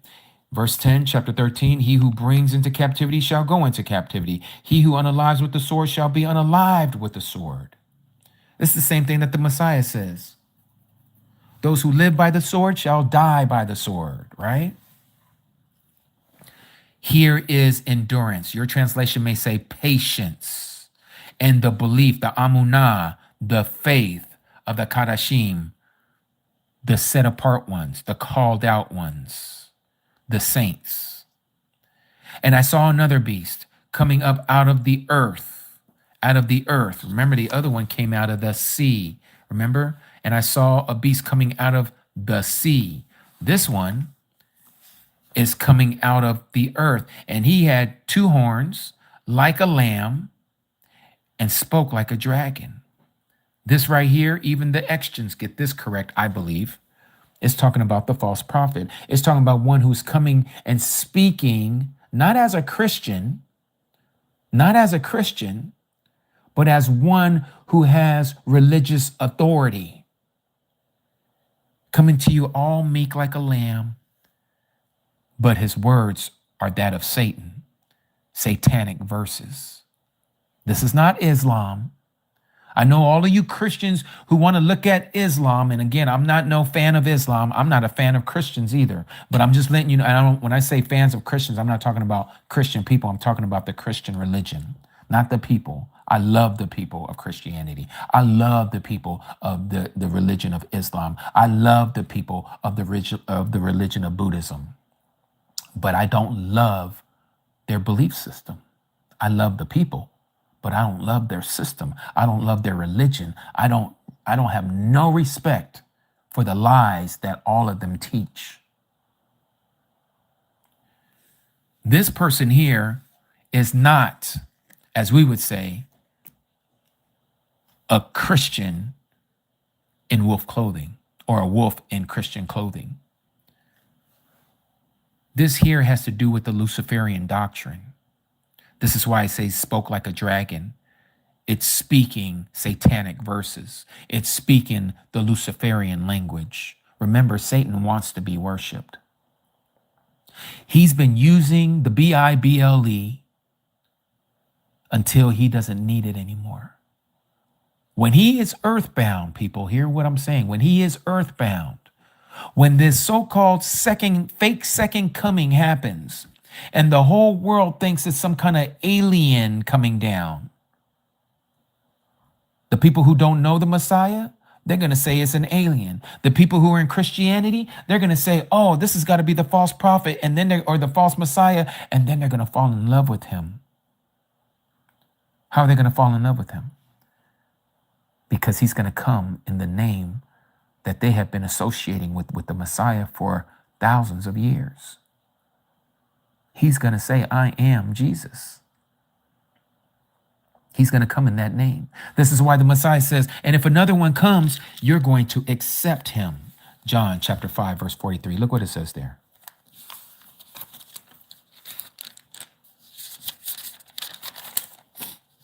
John chapter 5, verse 43.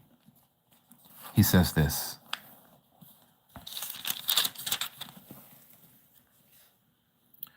I, the Messiah says, have come in my Father's name. What's the Father's name? Yahuah. How did he come in the Father's name? Yahusha.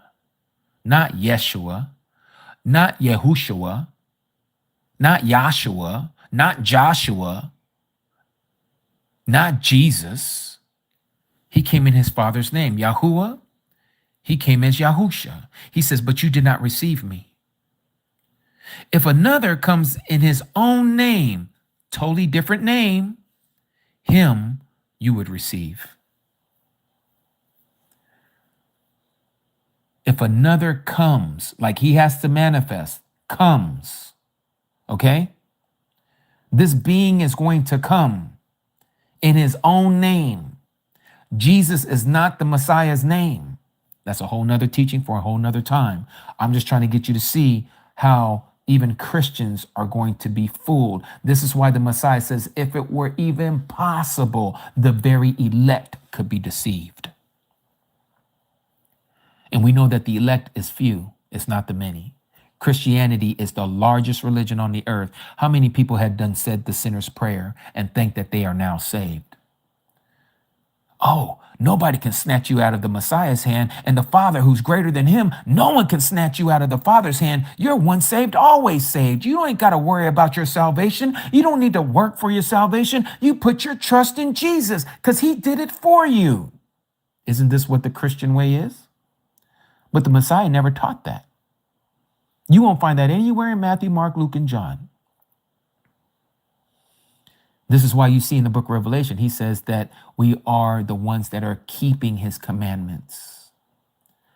We keep the commandments of Yahuah Elohim, and we have the testimony of the Messiah Yahusha, who also kept the commandments of Yahuah Elohim. And this is why he told his disciples to follow him.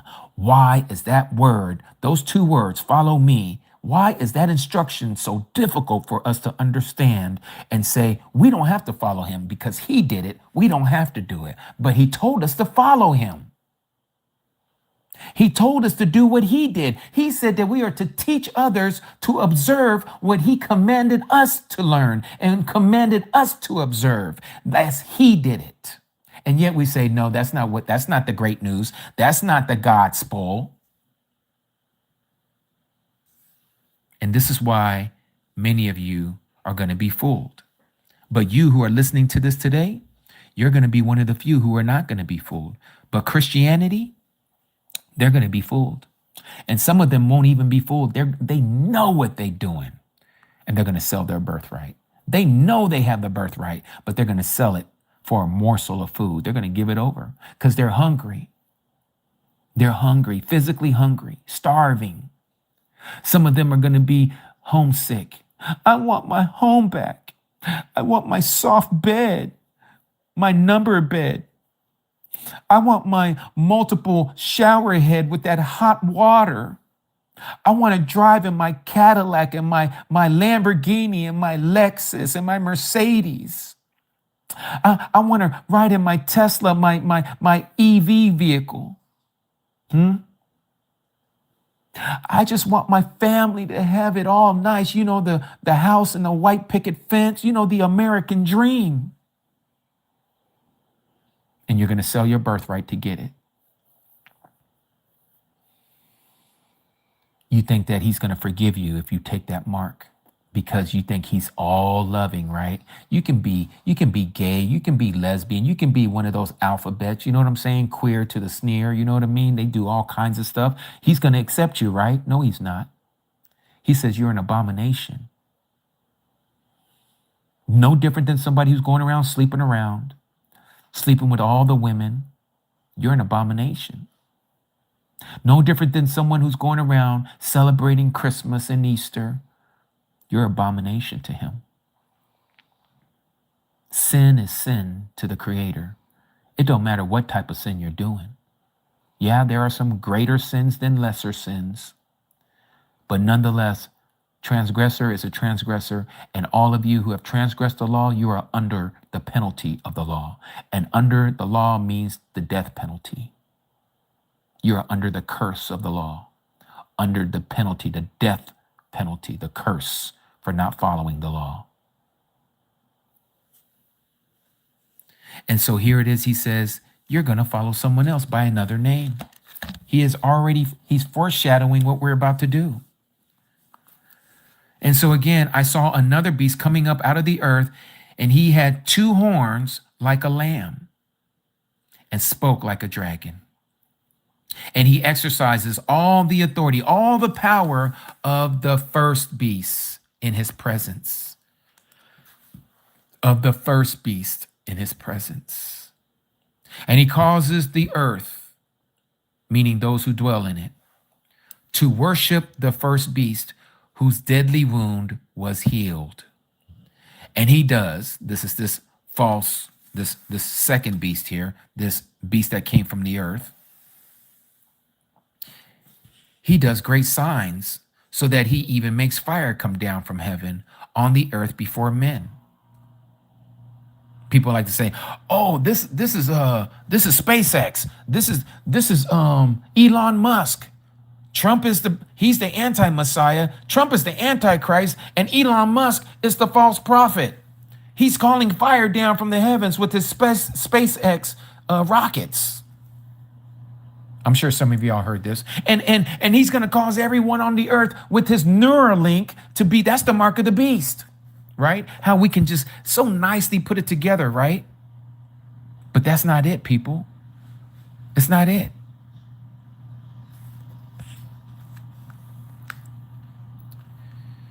Verse 14, and he leads astray those dwelling on the earth because of those signs that he was given to do before the beast, before the false Messiah, saying to those who dwell on the earth to make an image to the false Messiah who was wounded by the sword and yet lived. This is a fake resurrection. And we know it's a resurrection because of this. And there was given to him to give spirit, that is the breath, to the image of the beast. Let me show you that word here in the Greek. This is the image, right? That it should both speak and cause to be unalived as many as would not worship the image of the beast. So let me show you this in the Strong's.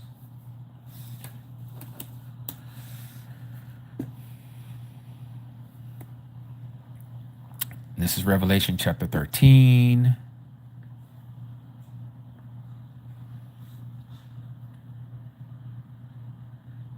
Verse 15. Let me show you this.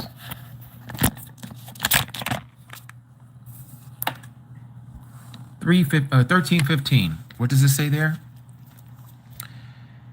And he had power to give life.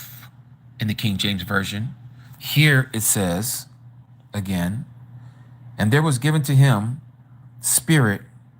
Okay, let me say that again. And there was given to him to give spirit, to give life. Let's look at that number, 4151.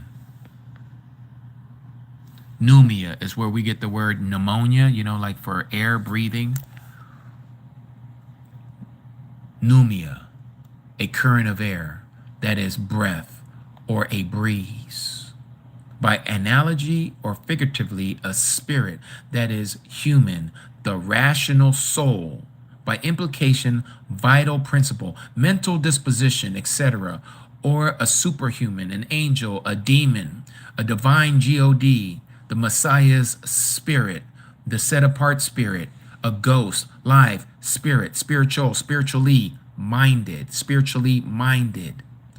And then it says compare G5590. What does G5590 say? Let's see. Suke, or where we get the word psyche, right? Suke, breath, that is spirit. Abstractly, concretely, animal, sentient, principle only, thus distinguished of one hand from 4151, that is the rational and immortal soul. On the other from that which is mere vitality, even the plants. These terms thus exactly correspond respectively to the Hebrew 53:15, 73:07, 24:16, heartily, life, mind, soul, us, you. The Hebrew word here would be nafash, which is breath, wind. And then the other word would be ruach, which would be spirit. So what are we being told here? We're being told, and there was given to him to give soul, a living, breathing being. This word image is the Greek word icon. It's the same word like the icon camera. to make a duplicate image of the beast, of the false Messiah, that the false Messiah, the image, the clone of the image, should both speak and cause to be unalived as many that would not worship the image to be the image of the beast. This image of the beast is another body, because again, to give spirit, to give life to this image, to give life to this clone, we know that it's been given life, because look what it says here in Revelation chapter 19, verse 20. And the beast, that's the false Messiah, and with him the false prophet, that's the beast that came out of the earth. This one's the one that came out of the sea. This is the one that came out of the earth, Revelation chapter 13, who worked those signs in the presence, right? By that he led astray those who received the mark of the beast and those who worshiped his image. Remember this? The two were thrown, what? Alive into the lake of burning, of fire burning with sulfur. This is the lake of fire. This is the lake of fire. This lets us know that there is going to be a resurrection of some sort of this false Messiah. And that's what you're reading here in Revelation chapter 13 about. It was given to him. Authority was given to him to give spirit, that is breath, a soul to this image, that it should be able to speak and cause those who would not worship the image to be unalive. And this is where we get the mark. And he causes all, both small and great, rich and poor, free and slave, to be given a mark upon their right hand or upon their forehead. Now, in the King James Version, it will say in their forehead and in their right hand. In their forehead and in their right hand. Here in the scriptures, it says upon, meaning that it's on the surface. The other one says under, right? To be in the right hand or in the forehead. That means it's implanted, right? So it could be either one, because the way that it's being used in the Greek, you can use either one, upon on the top or in. It can be inserted. Just depends on how this is going to happen. But the key of all of this is right hand and forehead. That's the key. Right hand and forehead. And so then it goes on and says, and that no one should be able to buy or sell except he or she, may I ad lib, that has the mark or the name of the beast or the number of his name. Here is the wisdom. He who has understanding, let him calculate the number of the beast, for it is the number of a man, and his number is 666. Now this right here, we can go in all kinds of places right now, but I'm going to save you guys the drama. Because again, no one truly knows what this mark is going to be. Now, there's a lot of things that have the number 666. There's a lot of things out there that's part of the beast system that has the 666. Case in point, the city called New York City is 666. The word computer is 666. The vicar of Christ in the Latin comes out to 666. Okay, so again, we don't know how this is going to be applied to this person, but we know that it's going to be his number and it is his mark and it has to be associated with his name. And you're either going to have it on your right hand or upon your forehead, either in or on top, one way or the other. But you're going to know. It's unlike this jab that everyone took back in 2020, where people were running rampant around this world trying to get this thing because they were so afraid of dying, because they were hearing all these numbers of people being put on respirators and and whatever you want to call it, trying to be resuscitated. And they were being told how all of their inward parts, like their blood and everything, was coagulating. And it was just becoming like one big old clot. And they were dying, they couldn't breathe, and people were scared, and yet they were taking the jab, and some people were falling out right after they took the jab. As I said before, and I'll say again, many of you ought to be thanking Abba Yahuah that was not the mark, because many of you today, you would have a reservation in the lake of fire if that was the jab, if that was, the lake, if that was the mark of the beast. You would have been done. You would have been through. There are so many of you listening to me right now. Out of fear, you took the jab. Please, I am begging you, through these words, do not take it when it comes around the next time. You're going to know. You will know. Some of your friends might not know. Some of your families might not know. And even if they do know, this, just like all of you all knew about the mark of the beast. And yet you still took that thing anyway. How scary. Did you go around after you took that wondering, did I just take the mark? Did you ever think like that? And you just gave in so easily. Without a fight. You just rolled up the sleeve and said, give it to me. I got to go back to work. I got to get on this airplane. I got to get back to my family. I got to be able to get in here and be able to buy some food in Walmart because they won't let me go in. I can't continue with my job unless I show a certificate that I took the first and the second jab. You better be thankful to Abba Yahuah that was not the mark. How do we know it's not the mark? Because of what it says right here. What did it say? That no one should be able to buy or sell except he or she that has the mark or the name of the beast or the number of his name. That's why. Where's the mandate? Like it was when it was at its highest hysteria, when everybody was like, oh man, I got to get the jab. I got to get the jab. I got to show a certificate that I got the jab.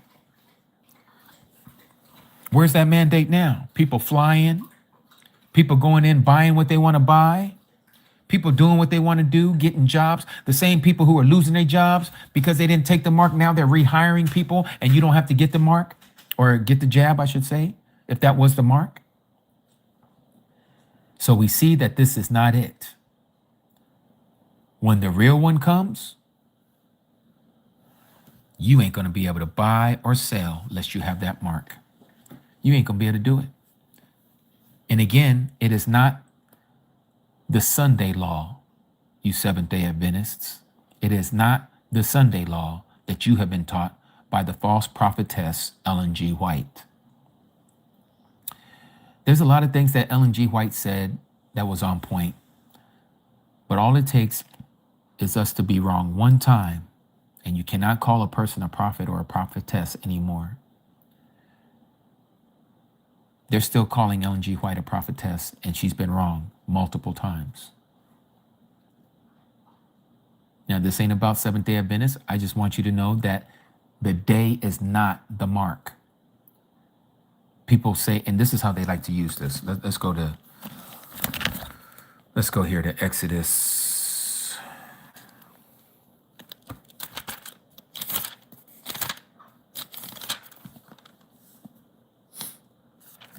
Exodus chapter 13, verse 16. This is why they're saying that the mark has to be Sunday. Okay, the Sunday law. Here it says, Exodus chapter 13, verse 16, and it shall be a sign on your hand and on the frontlets between your eyes, for by the strength of the hand of Yahuah, he has brought us out of Mitzrayim, out of Egypt. Notice what it says here, and it shall be a sign on your hand. It doesn't say right hand, but it says on your hand. They're saying that this is what Yahuah told the children of Yasharal. Okay, his commandments is to be a sign on their right hand, and it's supposed to be as the frontlets between your eyes. What's between your eyes? We would call it the forehead, or as we would say it here in our modern day vernacular, your brow. You're right, your bone brow. So they're trying to use this to say, if this is the sign, then this would be the anti-Messiah sign of it being on your right hand or upon your forehead. And so the SDA, the Seventh-day Adventists, They went so far as with Ellen G. White's writings, The Great Controversy and the Sunday Law. You can read their books on this stuff, and they go through all kinds of historical records about, and a lot of the stuff that they say reference wise, as far as history, about how the Sabbath was changed and how Sunday became the law of the land with the Catholics and with her daughters called Protestantism, all the denominations. The Seventh-day Adventists broke off. They weren't called Seventh-day Adventists back then. A lot of them came through the Millerite movement, and they started this new denomination called the Seventh-day Adventists, or the Adventists. So it's not the Sunday law, is what I'm getting at. It is not the Sunday law. It has to do with you buying and selling. You cannot buy or sell unless you have this mark. Again, nobody's going to ask you before you enter into a Walmart, what day do you worship your creator? Oh, I worship Sunday. Oh, okay, you can come in. Next, what day do you worship your creator? Oh, I worship him on Saturday. Up, you can't come in. Oh, what day do you worship your creator? Oh, I worship him on our calendar, and it could be any day of the week. Up, you can't come in because you have to worship on Sunday. That's the only way you can buy and sell in this store. That's not coming. That even sounds stupid. That just sounds idiotic. That's not what's coming. What's coming is a mark, and you see the infrastructure being erected right now with all of these data centers, with all of these Starlinks, the Skynet, if you will. This is why I was telling you, you need to go and look at, and I'm not telling anybody to go and look at Terminator, but if you want to see what's coming, Terminator Judgment Day is coming. That movie is coming. All these drones that they have nowadays that can do over 100 miles an hour. These things are like 9 inches in diameter, flying way up in the sky to where you can't even hear them buzzing, with these telescopic lenses watching you, infrared technology. They don't even have to come down to your house. They can just look for heat signatures through your house. And we're not even talking about Wi-Fi routers and everything else that they have to their disposal. We have the infrastructure that is coming together right now. We can see in this generation, the specific generation that is seeing the AI technology happening right before our very eyes, is going to usher in this beast system where you cannot buy, sell, or trade unless you have this mark.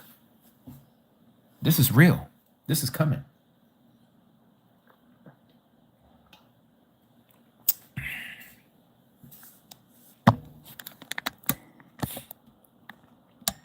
We're going to stop at 4 hours. I got another 20 minutes. So let's get into Revelation 14. Now, many of you have heard this before. I'm not going to go in as deep, but I will have you to redirect yourself if you're allowed to or able to. Here on this channel, you'll see about the 144,000. Who are the 144,000? I did a in-depth video on that, so you can always go back and look at that. Who are the 144,000? So I'm going to generalize it here, but it's pretty much the same information, but not in much detail, okay? So here we see this, chapter 14.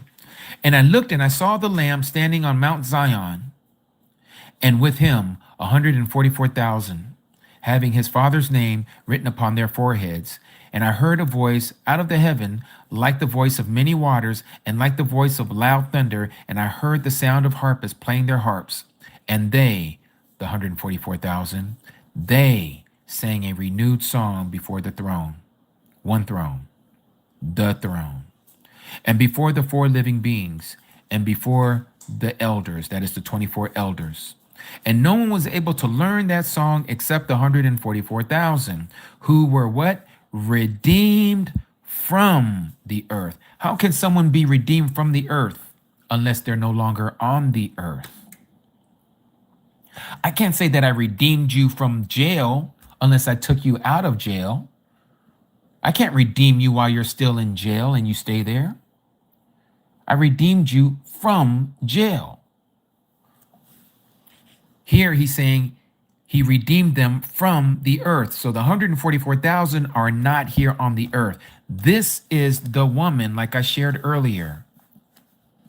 This is the woman in chapter 12 who was clothed with the sun, who had the moon under her feet, and who had the 12 garland of stars over her head. This was the place that she had that was prepared for her for 1,260 days. This is the one, again, that she was given the 2 wings of a great eagle to fly into the wilderness to her place where she shall be nourished for times and half a time. And the next thing we know, the 144,000 is on where? Mount Zion. And who are they with? The Lamb. Who's the Lamb? The Messiah, metaphorically speaking. And they all had what? The Father's name written upon their foreheads. Is this the ones that we read about in Revelation chapter 7 that was sealed, the 144,000? Yes, it was. This is them. Remember what it says here in chapter 7? It says here, and I saw another messenger coming from the rising of the sun, holding the seal of the living Yahuah Elohim, and he cried with a loud voice to the 4 messengers to whom it was given to harm the earth and the sea, saying, do not harm the earth and do not harm the sea, nor the trees, until we have sealed the servants of our Yahuah Elohim upon their foreheads. And what was found on the 144,000's foreheads? Having his Father's name written upon their foreheads. So the seal is the Father's name, Yahuah, Yad Ha-Uah. You may know it as Yod He Vav He. We don't use those Yiddish terminologies, but I just use that because you've heard it before, but it was pronounced in the wrong way. Again, it's Yad Ha-Uah. Yahuah is the way it's pronounced. Yahuah, Yad Ha-Uah.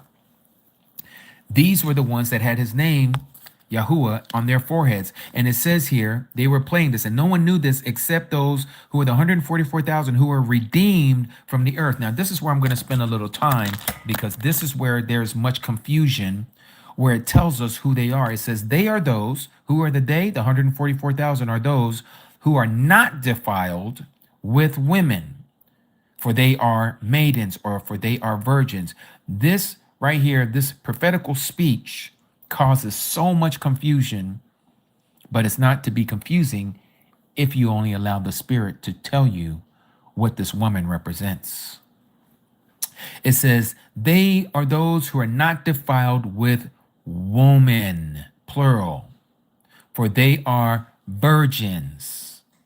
They are virgins. They are not defiled with women, for they are virgins. So what are we being told here? Remember, we were talking about how this woman over here was given a place to flee into the wilderness. This woman represents the 144,000. This is why it says that they are virgins. Okay? What does it mean to be a virgin? This is not talking about physical virginity. This is what Christianity has taught you. Oh, this is 144,000 Jewish evangelical Jewish boys who are going to be evangelizing after the church has been raptured into heaven. And the 144,000 Jewish boys are going to go out and proselytize the earth. And those who are going to be beheaded during that time, these will be the tribulation saints, right? Isn't that what you've heard before? I'm sure that's what you've been taught. And I'm sure that's what some of you believe, but you never questioned the information. The 144,000 here that says that they have not been defiled with women has to do with a religion system, a religious system, a mindset, a heart posture. This is why this woman, the 144,000, it's a mindset. It's a heart posture. It's these people. They are virgins. Well, if it's not physical and it's spiritual, then how are they spiritual virgins? Well, this is what it means to be born again. This is what the Messiah told Nicodemus in chapter 3 of John. Let's go back there. Let's look at this.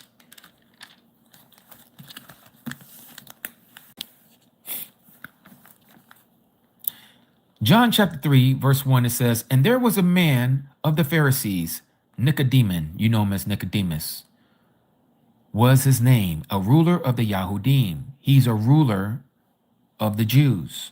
This one came to Yahusha, the Messiah, by night and asked him or said to him, Rabbi, we know that you are a teacher, a rabbi that come from Yahuah Elohim, from the mighty of mighty ones. For no one is able to do these signs you do if Yahuah Elohim is not with him. And Yahusha answered and said to him, to Nicodemus, Amat, Amat, I say to you, unless one is born from above, unless one is born from above, he is unable to see the reign of Yahuah Elohim. This born from above, this is what you all know, Christians, as born again. When you're born again, you become a virgin. You are clean. You are unspotted, unblemished. You are pure. You are supposed to be his bride. Remember, we're his bride. We're not to be prostitutes. We're not to be committing spiritual adultery, just like two houses, both the northern tribe or the northern kingdom and the southern kingdom of Israel did. They played the harlot. We're not to do that. The same goes for these 144,000. They are those who are not defiled with false religions. That's what the woman represents. You're going to say, how do we know this? Okay, let me give you another one. Revelation chapter 17. One of the seven messengers who had the seven bowls came and spoke with me, saying, come, I shall show you the judgment of the great whore. Who is the whore? Sitting on many waters, with whom the kings or the sovereigns of the earth committed whoring, fornication. They were not virgins. And the inhabitants of the earth were made drunk with the wine of her whoring, her prostitution, her adultery. And he carried me away in the spirit into the wilderness, and I saw a woman sitting on a scarlet beast, covered with the names of blasphemy, having what? 7 heads and 10 horns. Who again has the 7 heads and 10 horns? We're talking about Satan. Satan is the 7-headed 10-horned dragon, or the 7-headed 10-horned beast. Remember what we read here? Revelation chapter 12, verse 3, and another sign was seen in the heaven, and see a great fiery red dragon having 7 heads and 10 horns, and 7 crowns on his head. Who is this red dragon? Revelation chapter 12, verse 9, and the great dragon was thrown out, that serpent of old called the devil, Satan, who leads all the world astray. He was thrown out to the earth. So then who is the one here that's riding the beast? And he carried me away, Revelation 17, verse 3, into the wilderness, and I saw a woman sitting on a scarlet beast, covered with the names of blasphemy, having 7 heads and 10 horns. Who is this woman? This woman was dressed in purple and scarlet and adorned with gold and precious stones and pearls, holding in her hand a golden cup filled with the abominations and the filthiness of her whoring. Prostitution. She is not a virgin. These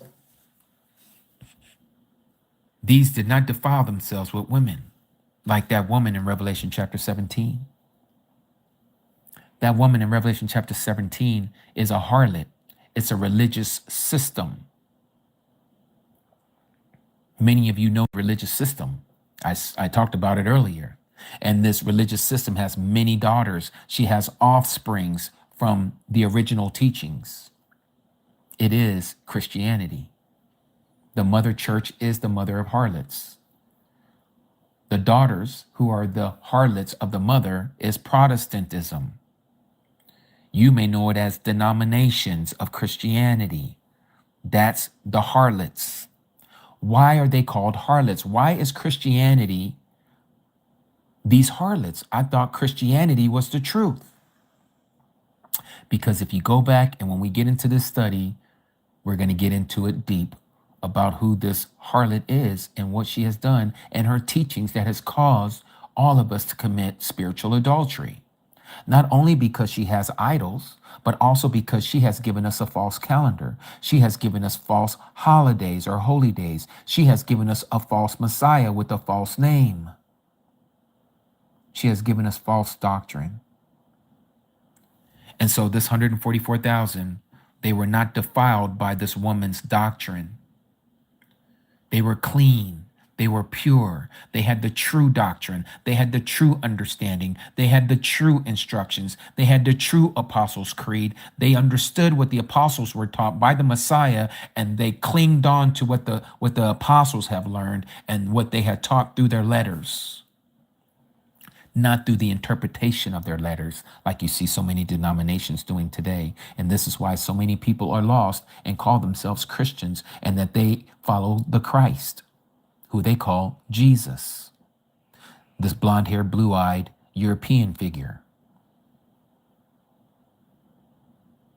That causes a lot of people to be upset because they're so used to seeing him a certain way. Just like when they saw Donald Trump, President Trump, with this mural thing that he put on his post on X, talking about he was over here over some, I don't know, he had some kind of dressing on with a white, red cape on him. And he was standing over a man who seemed like he was on a gurney, like he was a military person.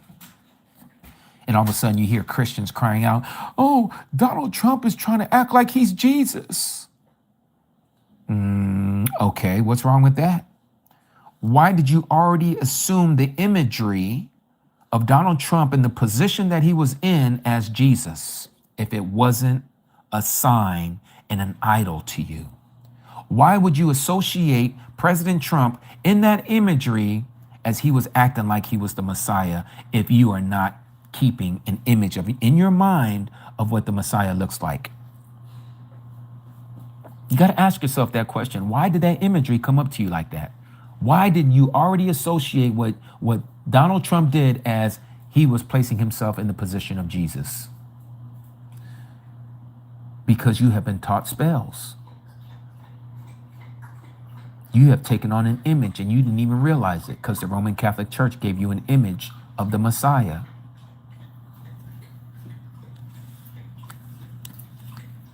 And so here it talks about how these 144,000 did not defile themselves with these religions, hence plural, women, for they are maidens, they are virgins, they are born again, they are pure, they are clean, without spot or wrinkle, they are the perfect bride. And so it goes on and says, and they are those following the Lamb wherever he leads them on. This is John 10:27. Let's go to John 10:27. What does he say there? Yohanan 10:27, it says this: my sheep hear my voice, and I know them, and they follow me. My sheep hear my voice, and I know them, and they follow me. The 144,000 are those following him, the Lamb, wherever he leads them on. His sheep hear his voice, and they follow him. And so it goes on and says, and they were redeemed from among men. Again, they were redeemed from among men. Why? Because they were redeemed from the earth. These were the ones who were redeemed from the earth. So they were taken from among men. They were redeemed from among men, being first fruits to AoY Elohim and to the Lamb. So they were like the cream of the crop. They were the first of the offering. They were the first fruits. They were the tithe, if you will. They were the 10%. Not saying that they're 10% of everybody who is going to the Shama and who's going to be part of the kingdom of Yahuah. That's not what I'm saying here. It's just saying again that they are the cream of the crop. They're the first fruits. And it says, and in their mouth, in the 144,000's mouth, was found no falsehood, which means there was no lies.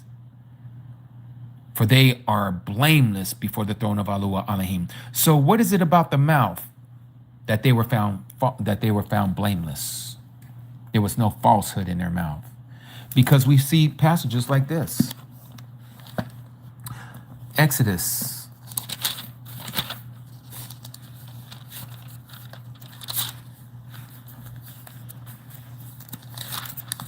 Give me a second, all of you. 23:13. What does he say here? This is one of his commandments that people don't like to take to heart, but he's serious about this. He says, "And in all that I have said to you, take heed, be forewarned. Make no mention of the name of other mighty ones. Let it not be heard from your mouth." These men and women, might add, the 144,000, they're just not men. They can be women as well. These 144,000 individuals, who may also be 144,000 households, and the reason why I say that here, and I'm going to show you in a minute why I think it might be 144,000 households as opposed to only 144,000 individuals. They know not to say these false names like Jesus and God and Lord and Christ. And they're not even saying other mighty one names like Monday and Tuesday and Wednesday and Thursday and so on. You may say, what are you talking about? Those are just names for the days of the week. No, they're not. Those are names of mighty ones. Have you ever heard of Thor? Yeah, Thor from the Marvel comic movies. Thor, his day is Thursday. Thor's day. We say Thursday with a U instead of with a O. But it's Thor's day. What about Wednesday? Wednesday belongs to Thor's dad. His name is Woden. We say Wednesday. Wudenstag, as they would say it in German, if I said that correctly. Wudenstag. Woden's day. It belongs to Odin. What about Friday? Frigga. That's another mighty one. What about Saturday? Saturn. Hold on, you guys. I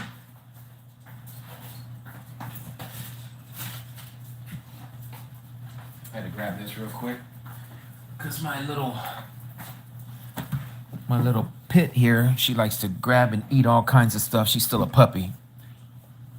So again, these are things that the 144,000 are not saying off of their lips. They are clean. They are pure. Now, it's different when you're teaching someone or you're sharing something with someone. Just like in the scriptures, we see where it talks about Ishtar and it talks about Moloch and it talks about Ramphan, and it has all these other names of these other mighty ones. But Yahuah had to teach us these names so we know what we're talking about, like Baal. Baal is associated with the Lord. These 144,000, they don't call Yahuah Lord. They don't call him God. There is no falsehood found in their mouth. There is no lies found in their mouth. These people are talking and saying the correct things. So if you want to be one of the 144,000, I suggest you start learning to know his name. Remove those titles from off of your lips. Stop calling on these other deities. I know it's difficult. We live in Babylon.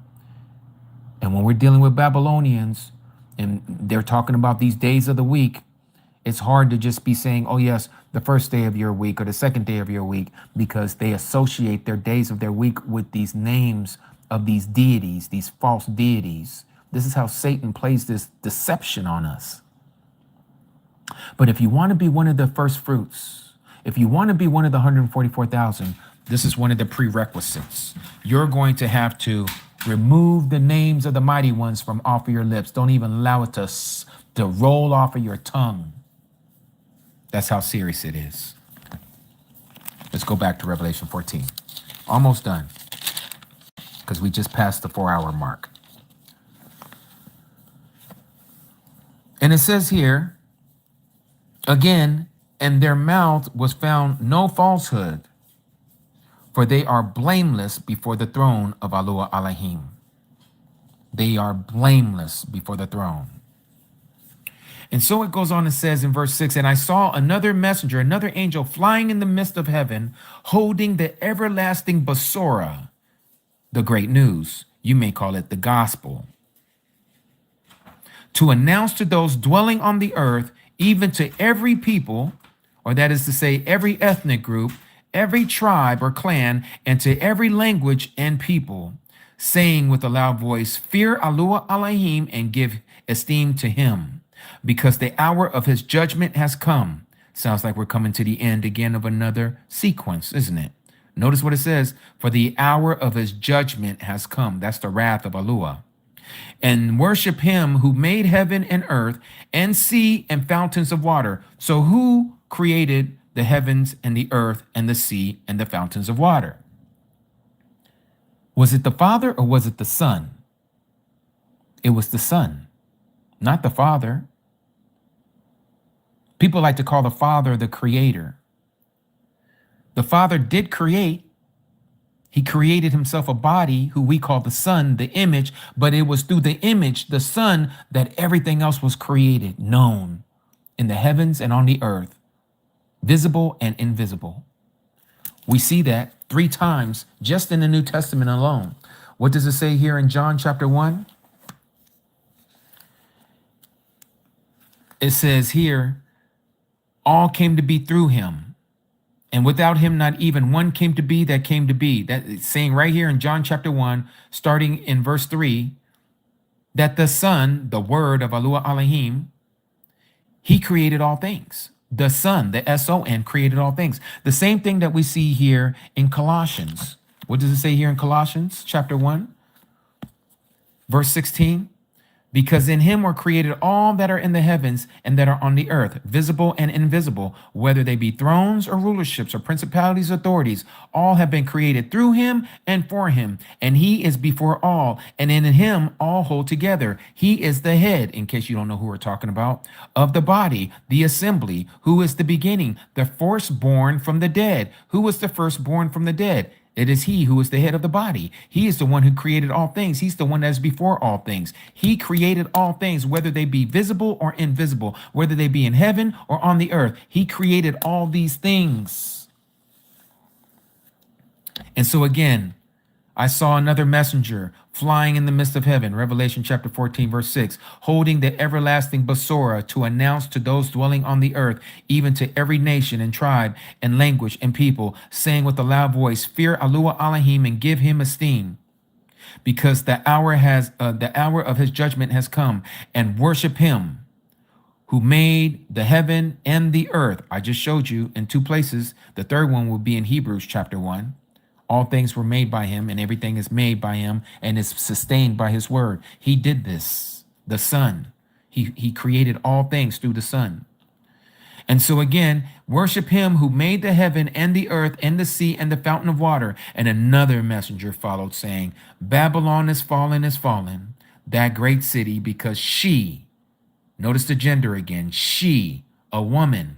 I'm not talking about you sisters.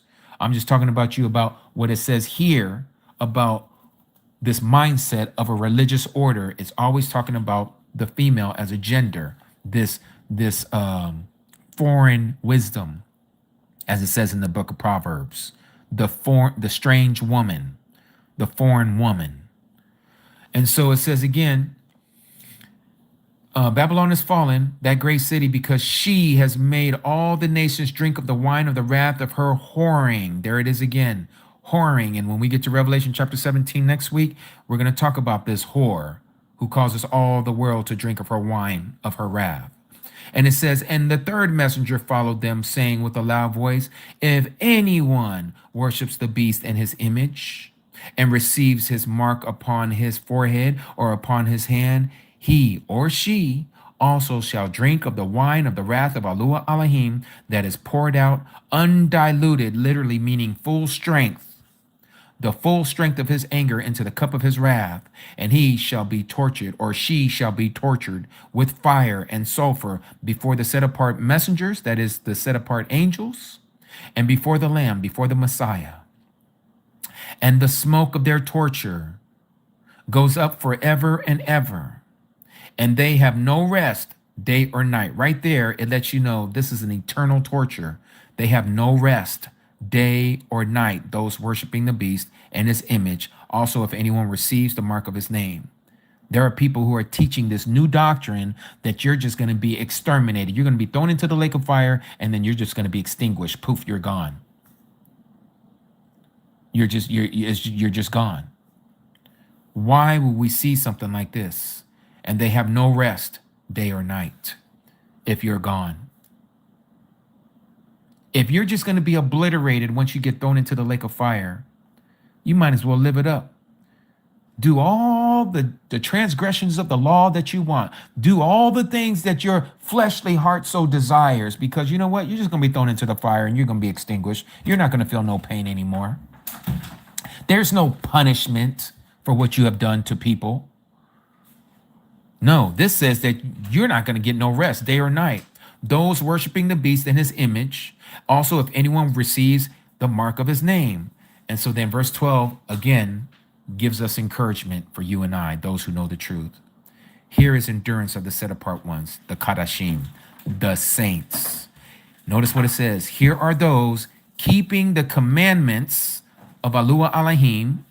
Yours would say keeping the commandments of God, and the belief. Yours would say the faith, the amunah of Yahusha. To that top, baby. Mm-hmm. And I heard a voice out of heaven saying to me, right, Baruch are the dead who die in the master from now on. Why from now on? Because again, this is the beginning of the Great Tribulation. How many times does the Great Tribulation begin? Well, if you don't know that there's sequences in the book of Revelation, you're going to be lost. You're not going to understand where to place all of this that we're reading. What we're reading here is the beginning of the Great Tribulation. The 144,000 just left, right? The 144,000 just left. After that, we see here that the first messenger, this messenger here flying in the mist, he announces the great news. So what's happening? The Besorah is being preached. The great news is being preached. This is right after the 144,000 have been whisked away. They're gone. They've been promised to be kept from this hour of trial that's going to come upon the whole world. But now it turns towards those who are left behind, those who are going to have to endure to the end.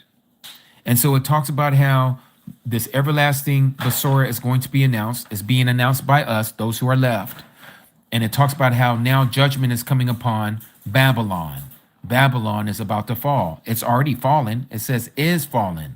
Present tense. Is fallen. She's already lost. It just hasn't come to fruition yet. But she's already fallen. And so then it goes on and says, if anyone worships the beast or his image, this lets you know the Great Tribulation is starting. Because you can't buy, sell unless you have the mark. And so if you don't take the mark, this is why he says, here is the endurance of the set apart ones. Here are those guarding or keeping the commandments of Yahuah Elohim, again, Old Testament, and the belief in Yahusha, the New Testament. Just like we read here about who is Satan going after in Revelation chapter 12, verse 17. He couldn't find the 144,000. So he went to fight with the remnant of her seed. Who's the remnant of her seed? That's the rest of us who were not taken as the first fruits. Those who are guarding the commandments or keeping the commandments of Yahuah Elohim, that is the Old Testament, and possessing the witness, the testimony of Yahusha the Messiah. That's the New Testament. Same thing that we see here. Again, same thing. Guarding the commandments of Yahuah Elohim and the belief, or that is the faith in Yahusha. That's the testimony. And I heard a voice out of the Shammah saying to me, write, Baruch are the unalived who die in the master from now on. Again, great tribulation has started. Yes, says the Ruach, in order that they rest from their labors and their works follow with them. Follow with them.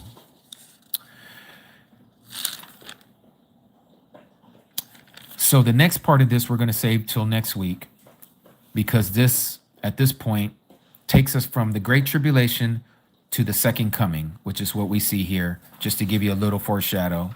It says, and I looked and saw a white cloud, excuse me. And sitting on the cloud was one like the son of Adam, having on his head a golden crown, and in his hand a sharp sickle. Who is the one sitting on a cloud? It's our Messiah. It's our Messiah. All right. So that's where we're going to end for now. And that was part of the fourth sequence. The fourth sequence. If anyone has any comments or questions, I would ask that you would bring it up for us. The chat is live, so you can send in your chat. Hopefully you should be able to. I don't know if it got stuck along with everything else that was going on today with all of our technical issues. Let's see if you guys can text here. I want to thank each and every one of you for coming. I know it was a little long today. We went a little over 4 hours, but it's a lot of information. It's a lot of information, and you can study it on your own time. Go back and listen and compare with what you're studying with what I shared with you, and see, even what I'm sharing with you, does it fit with what you're understanding from the Ruach? But this is why I'm giving you precepts that are lining up so that you can see it's more than one witness to what I'm sharing with you. I guess you guys can't comment because I don't see anybody able to comment right now. Let me see something. Let me try it again. Okay, I just turned it back on. Babe, see if you can comment. No. No? No. Okay. So what we're going to do is we're going to go ahead and pull. We're going to pray out. And then I'm going to come back on for questions and answers right here. Questions and comments, I should say. Here on YouTube. We're not going to TikTok. We only do TikTok once a week, unless otherwise noted. But right now, it's just we're coming back to YouTube. So let us pull. Heavenly Abba Yahuah, to the Atah for another study of your word in the book of Revelation. Abba, we ask that you will reveal these things of the prophecies that are to happen, that you have given to us. For we know that these words have not been written for no reason, O Abba, just to fill in the books. But you gave us these words for a certain generation, for a certain people who would be living at that time, who would need these instructions so that they know how to move about when this beast system is erected. Abba, we see it happening right now. Abba, we ask that you would help us to prepare our hearts and our minds, our families and our friends, if they are true believers, that you help us and give us beforehand of what we are to do. Help us to hide ourselves from the impending danger that is coming, O Abba. We see all these things that are occurring on this earth. We see the leaders and what they're doing. We palau for the leaders of this earth, O Abba. We palau for President Trump. We palau for the leader of Iran. We palau for President Putin. We palau for Zhang Qi in China. We palau for all these leaders who have control over the masses, O Abba, that you have allowed us to be under their authority. We palau for them, that they would make the right decisions as it pertains to your people, those who are called by your name, those who have been sealed with your name on our forehead. May we all be counted worthy to escape these things that are about to come upon the Sarats, that we may be able to stand with you on Mount Zion and have with us a harp, and each one of us wearing a white raiment, so that none of our nakedness may be seen, so that we may be with you forever and a day, O Abba, never to once again ever be departed from you, but that we will live with you and be with you forever and ever. This is our palau on this Yom. Abba, and we ask that you not deal with us according to our ways, but according to your loving commitment, according to your ways in your name, O Abba. For your name's sake we ask these things, for there is no other name that we can call upon that we may be saved, but in the name of Yahusha, the name that you said that you have given that is better than that of the angels, the highest name, Yahusha. It's in his most precious name that we palau. Hallelujah, Hallelujah, and Hallelujah, Amat. Rumamu.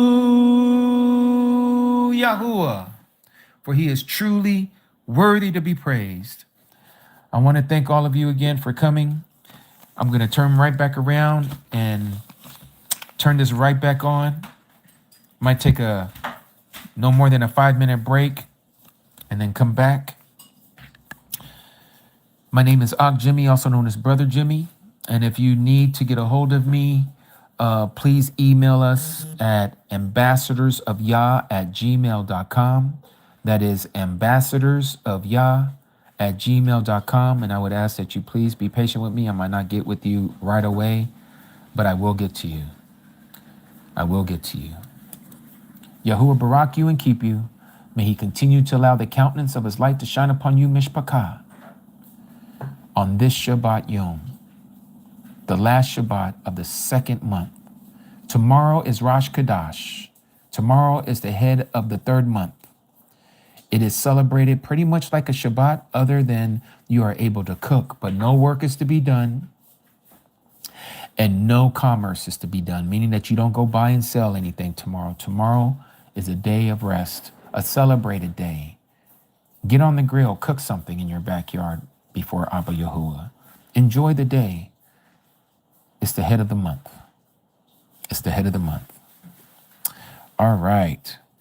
So with that being said, again, my name is Jimmy, also known as Brother Jimmy, and we are Ambassadors of Yah. I will see you here on the other side in 5 minutes. Shalom, Mishpachah. Shabbat Shalom.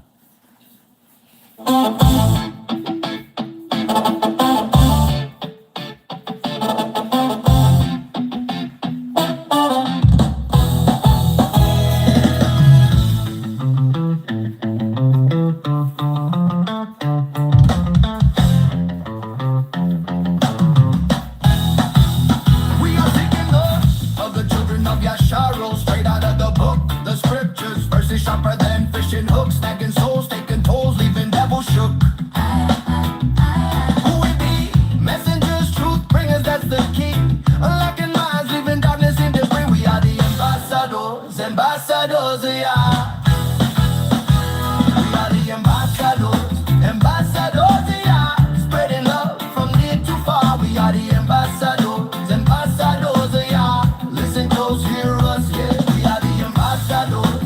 Ambassadors of Yah, spreading love from near to far. We are the ambassadors, ambassadors of Yah. Listen close, hear us, yeah.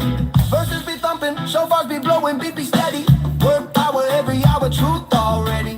Planted deep secrets, keep fools unsteady. We elevate till your fate be ready. No compromise. Open your eyes, see the light. Walk tall, stand strong with all your might.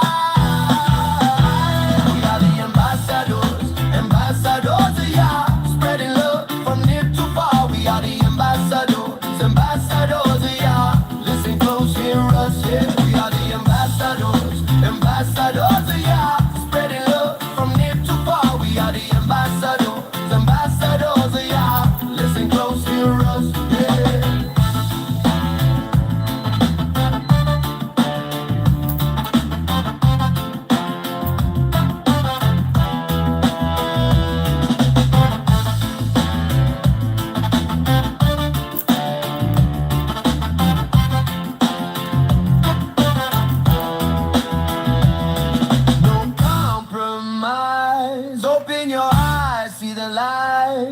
Walk tall, stand strong with all your might.